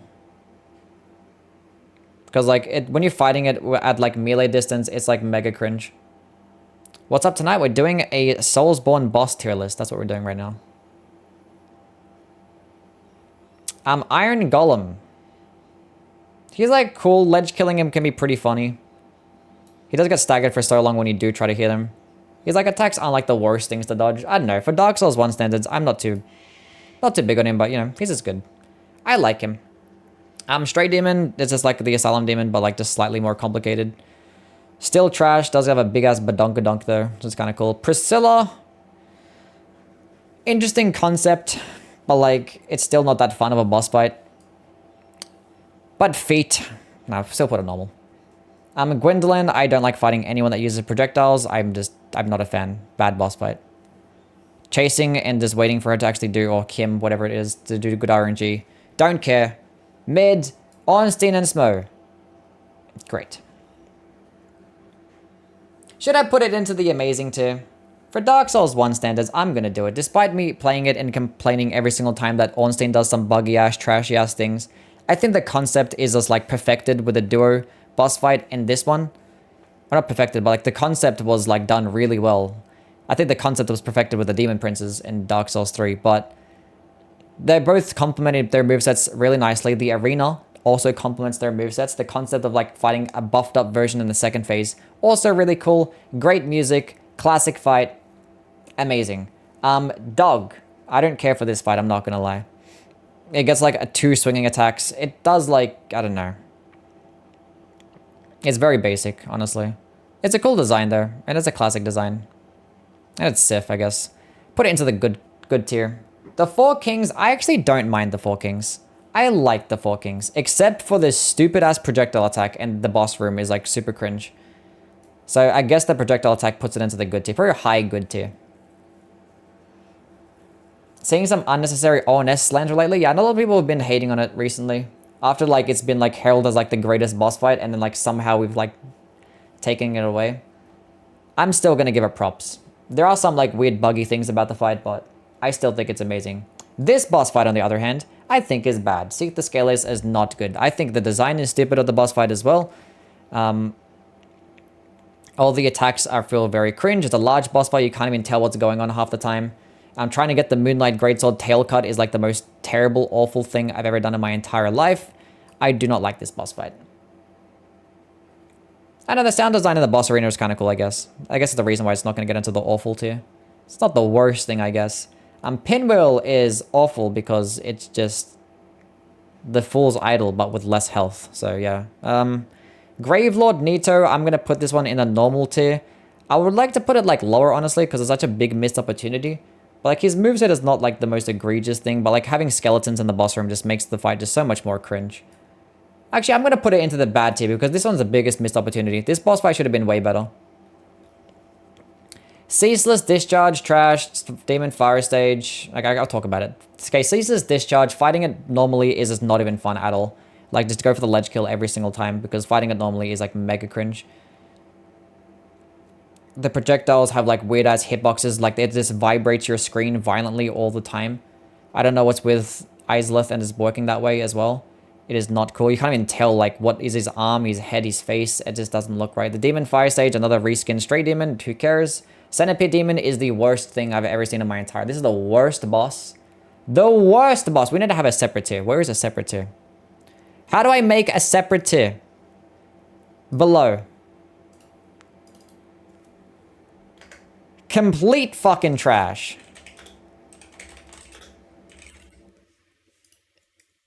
Centipede Demon. This is the worst boss fight mechanically I've ever seen in my entire life. This thing's camera, there is no boss fight that has a worse camera than the Centipede Demon. 100%. It just looks terrible. Your screen just shakes all the time, every single time that you get hit. You have to, like, you know, run to, like, one side of the specific room so you don't have to get damaged by the lava. Does nothing but spam that stupid, like, arm-grabbing attack until you actually finally get close. And when you get close, you can't even tell what the fuck's going on. Awful boss fight. Bed of Chaos, also trash. I don't understand why so many games that have, like, back-to-back just mid-boss fights. It's, like, egregious. And the Bed of Chaos is, like, the biggest missed opportunity of the entire bunch. I'm not going to talk about it anymore. Everyone knows why it's trash. Gwyn, I am normal about Gwyn. This one is, like, kind of... You know what? Bad. I'm going to put him in the bad territory. Like, the music is fucking amazing, but, like, in terms of mechanics, another missed opportunity. Thankfully, they forgave themselves. I mean, not forgave themselves. Thankfully, they redeemed themselves with a Solo Cinder. Because the Solo Cinder is what Gwyn should have been like, but, like, why you make the final boss fight be parried and you just give him nothing but horizontal swipes? What? You just give the boss nothing but horizontal swipes with his attacks, one, like, grab attack, and that's about it? Give him some type of unique movesets. Give him, like, a lightning attack or something. Like, it was that bad that Miyazaki actually apologized for this as well. This ain't Elden Ring? I mean, we're gonna get to Elden Ring soon. Not really soon, but almost. Sanctuary Guardian. I don't like that he stun locks you, and I don't like how he keeps flying around. I feel very indifferent to the Sanctuary Guardian. It's not too bad. It's not a terrible boss fight. He does look kind of cool. Some attacks are nice to dodge when he actually gets close to you, but when he keeps, like, jumping around and spamming projectiles, it gets kind of annoying. He doesn't have much health. He does in, like, 3 hits anyway. Calamite, I think, is an amazing boss fight. I fucking love Calamite. Unless you're trying to go for the tail cut, then Calamite sucks, but I think mechanically this dragon boss fight is nuanced enough to actually be a good Dark Souls 1 boss fight. Ends to the point where actually it does hold up well today. Like, it doesn't feel like it's that boring of a boss fight. He does feel like it's nuanced enough. I like Calamite. I actually think he's my favorite boss in the DLC. Knight Artorias is still amazing too. For Dark Souls 1 standards, really good. I think I like Ornstein and Smo better. I think I like it better than Calamite. Yeah. Actually, no, I like Calamite better than Artorias. Artorias is cool. There's some hitboxes that can be kind of cringe with this thing. He's like not the most complicated, especially when you compare it to like, you know, today's standards. But for the time, he was amazing, as was Manus. Actually, I like Manus more than Artorias. I think Manus is more nuanced, even though like the arena I dislike a lot because it's like very dark. But yeah, Manus is really good too. I like his design. The attacks feel nice to dodge.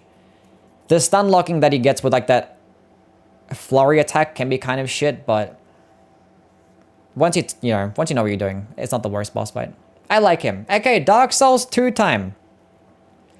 The Last Giant. This is like, you know, the Stray Demon territory. More giants that do nothing. This is like a good introduction to the game, I guess. I don't know, it's not the worst thing. The Pursuer is actually kind of cool. I like the Pursuer. This is a great boss fight. This is like, yeah, this is penetrated tier as well. Both are like aren't very complicated, but it feels nice that it strafe their attacks. He does look really cool. The design, the animations, all really nice. I like the Pursuer. You can't go wrong with a guy in armor, unless you're the Dragon Rider. Bad boss fight. It's not the worst. I feel it's normal. It's like, it's very basic. It has like 3 different attacks. There's like nothing really that you can say about the Knight Rider. It hardly even feels like a boss fight, honestly. Old Dragon Slayer. I think Old Dragon Slayer is pretty good. There are some like weird hitboxes with its poking attacks. It just feels like another version of Ornstein. It feels like a discount to Ornstein when you're fighting him. Obviously, it looks the exact same as well. Gets like the same slamming attacks and the same type of poking attacks too. But like Ornstein wasn't a bad boss fight, so you know. I'll say it's good. Lost Sinner. I like the Lost Sinner. I think I'm going to put this one in the good tier as well. I think the Lost Sinner is a good boss fight. Like the fire mechanic and like the light and the fact that you can't lock in very far until you like light up the torches isn't like the most amazing concept. But it still is a concept that's actually interesting and unique. So like, that's cool. Executioner's Chariot. Oh, I hate enemies that have like a bunch of ads, you know what I'm saying? Like a bunch of just random like trash mobs just around in the boss room. It just makes it so cringe. Like the first part is interesting. It feels like very Bed of Chaos-ish, honestly. I'm not gonna lie. And the boss fight itself doesn't really do too much. I don't know, I'm just gonna put it normal. Like it was, it's cool. I don't like the way it was executed though. And the boss run back is the worst, so. Normal. Skeleton Lords, awful boss fight. I hate fighting skeletons. They're not fun. Gank boss fights are just like, I don't know, you hardly ever make them good. And the Skeleton Lords are just, yeah. Covetous Demon. Just to disrespect these bosses, I'm going to put the Covetous Demon in the bad tier. Because at least he has funny animations. He's actually funny. I like him. Put him above Gwyn. No, I'm not going to do that. That's disrespectful. Okay, Mytha. I don't like Mytha. This is like the only boss that like just never lets me heal. Every other boss lets me heal except for her. I hate her so much. Yeah, she's okay though. Normal. Smelter Demon. Amazing. I love Smelter Demon. Amazing boss fight. This is my favorite base game Dark Souls 2 boss fight. Guy in armor. I don't think there's even a guy in the armor. But it's a really cool boss. The attacks feel nice. Cool animations. Like feel cool to dodge. Cool shit. Old Iron King. Cannot say the same thing. It feels like an armored spider type of fight, but like worse. And with like a stupid fucking arena, because you get ledge killed pretty easily too. I'll say normal. Najika feels like a discount Quailag, but just worse because it gets projectiles, and I hate fighting bosses that get fucking sorceries. So I'm going to say bad tier. Do not like this boss fight. But like actually no, when you ride her, it is pretty funny. We're going normal. Royal Rat Authority, dogs, and bigger dogs, fucking trash, don't care. Next, Prowling, Magus, and Congregation. Awful, because it's like a gank boss fight, does do nothing for me. Freya, if it wasn't for like the torch actually working with the spiders, I'd put this in the trash tier, but it's fine. I'll say normal. Like, it's not like, honestly, it's not that memorable. You just run back and forth just hitting its head. A lot of Dark Souls 2 fights are just very basic. They just have like so much boss fights, and they just didn't really care to make them that interesting, honestly. Royal Rat Vanguard, fucking trash. Just a bunch of rats. The Flexile Sentry is actually a great boss fight. I like the Flexile Sentry. The concept of actually going to one side and fighting a different moveset than the other side and fighting in like a sinking pirate ship, I think it's really cool. I like the Flexile Sentry. They can go into the great tier. Ruin Sentinels have one of the coolest boss OSTs known to man. They're gonna go into the good tier. I wish like they were like more different and they kind of complemented each other more in like a gank boss type of way. But I feel like they're the Four Kings territory type of thing. You know what I'm saying? Belfort Gargoyles are fucking trash. You just made the exact same boss fight, but it's worse. The Rodden is actually a good boss fight. I'm going to go with the great tier for the Rodden. It's not that crazy, but like the concept of being able to chop off his arms is pretty funny. And the fact that you can like regrow them as well. He has some like cool different types of attacks. Some nice AoEs that feel cool to dodge. I think he's nice. Actually, I put him with a good tier. I don't think he's that great. High good tier. I like him. Dragon Riders is just like the regular Dragon Rider, but there's a second one this time that shoots projectiles. Bad. Where did I put the other Dragon Rider? Normal. Looking Glass Knight. Actually good. Great boss fight. Great boss fight. I don't like him as much as the Smelter Demon, but it is really good. Cool concept, cool arena, cool attacks. I think he's like right next to the Penetrator. I might like him a bit more than the Penetrator. Good boss fight. The Seaman of Dung. This is like covered as demon tier. Actually, no. I like the frog. I think he's cool. The grab attack can be kind of jank, and like the AoE slamming attacks can be kind of annoying. And when he like jumps backwards, it can be kind of cringe. But he looks funny, and that's all that matters. Normal. Velstadt. Good boss fight. Actually, no, we're gonna go great boss fight. Go great boss fight. Yeah, I think he's really cool. And he's nuanced enough. I think I like him better than Looking Glass Knight. And he looks really cool. Vendrick. Look, Vendrick is like kind of similar to like Maiden Australia type of thing. It's more of like an atmospheric moment. You know, you meet the king for the first time. You think he's going to be like, you know, some really cool dude. But he's just like a decrepit old man. Should I put him above fucking Gwyn? Look, based on the atmosphere of the fight, and what it was trying to do, I'm going to go with normal. Like, Gwyn is just like a missed opportunity. I'm sorry. Dark Lurker is like the only good boss fight that actually has projectiles and like uses spells. It's actually kind of fun. I like the Dark Lurker. And like the art design is like flawless as well. This is a really cool animation. A really cool enemy design. Guardian Drag. The dragon boss fights in this game are so fucking bad. I don't like any of them. Awful boss fight. I mean, it dies in like 3 hits anyway. It doesn't like do anything but just jump up in the air and like fly back down again. Like, it's just shit. The Ancient Dragon is like the exact same thing but with like 25 times more health. Fucking trash. Giant Lord is like a slightly more nuanced version than like the regular giant because it has a sword, which I guess is kind of cool. He's cool to farm, and we can put him into the normal tier because of that. The Throne Watcher and Defender is like the only like somewhat decently designed duo boss fight that they have. And maybe outside of the Dark Lurker, I guess. I think this one is good sometimes. I mean, when you're using certain types of things, they can be like really cringe when like they're both really aggressive. They could have been designed better, but I kind of like them. I don't know why. Because when I fight them again, I can guarantee that I hate them. So I don't know why I'm putting them into the good tier, but I am. The Chandra is like just worse than like this awful boss fight. Like, how are you going to make the final boss fight be this fucking bad? It's even like a bigger egregious offense than Gwyn. Like, come on now. Actually, no, I think it's just as bad as an offense. I don't think it's that much worse. Like, the design is really cool, and she actually does get some more nuanced attacks compared to Gwyn. But like, if you're the final boss, you should not be like this. Gang Squad, fucking trash. Don't care for gang squads. Alana, not too bad. Alana is good. She's cool. Cool concept, but like summoning skeletons and other bosses. Kind of cringe, projectiles, but she's good. Sin, this is probably going to be a hot take. Fucking awful. Actually bad, I lie. I don't like any dragon boss fight in this game. They just fly around way too much. I do not care. The dragons fly way too much. They just don't fucking stay still. So much flying. It's like worse than the fucking Placidusax and Elden Beast types of flying. Just stay still. Smelter Demon. I'm going to go great tier because it's just a reskinned boss fight. He's got a great OS tier. Yeah, he does. So he doesn't go into the awful tier.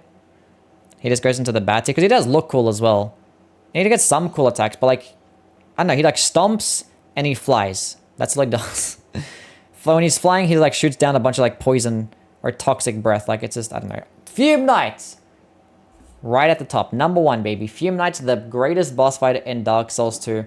All of his attacks feel so cool. The coolest boss fight flows so nicely. The second phase is really cool. Adds up a bunch as well. It's just the best. It's just the best. So alone. Back to back. Amazing boss fights. Really fucking clean. Good boss arena. Good music. Really cool looking attacks. They all feel nice and fluid to dodge. I like Fume Knight better. But yeah. Both amazing. Ava. I'm indifferent to Ava. Kind of cool. I don't know. I don't have many thoughts on Ava. This shit can be fucking this trash. I don't care. No. Anything to do with the frigid outskirts, trash.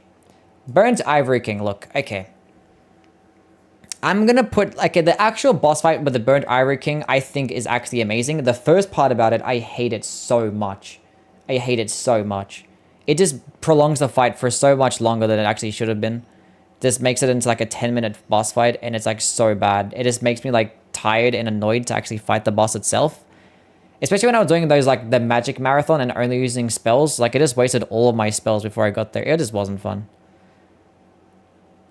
I'll say good still, because I can't not put him into the good. But like the main boss fight is really good. I just don't like the first part about it. I appreciate it for what it was and what they were trying to go for. I just think the execution was not good. I'm not gonna lie. It just made for like such a long boss fight for no reason. Like you have to get the people to summon. You have to like summon the other people to make it like not be miserable. I don't know. I hardly ever have a good experience with the Burnt Ivory King. Aldia, like so bad. Trash. Trash. Aldia is trash. Oh my god. Like, how are you gonna actually, like, fuck up the final boss fight in the Chandra? Like, you know what? Let's redeem ourselves by adding a new boss fight, a new final boss. And you made it even worse. You made it a tree. Next, okay, Dark Souls 3, finally. A game that has good bosses. Gundyr. Normal. It's a good entry boss fight. The second phase is actually kind of shit, I'm not gonna lie. It's hard to tell what's really going on, but like, I don't know. It's fine as an entry boss fight. VOD is a great boss fight. This is the real good entry boss fight with the most amazing OST, really cool animations. They're cool to dodge. Yeah, the second phase kind of pops off. It's nice. Curse-Threaded Greatwood, fucking awful. I hate this boss fight so much. It is so fucking cringe. Trash mobs all over the place. It's hard to tell what's going on. Trying to use projectiles, my magic marathon was just like, this was horrendous because you can't like actually lock on to the points you actually have to hit. And it just misses all the fucking time. It's just, I don't like it. It's not even visually pleasing as well. The second phase collapsing into a second arena does nothing for me. And is there anything that I like about this boss fight? Because why wouldn't I put it into the trash tier? It's not complete fucking trash. I don't know. Hitting the ball sacks is kind of funny. Okay, that's enough reason. We could be high awful tier. Crystal Sage is just like another pinwheel, but just with slightly more health and a bit more nuanced. I'm gonna say bad though, because I still don't like any sorcery boss fight like literally ever. I'm just never gonna like it. Me personally, I'm just never gonna like a sorcery boss fight outside of like maybe Dark Lurker. It's kind of cool, but yeah, no, Crystal Sage, no. It's like pinwheel with like a bit more health, but it is more nuanced and more interesting compared to like Fool's Idol, I guess. So I guess bad. Diggers of the Deep, fucking trash. Any trash mob is just not going to be fun. I do not care what anybody says. Is it worse than the Curse-Rotted Greatwood? I think so. At least the Curse-Rotted Greatwood actually challenges you. This is like, what the fuck are you even trying to do? I don't know. Farron Undead Legion. Why don't you just call them the Abyss Watchers? What the fuck is this name? Yeah, the Abyss Watchers. Where did I put them? I think they're great. They're not amazing. I don't really like the Abyss Watchers that much. The first phase is like, yeah, I don't really like. It's funny to see like a bunch of people fighting each other, but like I want to do the fighting. You know what I'm saying? And like the 2v1 is not fun to fight against. You have to have the third person to try and help you out. Otherwise, it's like mega cringe. They don't have much health either way. The second phase is actually really good, and the music is amazing. So I think great is like a good place for it. I didn't really care much for the first phase though.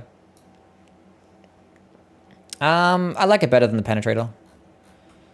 High Lord Walnir. Fucking trash. Gimmick boss fights, I do not care for them, and this is definitely one of them. It's a pretty funny jump scare, but like hitting its bracelets and just waiting for him to have his arm stay still and him also summoning skeletons. Yeah, trash. Old Demon King. I actually like the Old Demon King. I think this is a good boss fight. I don't care what anybody says. I think the next to the Rodden is pretty cool. You know what? I'm gonna say great boss fight. I lie. This is actually a great boss fight. I don't care what anybody says. Really cool animations.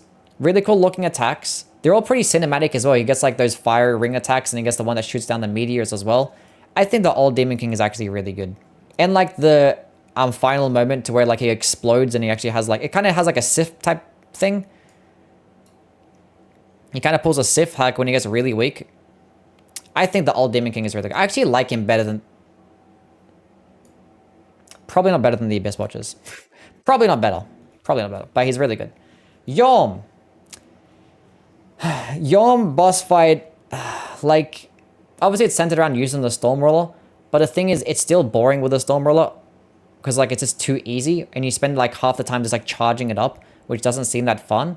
His music is really good. The cinematics are really good. The attacks don't feel like that bad to dodge.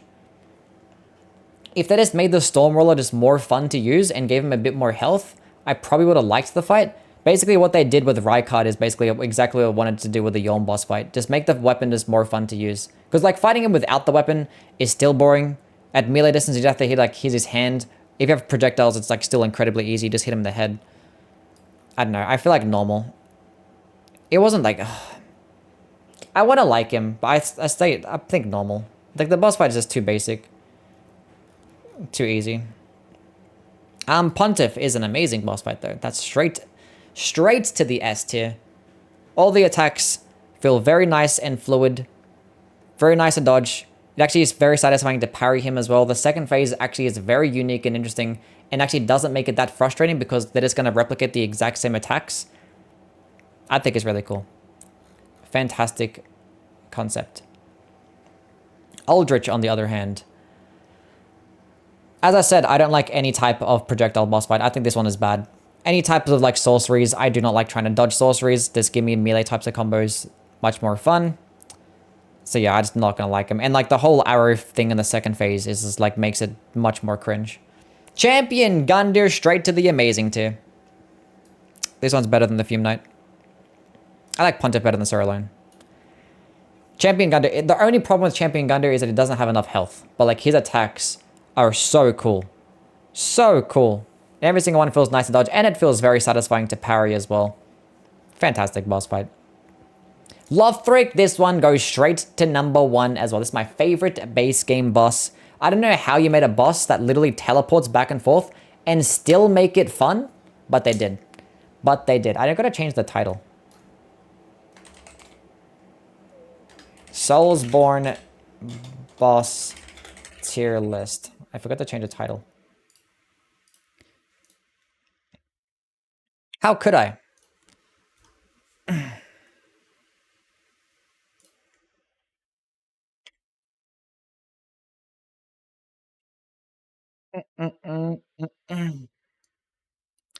Give me a second. Damn. Can't even breathe.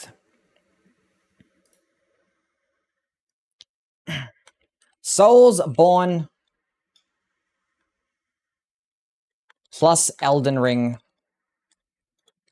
boss tier list. And then we add this picture as the thumbnail. Cool. And then we save it. Fantastic. Okay, cool. Where was I? Lothric, amazing boss fight. Good OST, really cool attacks to dodge, very cinematic. The second phase doesn't really change up much, but it doesn't need to. It just enhances the boss fight overall. Really cool moment. Good idea for actually a duo boss fight. Done really well. Ancient Wyvern, awful. Like the funny thing is, if they just didn't make it a boss fight, it probably wouldn't be that bad. Like you could just actually have the dragon just sitting there and it would have been fine. But like they just had to make it a boss fight, so I'm gonna have to rate it as a boss fight, of which it's an awful one. Because yeah, you're just running throughout the entire thing and fighting it just has so much health. It's still possible. I did it a bunch of times in my magic runs. It's like the worst thing in the world. Not to say bad, I guess. Because like fighting it normally is not the worst thing. The King of the Storm and Nameless King, I don't know why they included them together. I mean, I guess I understand why, but yeah, Nameless King is S tier. Fuck the first phase. First phase is kind of cringe. I think I like them better than Champion Gundyr. I don't like them as good as Lothric, but yeah, Nameless King is just a fantastic boss fight. Really good. Solar Cinder is another S tier. Oh my lord. This game has so many S tier bosses. I think I like Solar Cinder better than Champion Gundyr. This is what Gwyn should have been like. First phase is really cool and interesting. I don't like it when he uses like the curve sword or like the sorcery moveset, but like it's still perfectly fine. And then the second phase is just flawless. I don't understand why Gwyn didn't get any lightning attacks. There's probably a lore reason as to why he didn't get lightning attacks, but you could have changed it up to make it that he does. The Champion Grave Tender. Okay, look. I like the dog boss fight, so I'm going to put it into the normal. I like it better than Yhorm, honestly. But like the NPC just makes it so bad. If it was just the dog, and the dog had like maybe like another melee attack or some shit like that, I'd put it into the great tier. But like the NPC and like the other dogs in the first part of the fight are just, it's just why? Why? Why? That's probably a lot of the problem with, yeah, if they were beefier. A lot of the problem with like the Dark Souls bosses that they're very like low in health. Or Dark Souls 3 bosses. Like Lothric doesn't have much health. Nameless King has a decent amount of health. Solar Cinder, Champion Gundyr, they have like hardly any health. But like, you know, they just have amazing movesets and they just feel nice to dodge. The right amount of delayed attacks, good switch ups, I don't know, they just feel nice. And then Freighter is an S tier boss fight. This one's the best of the bunch. This one is the best one thus far. The best 3-phase boss, I mean, technically it's like the other 3-phase boss fights, but it's still really good. From first phase to the third phase, amazing. And the second phase is unironically like a better duo boss fight than like almost anything that you'll see on this list. And that's just one of the phases. It's just really cool. And the OST as well. Demon Princes is the best duo boss fight that I've ever made. I don't like them as good as Freighter, because Freighter is just like built different, but Demon Princes can definitely slide in second. This boss fight is absolutely amazing. The fact that like you had it so one aggro's at a time, so you can have like one shooting projectiles where you can focus on the other one, and they did like an Ornstein and Smoke to where like you kill one, and then the other guy will get like a super beefed up second phase, and they kind of work a bit different. The only problem that I have is that they don't look more different. They kind of look the exact same. If the designs were like, if they just looked a bit different outside of like a different shade of red, I probably would have liked it more, honestly, but it's still nice. Still really good. Midir S tier. Not gonna fuck around. Do I like it better than Freighter? Probably not, no. But it can slide in at number 2. This is the best dragon boss fight, and it's not even close. Not even close. The duo Crucible? Hell no. Look, Half-Light, I hate fighting Half-Light. This is the worst NPC ever made. I hate fighting this one, but it's a PvP boss fight, and I like PvP boss fights, and I hope they bring them back for Elden Ring. So I'm just going to rate the PvP portion, so I'm just going to say good. Because the PvP concept is really nice. Gale is going to sit comfortably at number 1, and it is not going to move as the best boss fight literally ever made. How are you going to have like the greatest OST in the coolest arena, built up to the exact perfect moment, the correct conclusion to the Dark Souls trilogy, and you have it be the most awesome moveset that's so flashy that this weird-ass fucking NPC, most random of NPCs, ended up being the best boss fight. It's just amazing. And like the second phase comes in, the music is just even better, and having like these cool front-flipping attacks while shooting out crossbows and follow-up attacks that all end with a nice amount of openings, it's just fantastic. Okay, on to Bloodborne. Wait, no. It wasn't finished with Dark Souls 3. Okay, Dancer is also... Oh, do I put Dancer in the amazing too? I do, yeah. Dancer is amazing as well. Very majestic type of animations that she has going on. That's all I'm going to say. I'm not going to like take too much time talking about this shit. This is like dragging on. Dragon Slayer armor is also amazing. Where do I put this one though? I like it better than some of these fights. I like it better than Champion Gundyr. Yeah, Dragon Slayer armor is amazing as well. The only thing that's annoying about it is when like the Pilgrim Butterflies shoot out projectiles. Kind of makes it annoying, but like his animations are super clean. The music is amazing. It's just another guy in armor that has a good moveset. There's not much more that you can say. Okay, Bloodborne time. Cleric Beast. Out of all like the first boss fights, if you're going to compare this alongside like the Stray Demon, I'm not too mad at this. I like it better than the Taurus Demon. The music is really, actually I'm going to say good. I like it. I like the animations. It's still like more complicated than some of the other opening boss fights that you get. And the music is amazing too. And like the entrance as well. I think it's a very solid boss fight. I think the Ivory King should be higher. But I do hate the first phase. Gascoigne, amazing. We're not even going to fuck around. This is my favorite base game Bloodborne boss. It's probably not going to get as good as like Dark Souls 3 bosses, honestly. But like, it can sit comfortably there. Very good atmosphere. Very cool moveset. It feels nice to parry and dodge his attacks. The second phase changes up a whole bunch too. That makes it even more cinematic. I like it. Wait, we didn't talk about Osiris. This might as well be a Bloodborne boss. It fucking sucks. I think this is an awful boss fight. I'm not going to lie. This is not fun to fight. It has like a couple of cool attacks that you can dodge, but like the lunging, like the instant lunging that do so much damage, just jumping from one side of the arena to the other, like with some crackhead energy. I think this is like an actual awful boss fight. This is like the pure definition of what an awful boss fight is. You know what? Fuck it. Trash. Trash. Does like the Demon of Hatred? Hell no. Hell no. Blood-Starved Beast. Oh, I have a specific type of hatred for this guy. My problem is with a lot of Bloodborne bosses is that they flail around too much. Hence, like, you know, me considering Osiris like a Bloodborne type of boss because he just flails around so much. Blood-Starved Beast is exactly that boss fight. Like, and then the fact that you just get poisoned just by standing near him is like kind of shit as well. I do like the music and I do like the art design of it, but like, so there's some things that I like about it. But yeah, there's so much flailing around. Amelia, I think, is like a normal. I'm not too big on Amelia, honestly. Like, the boss fight is like very large and it's hard to see what's going on some of the time. The camera can just be like a massive issue. Which is true with like a lot of larger boss fights, and Amelia is just one of them.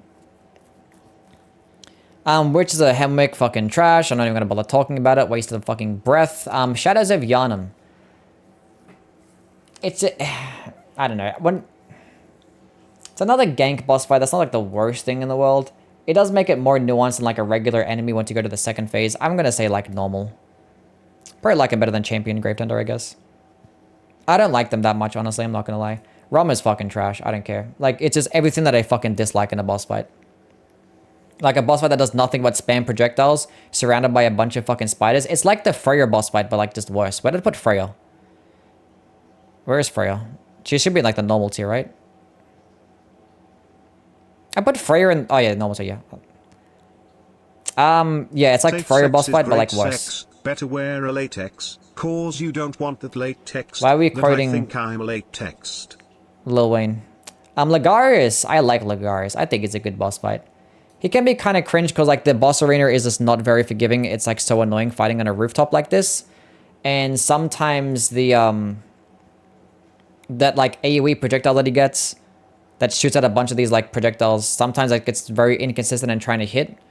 But like his movesets are good enough. I just wish he didn't spam as many projectiles because I obviously don't like projectiles. Dark Beast Pal is really cool, but he's like incredibly easy. He died in like 3 hits. Like he just dies straight away. So I can't even like, it's hardly even a boss fight, but he does look really cool.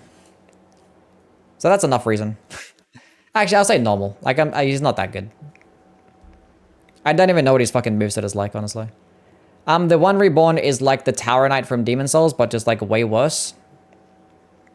I wouldn't say trash because it does have some cool attacks that it can do that it's nice to dodge. But like, how are you going to make the Tower Knight boss fight just worse? Because you just have a bunch of flailing ass legs and it's even more like AoE spamming. And it's like so large that it's hard to really figure out what's going on unless you're standing in front of him. Wait, this is not the one Reborn, that's a Celestial Emissary. Do you like apple pie? I'm also fucking trash, by the way. It's not even a boss fight. It's like the Deacons of the Deep, but like with a slightly cooler second phase. So I think the fact that it has a slightly cooler second phase, even though it still dies in like 2 hits. Awful Ebrietus. I don't hate Ebrietus.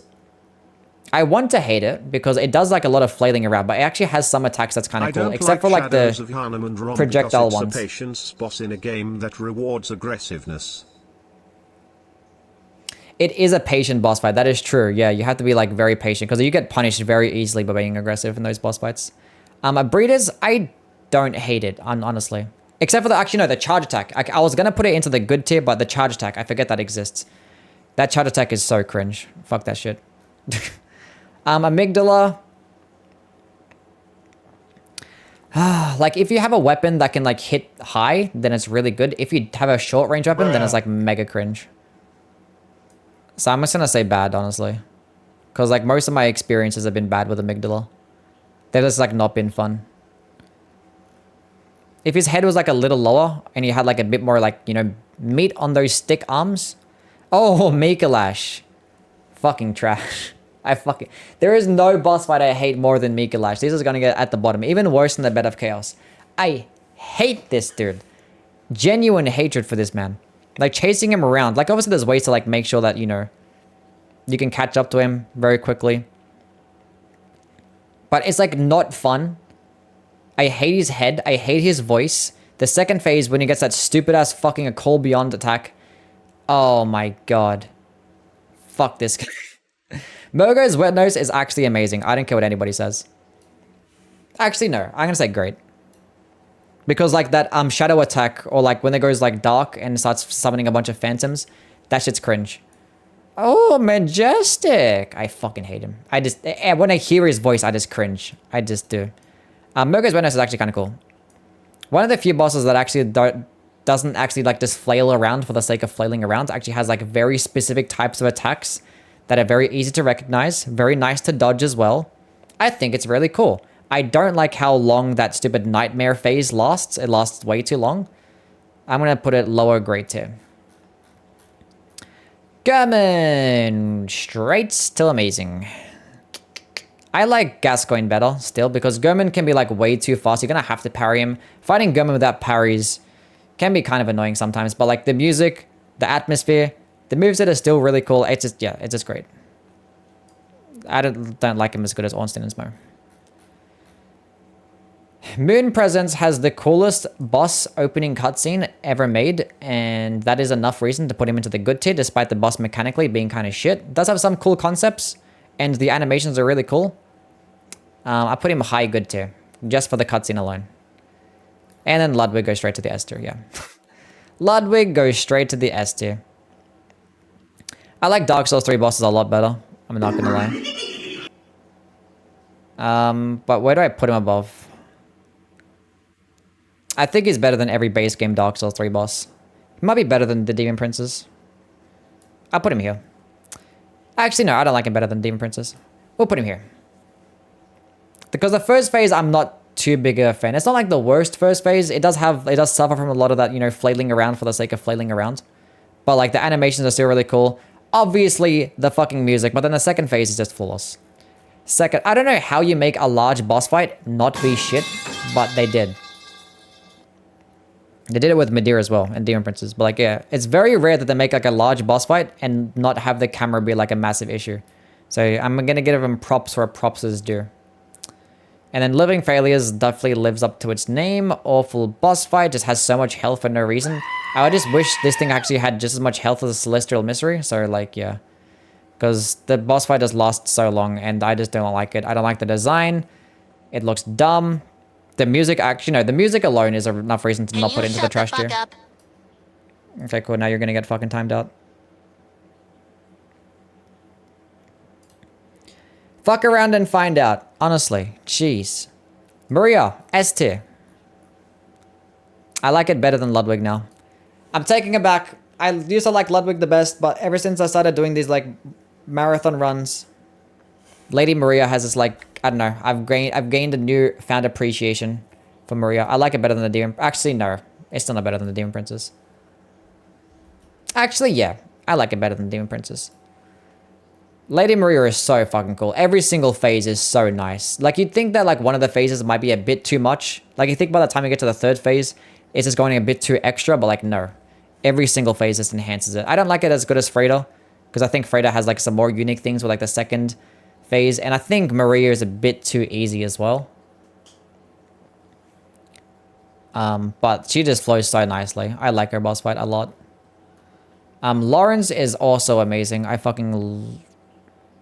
Yes, he is amazing. I like, yeah. I was gonna say that he... No, the first phase is kind of... no, he's just great. No, now that I'm thinking about it. The music is definitely the best part about the boss fight. I do like his design, even though it is like just a reskinned cleric beast. And some of the attacks do feel nice to dodge. I do like memorizing his moveset. And the third phase is kind of cool. And like the lava attacks can be kind of funny as well. I like the color red. We'll go high great. I might like him better than Velstadt. Orphan of Kos. Oh my god. Shut your kangaroo Look, even lips. after... Lawrence is not good. Even after... that stupid ass fucking run that I did, I'm still gonna have to put him to the amazing tier. Even after my 100 tools only run and how much I despised fighting him, it was still fine. I still think he's an amazing boss fight. Some attacks are very questionable, but like if I'm putting Ornstein and Smo, even though it has downsides into the S tier, I don't think I like it as much as some of these other bosses. I probably put it here. I don't think I like him as much as these other ones. Because, like, there is some things like, I don't know, the screeching is just one part about it. He just doesn't stop fucking yelling. And, like, the second phase, he can just, like, spam a bunch of projectiles, like, and just make it really cringe. But, like, atmosphere is just enough reason to put it that high. Okay, now, honestly, I haven't touched the Chalice dungeons in the longest time. There's a brain sucker Chalice dungeon boss. That can go fucking trash, too. So why is there a pig in the Chalice dungeon? Why do you actually add Chalice dungeon bosses? I'm gonna go based on the ones that I remember. I remember the Watchdog boss fight. Kinda. And I remember liking it. I remember liking it, but I remember there being like some stupid attacks that like you can constantly like keep attacking. Kind of like the Aldrich Beast and Dark Souls. It's been like maybe like 8 years since I've last played this. The Chalice dungeons and fought the bosses. Because like once you do it once, like there's no need to fucking do it again. Thumerian... I don't remember. I don't remember. Like, I'm just gonna put them all in the trash tier because I don't remember. I don't remember. I remember one of these ones was good. The Thumerian Elder or Descendants. I don't remember. I'm gonna put these both normal because I don't remember which one I liked. I don't remember. It's been so long. I fought them all like one time. Anyway, Sekiro time. I don't like this game. Oniwa Gyobu Masakata. Yeah, no. I do not. He's like the only Sekiro boss that I don't really like. I'm gonna say bad tier. It's still better than like the Vanguard maybe. The opening line is like the best part about the boss fight. Because like I just don't like having to chase around a fucking horse. Even though you can use your grapple hook to get closer towards him. But him just like running back and forth. What about the Blazing Bull? This boss fight feels like... I feel like the Blazing Bull is a fucking better boss fight than this shit. I'm not gonna lie. I don't think it's including mini bosses though. Hello YouTube. I don't like this. Because like it feels like you're fighting the Blazing Bull with how much this guy's like running around all the time. I don't like him. Like what's his fucking moveset as well? Like he does like fling around his halberd a whole bunch. I don't like him. I'm not a fan. Every single time that I fight him, I just don't like him.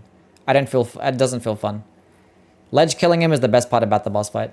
Bad take, I don't like him. Lady Butterfly, I like a bit more. I think Lady Butterfly's a good boss fight. Actually, I think all Sekiro boss fights are just amazing. They can't be like fucking that bad. I put Lady Butterfly in the high great tier. You can just wait for him to come to you? Yeah, but like what does he even do when he comes towards you? He has like a couple of different attacks. Or you might like just swing by and like hit you with a couple of attacks. It doesn't feel like fun to like deflect his attacks. Like that's like the only boss fight that it doesn't feel fun to deflect. Lady Butterfly is mid. Well, compared to some of these other bosses that you'll see on this list, or that on this list, I think it's actually pretty decent. It's probably not that amazing compared to some of the other boss fights, but like the fact that she's like, you know, fighting on like tripwires and like jumping back and forth, that's still cool enough. The whole like summoning that weird like illusion type shit can be kind of annoying, but if I have a snap seed, it's not the worst thing. The kicks that you actually get mid combo are pretty fun to deflect too. I think she's great. Probably not as good as Lawrence, but she's great. Genichiro, S tier. Not even gonna fuck around. Not even gonna fuck around. We'll put him here. Probably above the Solar Cinder. Actually, I put it above Nameless King. Secondary bosses are just built different. They're just so fun. So fun, except for the stupid Oniwa Gyobu Masakata. Like, stupid. Stupid. Folding Screen Monkeys, I'm gonna put it above. I'm gonna put it into the bad tier, but I'm gonna put it above. Actually, I'm gonna put him, yeah, above Masakata Oniwa, just to prove how much I dislike this boss fight. It's still not the worst thing. It's still not gonna get into the awful or trash tier. Or this fucking tier. The monkeys are funny. My first playthrough was awful, but they're funny. I still don't like them because it's still a gimmick boss fight, and you still have to chase them around a whole bunch. Guardian Ape, S tier. Fantastic animations. Really fun to fight. The deflecting isn't like the craziest thing in the world in this thing, but you can just like run around attacks, so it's not even the worst. But based on like the animations alone that this boss gets. Amazing. Headless Ape. Why didn't they just combine them together? I'm just gonna put them together. I don't know why they didn't combine them. Corrupted Monk. I don't really care much for this boss fight like this. They definitely needed a second phase, which it actually ended up getting, I guess, so that's just normal. I'll talk about it later. Great Shinobi Owl, one of the many S tier fights in the game. This one is better than Ashina or Genichiro. I like him better than Maria. He's really cool. All the secondary boss fights are amazing. Why do you hate Gyobu? Like, he's just so mid. Like, what is there good about this boss fight? Like, mechanically, it's just mid. He just runs back and forth. And you're just waiting for him to come towards you. You deflect a couple of attacks. You can, like, hit his horse a couple times. Grapple toward... You're just, like, chasing him or, like, letting him run towards you. That's, like, basically it. He gets, like, a couple of attacks that he actually hits you at point-blank range. But, like... Just because it's a secondary boss fight doesn't mean it's good. Fucking bad. Emma. We're just gonna put every single secondary boss fight that's actually good into the S tier. Because that's where they all belong. Every single one. I'm not gonna bother talking about how good they are. Just play the game yourself. And you understand. Okay, the True Monk, I can talk about this one. We can also put into the S tier. Every single secondary boss is just amazing. I probably don't like it as much as Pontiff. Because like some of the phases, like in the second phase transition, can be kind of annoying. Although you can just like ledge kill him. But the attacks do feel kind of nice to dodge as well. Very fluid moving. I probably don't like it as much as Dancer, honestly. Probably put it here. True Monk is a fantastic boss fight. Our Father is the best boss fight. Not the best boss fight, but it's better than the Great Shinobi Owl. But like they're both very similar. The third phase is like adds like a bit more things. Incorporates the cool eagle, hawk looking bird thingy. I don't know what it is, but it is really cool being able to teleport back and forth between. The fact that this guy can Mikiri counter you as well is pretty funny. But yeah, like all Sekiro boss fights, they just have just really cool movesets that just feel very nice to dodge and deflect. The combat just makes it just enhanced so much more. It's an owl? True. True, it's an owl.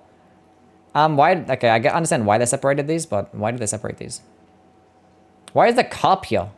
Why is a soldier of Godric on... Okay, whatever. Old Dragons of the Tree. I still like it better than... I'm gonna put it above Oniwa because at least there is some enjoyment in like doing the plunging attack and getting that large, cool AoE attack. The boss fight still sucks. It's still bad, but like it's actually pretty funny when you get the plunging attack kill. It makes it more fun than this shit, I'm not gonna lie. Okay, Divine Dragon, this is actually a great boss fight. It's easy, it's a gimmick, but it's the best gimmick they ever made because it's incredibly cinematic. Being able to like just teleport, just jump on these large trees and shoot out fucking lightning projectiles will never not be cool. And the boss actually attacks are pretty cool to dodge as well. I think this is a great boss fight. Demon of Hatred is a top 3 Sekiro boss fight. I do not care what anybody says. Probably sits comfortably at number 3. The Demon of Hatred has an amazing moveset. Yes, it is very similar to a Dark Souls boss, but your character literally gets an iframe dodge, and you get a weapon to attack with which is basically all the tools that you have in the Dark Souls game. So the game basically gives you the exact same amount of tools. So just fight it like a Dark Souls boss. Honestly. Just dodge the attacks. Like the only like annoying thing that I could say is that like there is like 3 phases. And like the 3rd phase can be like a lot different. Low-key chase this boss more than Gobu. Purely based on the fact that it has more health and the fight lasting longer. But at least the boss fight actually has a lot more nuanced attacks that actually feel really cool to dodge still. Just let him fall off the ledge. Yeah, you could do that as well. But then you're missing out on a fantastic boss fight. Great. Why are these even on the list? I don't know. It's a cool cinematic moment. Normal. This is like, you don't even fight this thing. Don't you do like a quest line to kill it? What is this? And then this is the best boss fight in the entire game. This one can sit comfortably at number 2. I don't think I like... Put this one here. Yeah, this is the best boss fight. Absolutely fucking amazing. Everything about this boss fight from start to finish is just really cool. I don't think any boss has a cool... Like, cooler attacks to try and, like, learn and deflect. Everything about it. It gets everything. And then, like, the lightning reversal on top of that. Lightning reversal is, like, the coolest concept. And then they just did it in this boss fight. And it just feels so fun, even. And then, like, the 3rd phase with, like, the cool... Summoning the halberd, deflecting his fucking bullets. McKitty countering him, like, at so much... It's fine. It's flawless. We get it. We understand. Next. Okay, Elden Ring time. Is there anything else? Why do we have to include every single Elden Ring boss? Okay, Soldier of Godric. It's not even a fucking boss fight. Grafted Scion, I think, is an awful boss fight. It feels like a Bloodborne boss with how, like, much it just goes... I don't know. It's so much flailing around. I don't like it. Tree Sentinel is not too bad. I'll say normal. Godric is peaked. Not gonna talk about... Okay, it's fine. Okay, Tree Sentinel, I like the Draconic Tree Sentinel battle. It feels like too basic the way it is. And like fighting enemies on horseback, you can suffer from the same Gyobu, Masakata, Oniwa type shit. But at least he has less health. Beastman, like, what do I even say? These aren't even fucking bosses. The Duelist is actually kind of cool, though. I would talk about the Duelist. We'll put him into the normal tier. I just wish that we got his weapons. Why didn't we get the Duelist weapons and actually have them work the exact same way? Like, you have them on a chain, and you could throw them, have them be returned to you, or have, like, some, at least a cool, unique power stancing combo, because they actually use them power stanced. But when we get it, we just get, like, the one basic weapon that has dog shit ass range. But he has, like, a pretty cool moveset, though. Ancestor Spirit, I actually like the cinematics and I like the OST. I don't like the fact that it heals, but then this is not the Regal one, is it?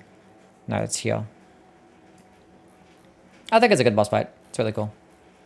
Pumpkinhead, bro. I'm not talking about these boss fights. Erdtree Burial is actually kind of cool though.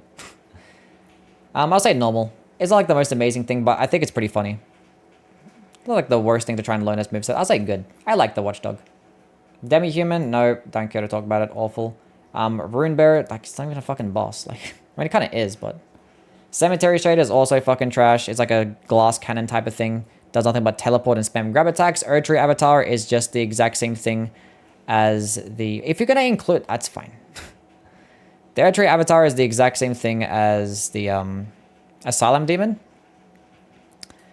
But they didn't bother changing it or compensating it to actually make it more complicated for, like, the later game. You need a sense of humor to understand Soldier or Godric. It's just like... It's like calling the turtle the dog. It's like the most basic of memes. I don't care anymore. It's trash. I've outgrown it, okay? Fine, whatever. S tier. Are you guys fucking happy now? Scaly Misbegotten. Trash. Don't care. Troll. Trash. Don't care. Patches. S tier. Margits. Bad boss fight. Actually, he's normal. Like, compared to some of the other boss fights, he's not bad. He just spams way too many delayed attacks for him to actually be good. I'm not gonna lie.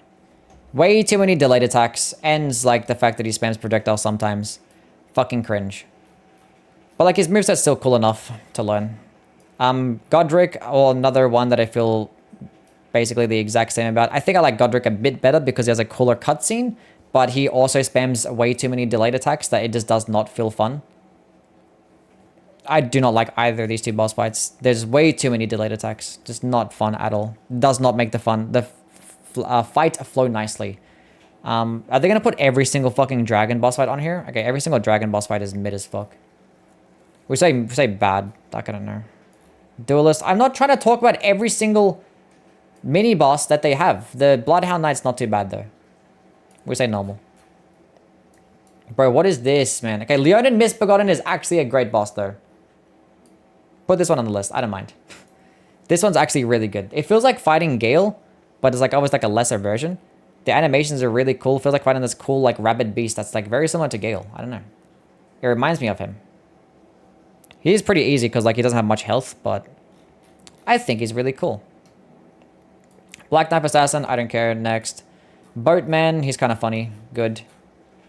Crystallian, bro, I don't want to talk about every single one of these boss fights. Red Wolf of Radagon is fucking trash. Rala. Look, I don't like people that spam sorceries. I'm going to say bad boss fight. I don't like it. I understand other people might. I don't like fighting a boss that does nothing but spam sorceries and summon enemies. It's not my thing. I don't care. Red Wolf of Radagon sucks because he just keeps jumping around and spamming projectiles. That's like another recipe for like me not liking a boss. She's a sorceress? I understand what she is. It's cool that they made, like, I understand why they did it. I don't like it, though. I don't like it. I'm not gonna lie. It doesn't matter what type of sorcery boss that you make. I'm not gonna like it. Anyway. Magma Worm Makara, I think, is an actual trash boss. I think every single Magma Worm is just not fucking good at all. They look really cool. The first phase is just doing nothing but just, like, charging back and forth. Mega cringe. The second phase hardly even adds up anything to make it interesting. But I'm not trying to talk about every single one of these bosses. Okay, Godskin Apostle. I think it's a good boss fight. I think the first phase can be kind of annoying because like certain types of attacks come out way too fast that you have to try and bait out certain things. And you have to be like at closer distance and then you can just roll catch you. The second phase is actually really good. I like it a lot more than the first phase. But even then, he does actually have the same amount of moves. I know, I would put him higher, but like the Godskin Duo boss fight just makes me hate him so much. I don't care to talk about any of these things. The Worm Face, like spamming grab attacks, trash, who cares? Draconic Tree Sentinel, I'll talk about this one. This is a good boss fight. I think this one is really good. Yes. The lightning attacks can be kind of annoying sometimes, but like, once you learn the openings and how to bait out certain types of attacks, why is Gwyn in the bad tier? You can go scroll back and understand why. What was I talking about? I got distracted now. Draconic Tree Sentinel, yeah. I mean, the projectile spam can be kind of annoying, but when you're fighting him at close distances, he doesn't really like move around that much, honestly. And his attacks feel kind of nice to dodge too, so. I like fighting him. Ulcerated Tree Spirit is a fucking trash boss fight. That's not even a real boss fight. Doesn't even have a moveset, just flails around like a Bloodborne boss. Crucible Knight is actually really good. Crucible Knight is a great boss fight. Really good stuff. I think I like him better than the Leonin Misbegotten. Really cool moveset, really cool animations. They could have fleshed him out a little bit more, but it doesn't really feel like much of like a boss fight compared to like, you know, some other Elden Ring bosses out there, but I like him still. Radahn is amazing. Where do I put him though? I put him like right next to, put him above Dragon Slayer armor. I think he's really cool. Like really cool boss arena, amazing OST. His attacks very easy to dodge, honestly. And then the second phase obviously just adds in like way more cinematic appeal. I think it's fantastic. Dragon boss fights, don't care. Why are we adding in so many random boss fights? The Omen Killer is like the Capra Demon, but just like different, I guess. A bit more nuanced. Like, really, what was the point of all of this, honestly? Mimic Tier is just fighting an NPC. Trash. Okay, Regal Ancestor Spirit. Have you done the shit fighting ape? We're done. We're up to Elden Ring now. All the other games are done. Regal Ancestor Spirit. Amazing OST. It looks really cool. Some of the attacks are pretty funny when like they jump around a bunch, but I don't like the fact that it heals as much as it does, and I don't like the fact that it teleports to the other side of the arena. So I'm just gonna put it into like the lower good tier because there's some things that I really like about it, but there's other things I despise about it. Dragonkin Soldier, I don't like it that much, honestly. It looks kind of stupid. The hitboxes are kind of jank as well. Ends like it's a large boss fight, so the camera is like half the issue. I'll say normal because like some of the attacks are still kind of cool. I hate every Gargoyle boss fight. They're just way too skinny for me to like them. Fucking awful. Trash, the NPC fight, Crucible Knight, we talked about it already. This is like slightly different. But it still is really good. I'll say great. A fucking flower. Like, why am I talking about any of these things? I don't care. I already talked about them. Okay, the Falling Star Beast. I like the Falling Star Beast. This one's really good. The full-grown Falling Star Beast. The second phase is actually... The animations that it gets with those gravity attacks are super clean. It's like the most amazing boss fight because it does actually get a bit like spammy with its projectile sometimes, but I think it's good enough. Godskin Noble, I put it like right next to the... I'm not sure if I like it better than the Godskin Apostle. Probably not, actually. The first phase is like more manageable because it gives you more openings. The second phase can be super cringe with like the belly thrusting attack. Ends like the rolling attack with how like broken that it is and inconsistent and buggy. God Devouring Serpent. Does that include Rykard or are you going to separate Rykard as well? I don't see Rykard on this list. It does look like it's Rykard. Okay, so we're going to talk about Rykard. He's just a better version of Yom. Where did I put him? I dropped him and I don't know where he is. I let go of the button. Where did he go? I'm confused. Okay, whatever. Rykard will go into like the good tier. I don't care much for like gimmick boss fights in general. Barbie King RNG. I don't know how to say that name, but thank you for the follow. Elmo is actually kind of cool. I like Elmo. I think he's a good boss fight. Probably like the same tier as the Godskin enemies. Sometimes it gets really annoying with like he just throws out that sword so far and you're trying to heal and shit, but it's fine. Can you share the link of this tier list? What's it fucking called? Every Souls game boss. Type that in. Godfrey. I mean, I'm going to talk about actual Godfrey. I'm not going to talk about this one. Not going to talk about those. Don't care, don't care, don't care, don't care. Fortisax. We'll talk about him.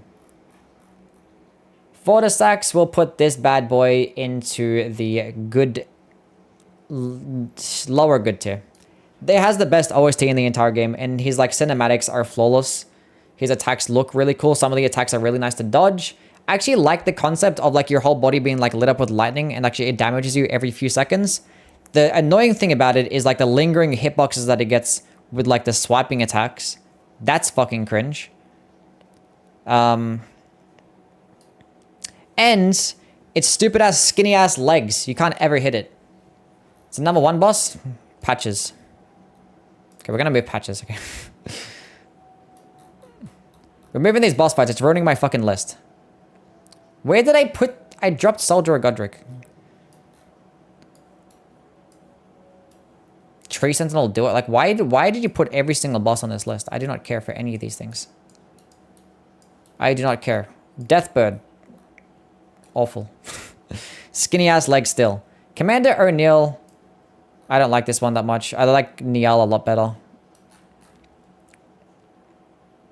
Like, I'm not talking about these bosses. Okay, Morgoth. We'll talk about Morgoth.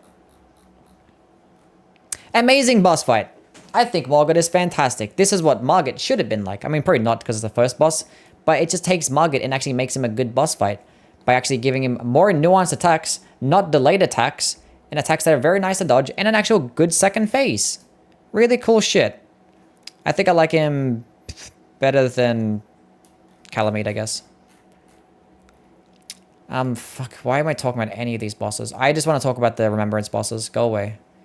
Deathrite Bird. Okay, I'll give this one a fair shot. I put it into the awful tier. Actually, put it into the bad tier. It's a cool design. Cool animations. The attacks look nice, but like he just moves around way too much. Skinny ass head. Stupid ass legs. It's just, no, it's not fun. It's not that bad though. Like the attacks can be okay. I actually like Commander Niall. This is actually a really good boss fight. I'm gonna say great. Actually, I'll say great. It's not that like nuanced. It's pretty basic sometimes, but like the attacks still feel nice to dodge. The Banished Knights in the first part of it doesn't really like make it too hard or like too bullshit, honestly. They're pretty easy to pick off. I think it's pretty cool. And the Banished Knights are actually kind of fun to fight in general, so... I'm not talking about this guy. Moog! Look, I'm gonna put Moog into the great tier. I don't like Moog that much, I'm not gonna lie. I'm not gonna lie, the Blood Flame is just like, it's just annoying. The Blood Flame in the second phase. After we just fought him for like a whole last hour, using fire damage only. Like we literally just done fighting him. His move, like, I don't know. I'd put him high grade tier. I'm not gonna put him into the S. I don't like him that much. Because a lot of it is like just dodging AoEs, and then like it's the Blood Flame in the second phase I just do not like, because it just restricts where you're supposed to be standing, and when you're doing like challenge runs and stuff like that, it just makes it like really annoying. But his moveset's kind of cool. His animations are nice too. The music is really good. The AoE attacks can be kind of annoying. He has like a ridiculously long reach too. I just don't like the Blood Flame. I'm not a fan. Not a fan.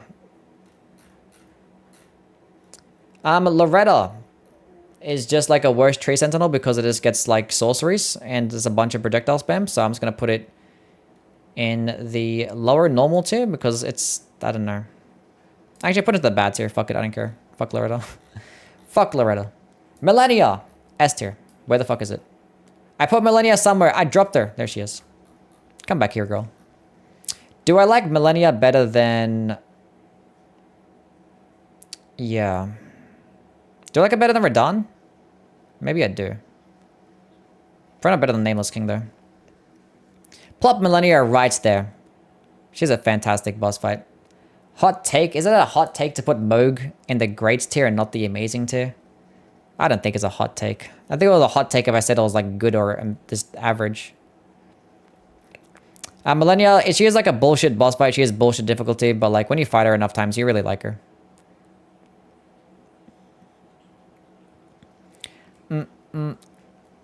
Hard doesn't always mean good. I know it doesn't always mean good, yeah. Why is Emma so high? Because she's a Sekiro boss fight. She's probably not that high on the list. She's probably like more down here. But she's an amazing boss fight because it's a Sekiro boss fight and in Sekiro combat is just fucking flawless. That's why. Moog is much better than Radahn? I don't think so. I like Radahn better.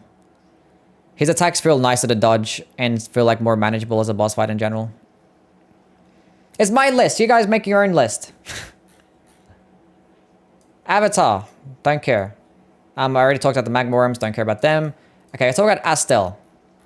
Astel, it's cool cinematic-wise. The teleporting can be... Oh, it's the Astel of Darkness. And he looks cool. Normal. I don't care. I don't think about Astel. I'm not going to lie. Fire Giant. Completely fucking trash. There's nothing good about the Fire Giant boss fight. It is way too big. He takes one step, covers half the arena. You have to chase him for so fucking long. You have to hit him in that specific ankle, which, like, if you have certain types of weapons that don't reach that high, you're just going to be doing dog shit fucking damage. He looks fucking stupid. The terrain is awful, so he takes one step on, like, a rock. Then you have to do a bunch of, like, jumping and platforming up high. It's just terrible. It's just actually bad. And then the second phase, somehow he decides, like, even more damage negation to where you're just doing even less damage. And then you get less openings. You get less openings in the second phase, but he has higher damage negation. And you're waiting for him to plop his hand down. He does it like once every 25 years because he has to spam roll a whole bunch of times. The fucking Fire Breath attack is dog shit because the terrain, once again, a problem. Deflects off a bunch of different trees and rocks. Hits you again. The only thing that I actually don't mind about the boss fight is like when he summons those two balls, it actually does make for an interesting concept. But everything else sucks. The Firestorm attack is still shit because it's like a very RNG heavy. The big ass meteor shower that he summons out, you can like stand directly underneath him, but sometimes it just phases straight through his body on some glitchy ass shit. The boss fight is so buggy, not fun, boring, absolute slugfest, and a snooze fest. It's not hard, it just sucks. Anyway, Astel. I talked about him again. I don't know, he's cinematic and that's about it. I don't really care for him that much because he's too skinny. Say normal. He's too skinny for him to actually be that fun. And I don't fight him much, so I don't really care. Godskin Duo, fucking trash. They have no bit... Okay, it's not as bad as Mikolash. Fuck Mikolash. Godskin Duo, they have no business being the exact same rune together. How do you have two random bosses? Oh, one's fat and one's skinny, so therefore they have to complement each other. No, it doesn't work that way. It worked with a stupid god. It worked with the fucking Ornstein and Smo because they were actually different. Both of these guys spam projectiles. Both of them are fast. Both of them have amazing reach. How do they complement one another? They don't, and they can revive each other too. Only good thing about this boss fight is the arena. You get pillars that can actually like make the boss fight more manageable, which actually makes it very easy with projectiles. And the music. That is it. Everything else about this boss fight sucks fucking dick. It's just terrible, awful, just horrendous. The way you have to fight it if you're doing a melee type of build makes it so cringe. You just have to circle around the pillar just waiting for them. It's not a good boss fight. Anyway, Flaccid Sex. I think Flaccid Sex is a good boss fight right next to Fortisex. Look, the whole purpose... I'll say great. I'll say great. The whole purpose of the Flaccid Sex, however you want to say it, I don't care, is that it's very cinematic, and that's about it. It's just a very cinematic boss fight. Mechanically, it fucking sucks. Like your first playthrough, you're gonna really like it. My first playthrough, I loved this boss fight. My second, third, fourth, fifth, and every other successive boss fight when fighting this guy has been absolutely a terrible experience. It's just so fucking boring. He does nothing but teleport back and forth and spam a bunch of AoEs, and it's not cool. Like the actual teleporting mid fucking melee combos that he does is fine. It's just when he teleports into a cloud and comes crashing down to the ground, he does it like 4 times in a fight, and it becomes so frustrating. It's just not fun to fight him at all. I do not like it. But he's like very cinematic, and the attacks look really cool, which is like enough reason to put him in the great tier. Because like the whole game is centered around your first experience and your first playthrough. And my first playthrough was really good when fighting him, and I appreciated the way he was. So I'm gonna put him in the great tier purely because of that. But mechanically, he sucks. Crucible Knight Duo, I don't care to talk about this. Malekith is another amazing boss fight. He doesn't have much health, but his attacks still feel very nice. I like him better than Radahn. One of the coolest boss transitions as well. He does do like a lot of damage. Yeah, are they this high? No, I don't think I think these boss fights, I think these Dark Souls 3 bosses are better. But Malekith is that good though. The first phase is not really the greatest thing, it's pretty basic, but the second phase definitely makes up for it and turns it into be one of the best boss fights in the game. Gideon can go into the complete fucking trash tier because you're an NPC boss fight. Nobody likes that shit. Why did you insert yourself as a mandatory boss fight at the end of the game? Why would he do that? Higher than Radahn? They're right next to each other. You guys are like focusing too hard on the actual placements. They're both in the amazing tier. That's all that matters, okay? Like the difference between there and there is not that big. I like them both the same. Yeah, why does an NPC... he shouldn't have been an NPC boss fight. He shouldn't have been a boss fight at all, honestly. Horaloo just like ruins like a great endgame boss run. Because Horaloo is like the best of the bunch.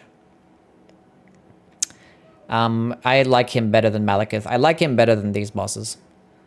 Horaloo is like a fantastic boss fight from start to finish. Like the only downside that you could potentially say is that the second phase like works completely different, and he has like a bunch of different grab attacks that all have like very similar animations but slightly different timings. So trying to learn them tends to be very frustrating because they do a lot of damage too.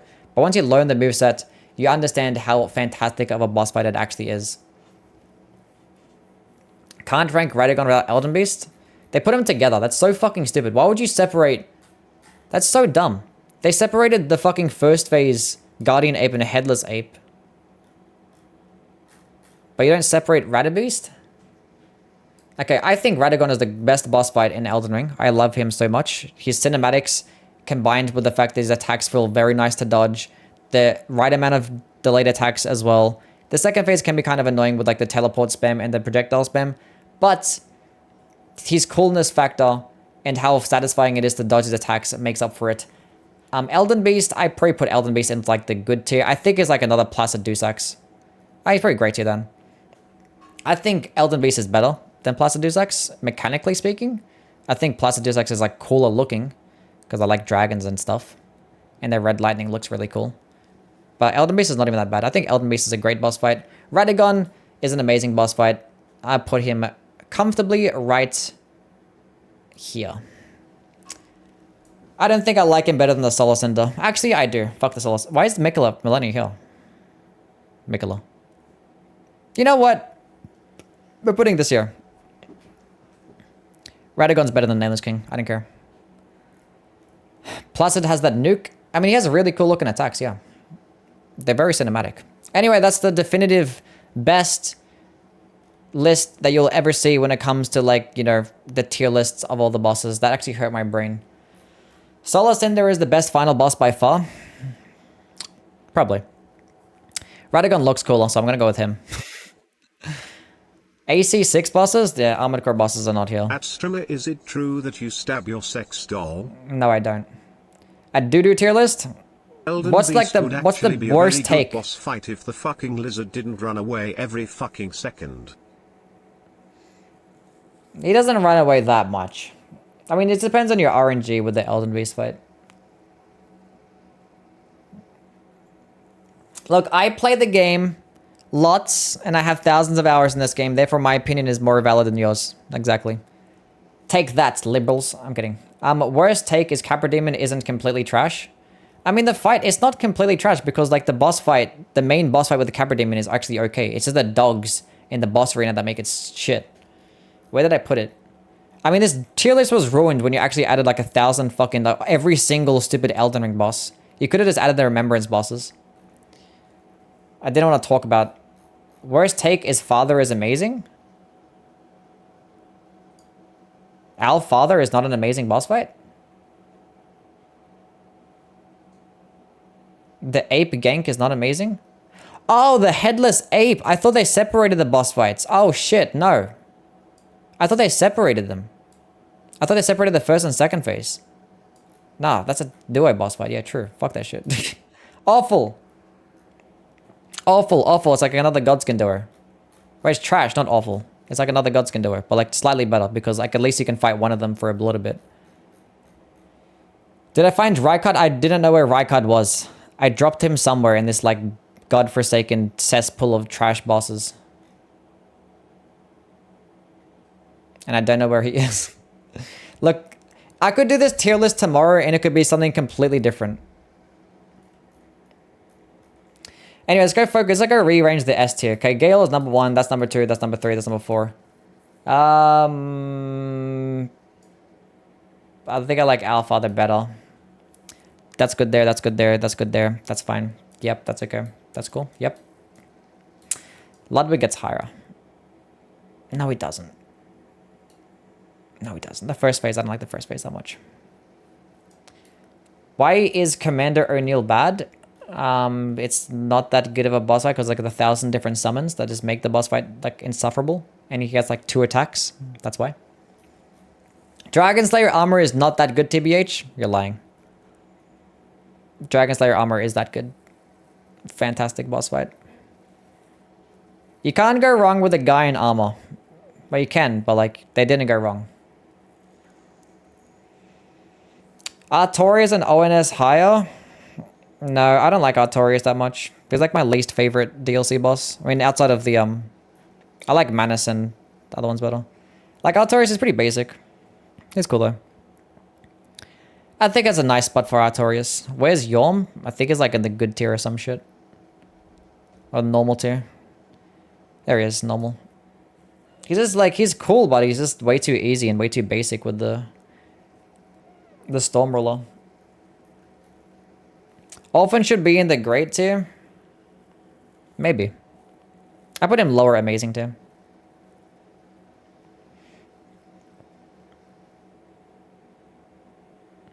Four Kings is amazing. Where did I put the Four Kings? My mommy Millennia isn't on the amazing. I put them in the good tier.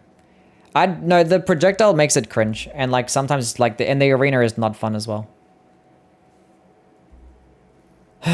And Millennia is in the amazing tier. She's right here, bro.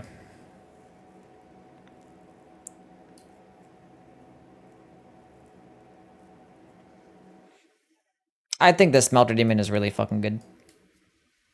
I like the Smelter Demon. Demon of Hatred is not amazing. That's because you're wrong, and I'm correct. That's why. Demon of Hatred is fucking amazing. I love the Demon of Hatred. Millennia is above Demon of Hatred? You can think that. Where is Moog? He's in the Great Tier. Top of the Great Tier. Is Moog better than the Smelter Demon?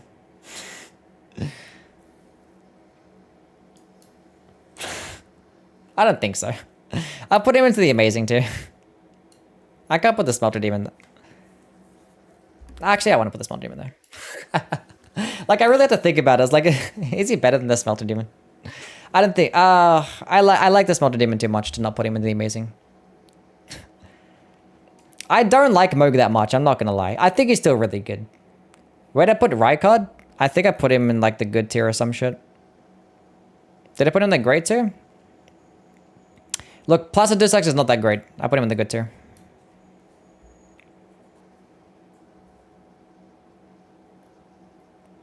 This list is so shit. Oh my god, I don't disagree. I disagree with everything here. I could do this again right now and this list will be completely different. The S tier is valid though. The Demon of Hatred, if you don't like this boss, that means it's just a skill issue. I'm not gonna lie. I didn't say that often, but like, that has to be a skill issue. There is no way people don't like this boss fight. Actually fucking flawless. Actually flawless. Look, it's based on my own personal experiences. When I fight the Demon of Hatred, I feel happy and it feels great. I like fighting him. He feels really cool to fight. Demon Prince is much better. Yeah, you're probably right. Do I like the Demon of Hatred more than Maria? Probably not. Takes 18 hours. It is a long fight, but like, so is like, you know, Medea is a long fight as well. The Demon Princess is a long fight. Freda is a long fight. Ishin is a long fight.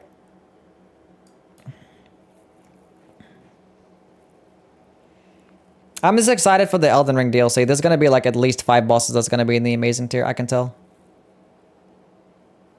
I didn't like fighting the Demon of Hatred. I do. Yeah, Gale is a long fight as well. Maria is the best Bloodborne boss by far. Yeah, she's the number 1. I used to like Ludwig the best, but after doing these marathons, Ludwig's first phase is just not good enough. And then like, Sekiro bosses are just built different. There's 40 bosses in the Amazing tier. Every time I parry Morgott. My brain wrinkles every time I parry Morgott. I think Astel is garbage as fuck. I think he serves his purpose as a cinematic boss fight. Where did I put him? In the normal tier.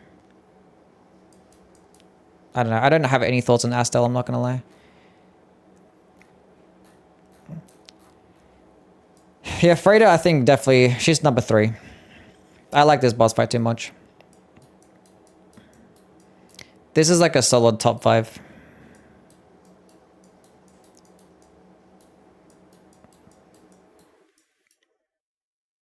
Deacons is in the trash? Yeah, I think so. Like, I had to put like so many like shitty bosses in the trash because I wasn't bothered to talk about them. I just put them somewhere. But yeah, Deacons is in the trash too. These are the worst of the worst. I mean, Gideon is like not that bad, but like, I just put him there because it's a mandatory boss fight. The boss to the right of Ludwig? That's the Twin Princes. Lothric and Lorien.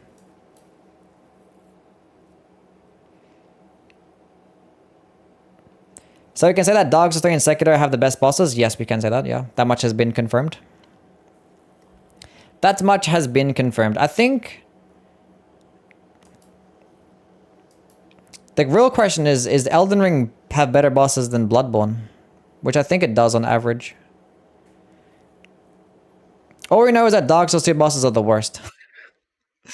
That's a lie. Fumat's really good. I mean, there's not a single Demon Souls boss that made it to the Amazing tier, so I guess Demon Souls bosses are the worst ones.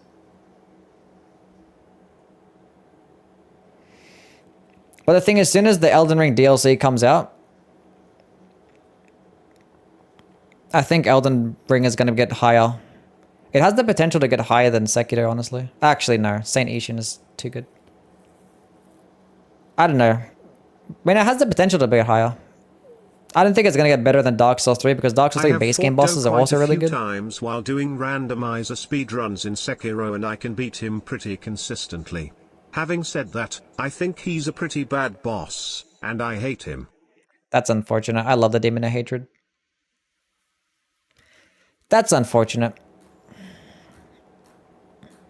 Look, maybe I'll fight him again and maybe I'll hate him. But like at the moment, based on my last playthrough, I fucking love the Demon of Hatred.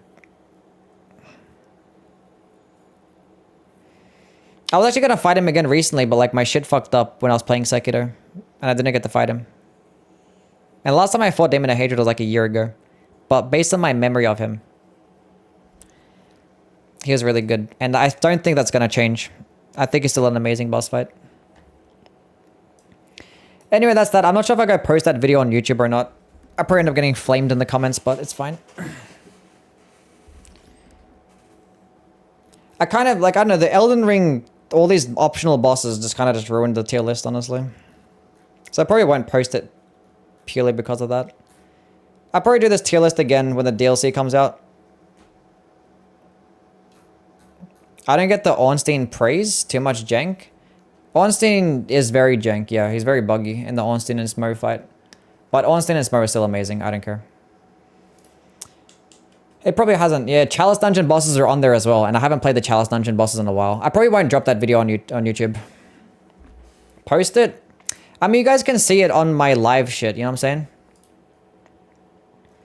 It'll be in like in the VOD. You can just go check it out on the VOD. I'll probably make like another tier list at one point. Like after the DLC comes out. And I'll do like a actually ultimate Soulsborne tier list.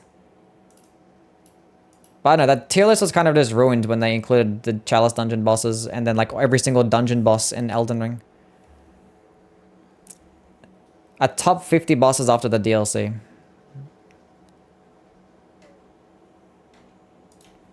So yeah, probably not going to post that to the video. How is my Dark Souls 3 top 10 weapons looking? Yeah, it's performing okay. Gotta get started in doing the Bloodborne list as well. Top 10 Bloodborne weapons, that's gonna be cringe. I have to play a lot of Bloodborne. Malekith is the best Elden Ring boss? He's one of the best. I agree. Ugh, okay, what are we gonna do tomorrow? What did I say I was doing tomorrow? We said we were gonna do the Godslayer's Greatsword run, wasn't we? I think so. Update to Windows 11? No, I'm not gonna go update to Windows 11. Sleeping on Rala, I continue to sleep on a boss that does nothing but spam projectiles. That is perfectly fine. I'll never like a boss fight that spams projectiles. I'm not gonna lie. It's just never gonna happen. Anyway, we'll be on tomorrow playing some more Elden Ring, I guess. And I guess we start the Katana Marathon the day after. Rala is literally Deacons and Rom too. I don't think it's like them. I think it's still different. She has some things that are okay about her. I still don't like her though. Anyway, hope to catch you guys around and I hope you guys have a wonderful night. Who was